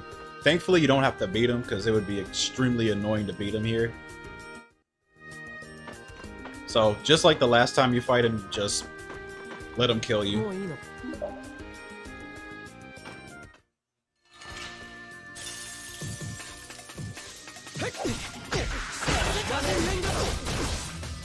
Yeah, that's a pretty quick death, too.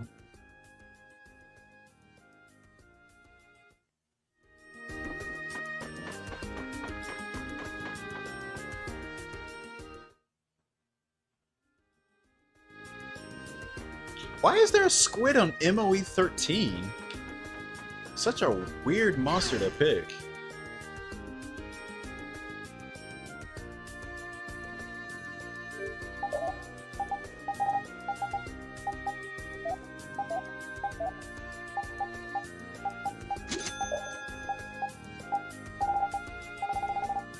I don't think you fight a squid that looks like that in Zesty. What the fuck?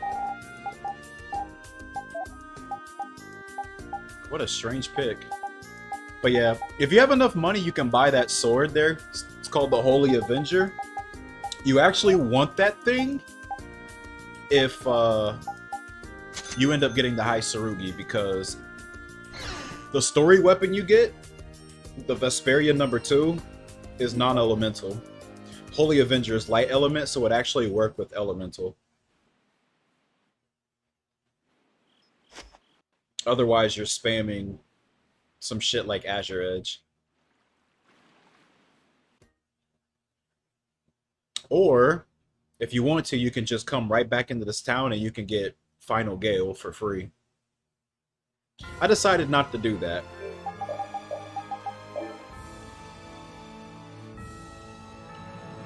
I need to check if that even really saves time, though. Because it does take a little bit of time for you to go back in, because there's an event with it. And then you have to walk all the way out of Arnian to, you know, get it and then come all the way here. But this is the final dungeon anyway.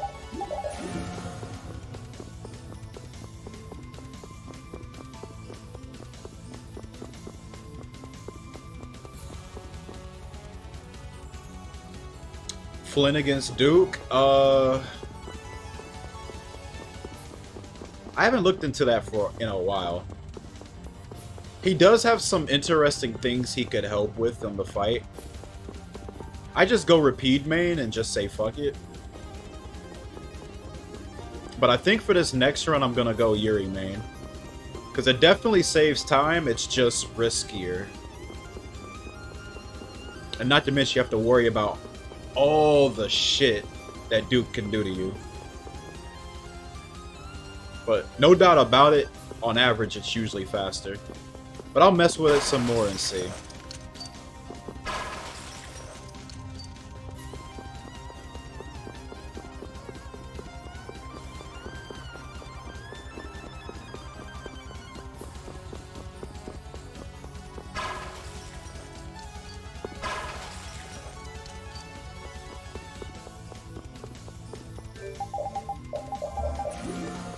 Duke is just a nuisance.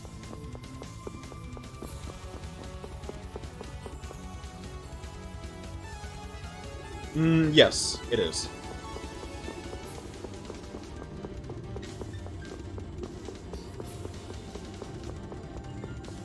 And you have to get insanely lucky to get times that low.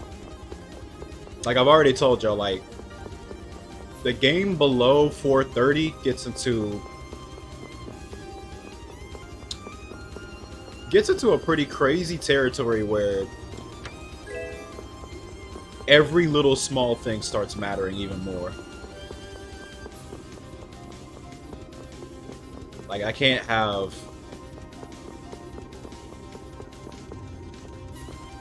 like the beginning I had for this run I'd say was really good with luck, but like I've had plenty of other things that wasted time. Like the whole thing with the small bird feathers, the soft tail and stuff like that. Like if that happens, run's over.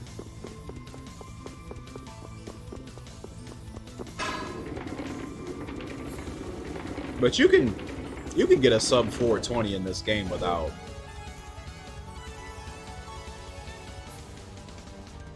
doing that combination 2 garbage.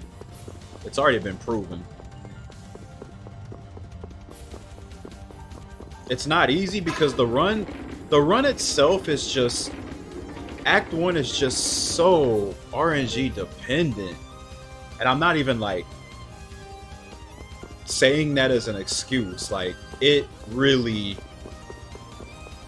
can make or break your run.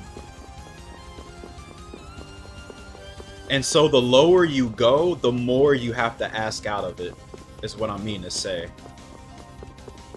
Like, it'll literally get to the point where if you had a run where you were getting all the items first try, like I did in this PB,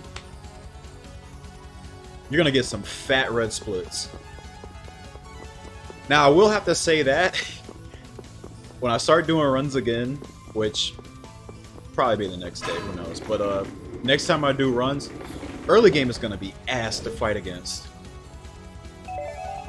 Like really, really ass. Like I got 2 feathers in Kui Woods. I got main first try on the first Rhino. And I didn't have a shit Goliath. Like if I get those runs where I have to do like even 2 extra fights, minutes behind.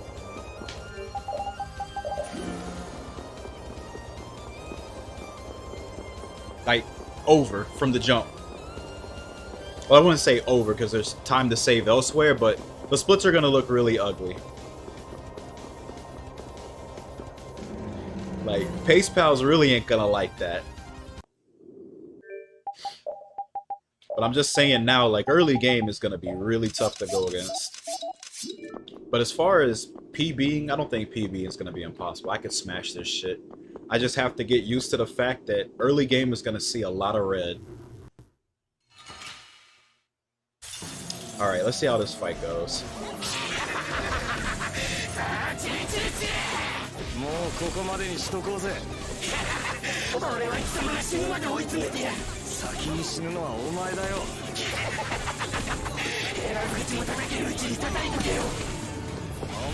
What was really confusing me here is when I hit him with Concealed Wave, he was bouncing backwards and off like the barrier at the end of the battlefield and back forward, and he would throw his blade. I've never seen that before. That looks so goofy.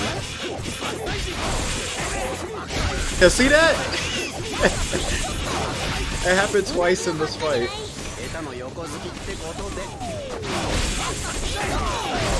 But yeah, it took way too long for me to get him cornered. I finally did here, but as you can see, he got his over limit now.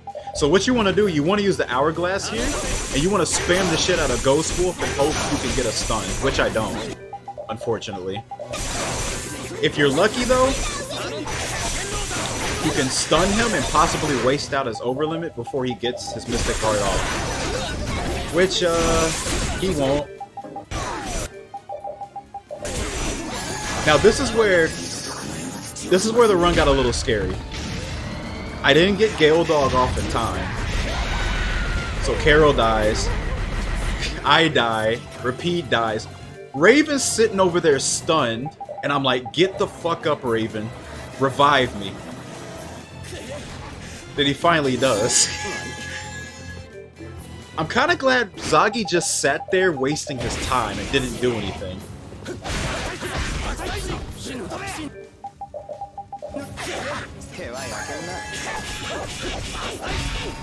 I'm not exactly sure if he could have ended me there or not, but that was definitely scary. Because if the run would have ended there on this of all things, that would have been very embarrassing.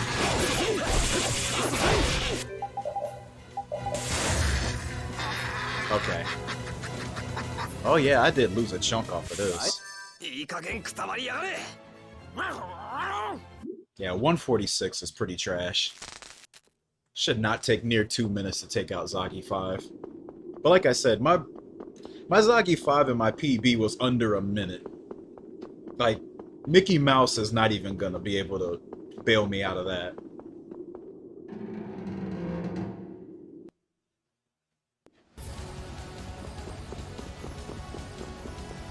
What's up, Muon Gluon?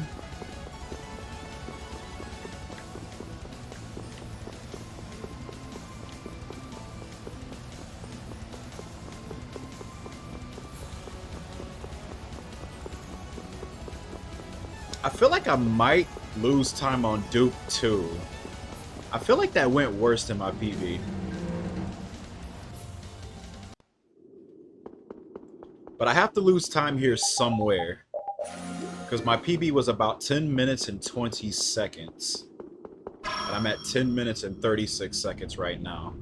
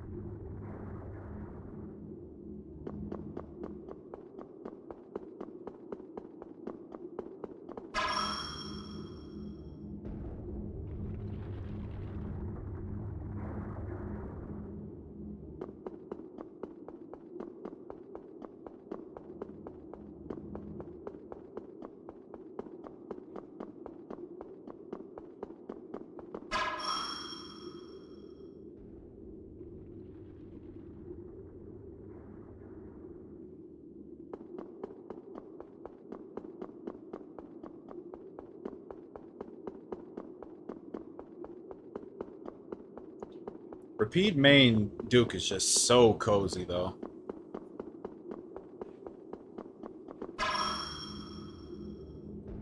But I feel like it's much harder to get like a high blue chain.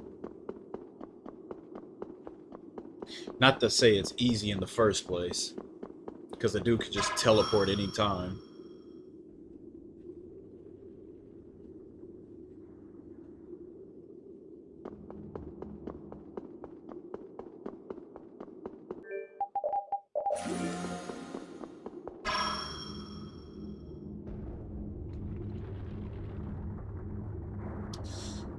But according to Virtual Dub, my time was a 4:48.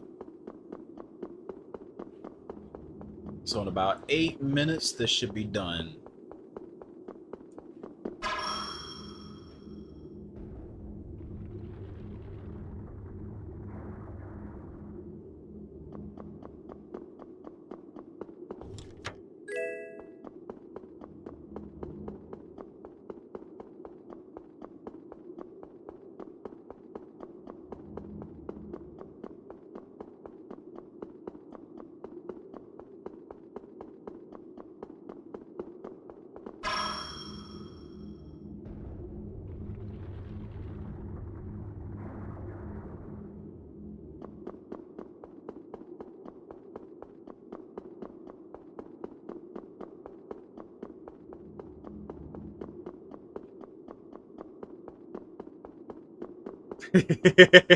You're reading the chat. I was just reading that.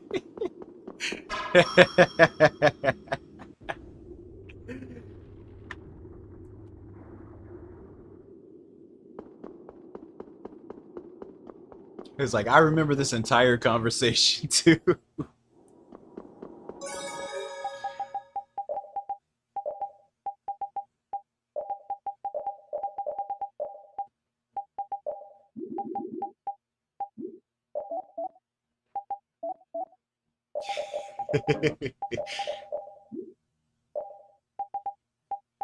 Oh, need Azure Heavens. Yep, there we go. Turn all that shit off.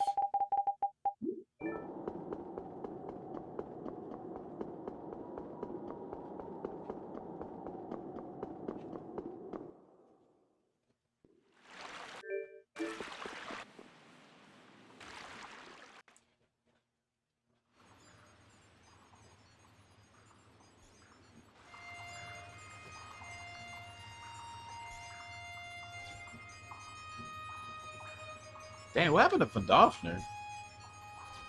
It's like, damn, we already fighting dude. Dude hasn't spoken in like the last hour.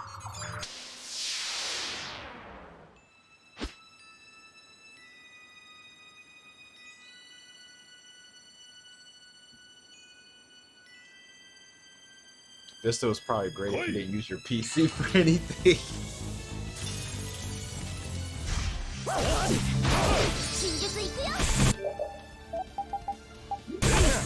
I didn't have it myself, so went from XP to 7.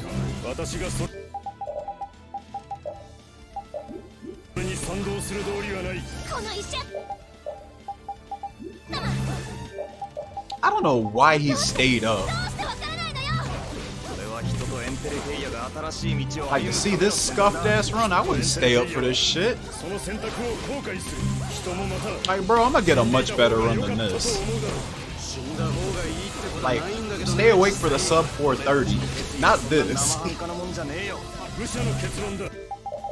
But he didn't want to be a VOD Andy, so okay.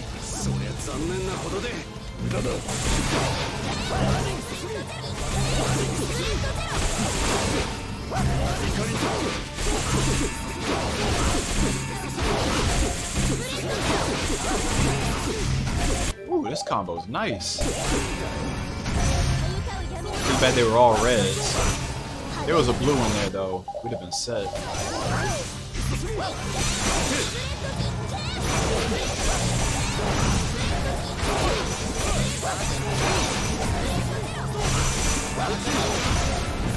Uh-oh. Damn, almost got hit with time stop. That definitely would have wasted time.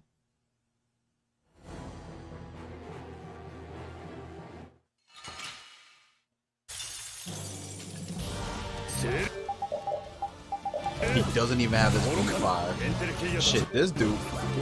Well, really, it ain't this one. It's the secret one. 不確実なんかじゃない。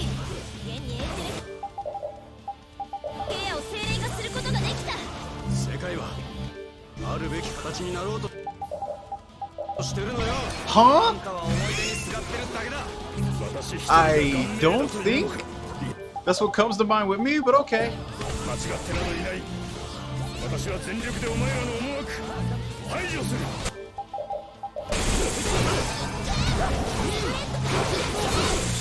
派手に吹っ飛ばす。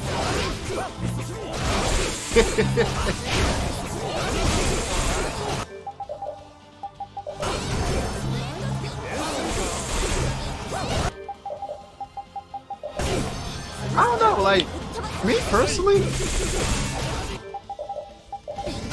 come to life watching VODs.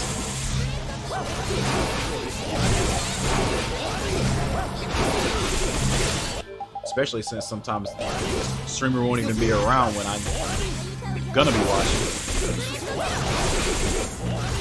Gotta jump on that VOD like. Yeah, I think that's what it is. People can't chat. I can't shit post in chat. I already alert in most streams I watch anyway, so that doesn't bother me.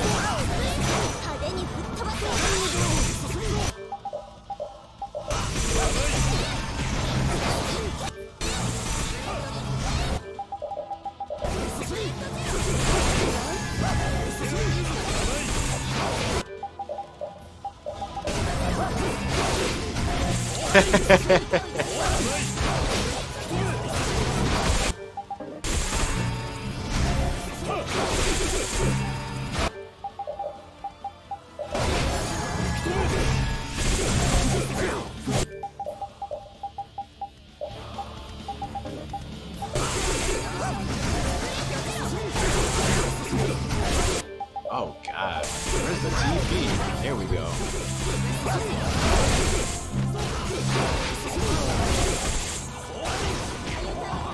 God, taking these stuns is really wasting my time. Raven got sealed, yikes. It's like the worst one you could get.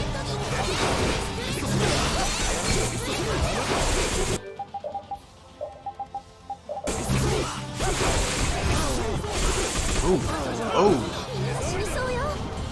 Oh.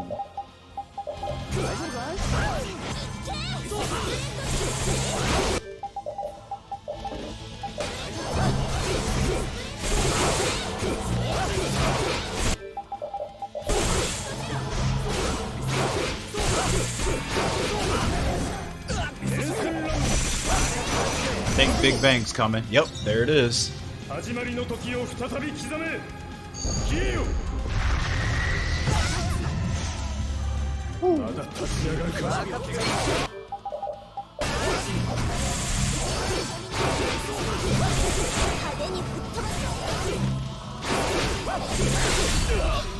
Yep. 観念しな、デューク。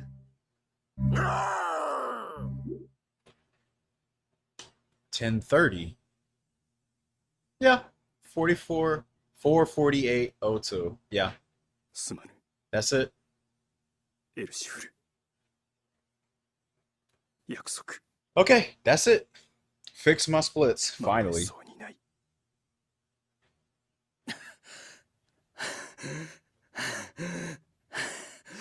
It's run エルシフルが ass. どんなやつだったのかも知らねえ俺が言っても説得力ねえけど、ジンマ戦争で人のために戦ったエルシフルってやつはダチのあんた Okay, に there. 人間を否定して Now that this is 生きる fixed, ことなんて望んじゃいないと Can 思う finally ぜ。 go back to doing runs. エルシフルの望み。 Wasn't too bad, like reviewing over it. 生きとし生けるもの。 I kind of already knew 心 that my Act 3 sucked, but あんね now I know, like, ugh.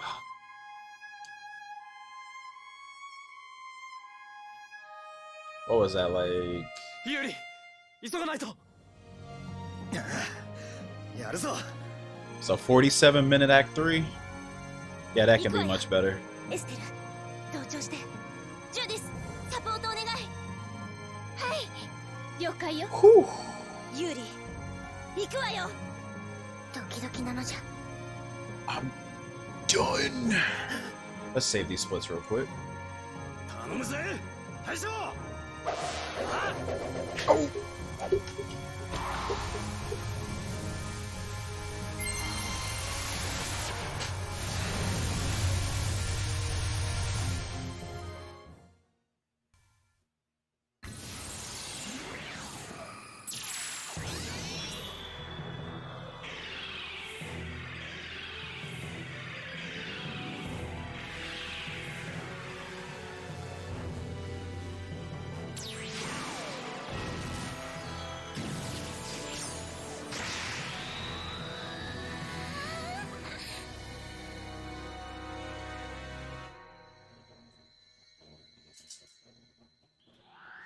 Real talk though, kind of had fun doing this.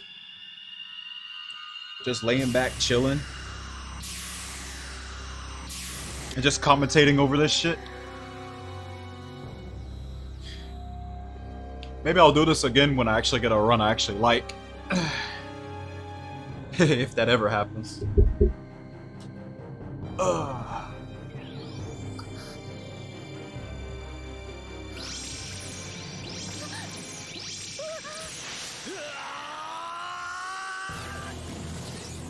Nah, this run's pretty mid. I can do so much better, and we will do better. It'll only take 200 more attempts.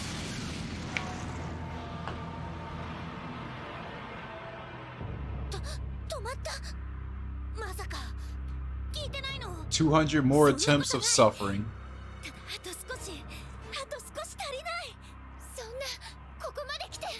なんとかならんのかお願い。まだ終わっちゃいないエンテレケイア精霊人間エルシフリオ世界は変われるのかダメか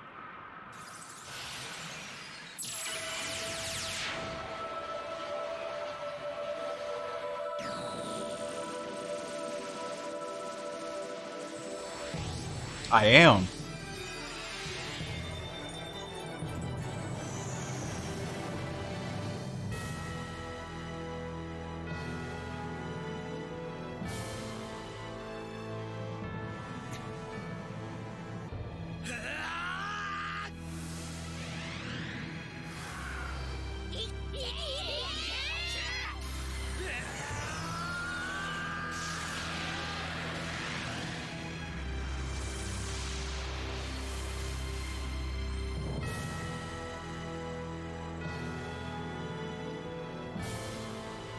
Duel of the Fates?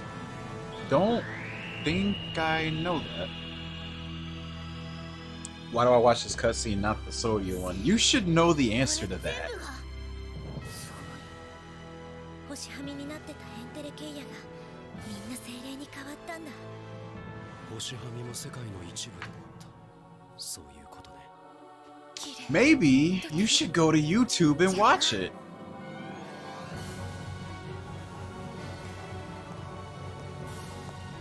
やったな本当にこれで正しかった I feel like I could contest that, but like, ブラスティアを失い結界も man, that's gonna take so freaking long. けど俺たちは選んじまったからな Like real shit, I just want to get my sub 430 and bounce and just like jump on another game. I've been on this game for like 何一人じゃないからな probably at least a year and a half of like learning and shit. リュウク It's time I move on. またな Get that shit, bounce, come back if I want to.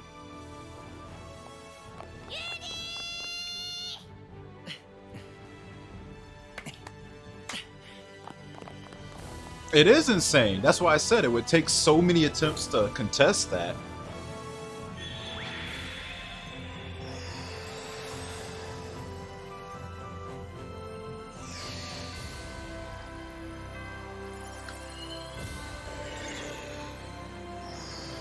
You're gonna watch that cutscene during a speedrun and just eat.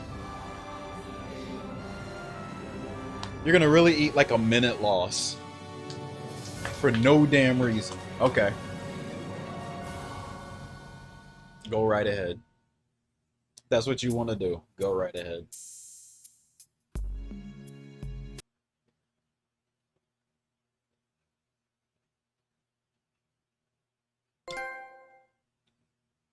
Oh my god, trophy. Yeah, honestly, just run the 360 version. So you can watch every cutscene there is. Because that's what'll happen.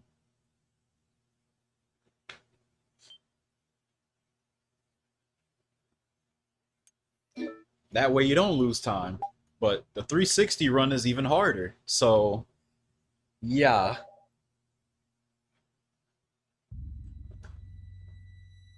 Like 360 Vespi, oh god. Like, do all of this shit, but now you don't have cancels. No thank you. Okay. So let's save this shit. Look at my splits. Empty, empty, empty, empty, empty. I'm probably just gonna fill these in. Can I do that right now?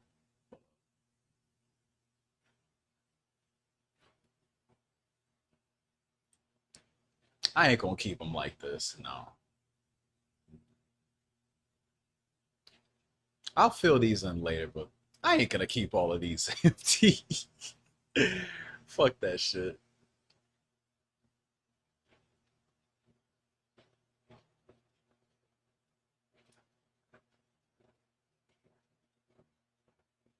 You was wondering why it was so much harder on Xbox? Yeah. Yeah, you don't get cancels. Cutscene skip wasn't enabled yet. Autopilot for the flying ship wasn't enabled yet. Some weapons don't have skills that they have on the PS3 version. Like the High Sarugi doesn't have elemental and Fatal Exceed, so it's completely pointless to get that. Which in some way is a blessing because now you don't have to worry about rat drops. Uh, what else? Oh, Cursed Wonder is not in the game at all, so don't have to worry about that fight. Flynn is not available in any point outside of the Monster Stampede fight. And I think that's the most notable stuff. There's other specifics, but I think it'll still be interesting in its own way because overlimit spam isn't really punished as hard as it is in the third PS3 version. Oh, Fatal Strikes too. Fatal Strikes are nowhere near as good. Like to get a max, I think like how it worked was for each blue chain, you only get like 1% for each chain. So you have to get like a 10 chain to get 10% attack buff for your entire party, which is garbage. But I don't think it caps.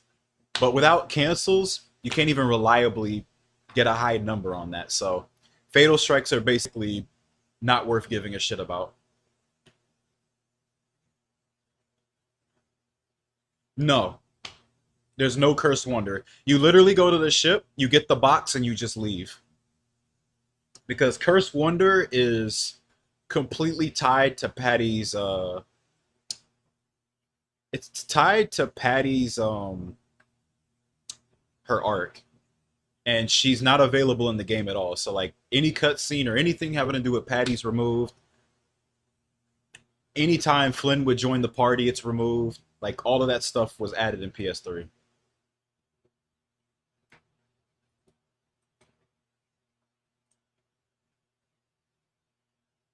Actually, yeah, I could probably fix that later. But anyway, I'm done. Next stream, we go back to doing runs, back to the grind. This was fun doing this stream though, for real. I'll probably do this another day with like something else. Like I've always wanted to do a stream where I'd like go live and like go through the run and like explain shit.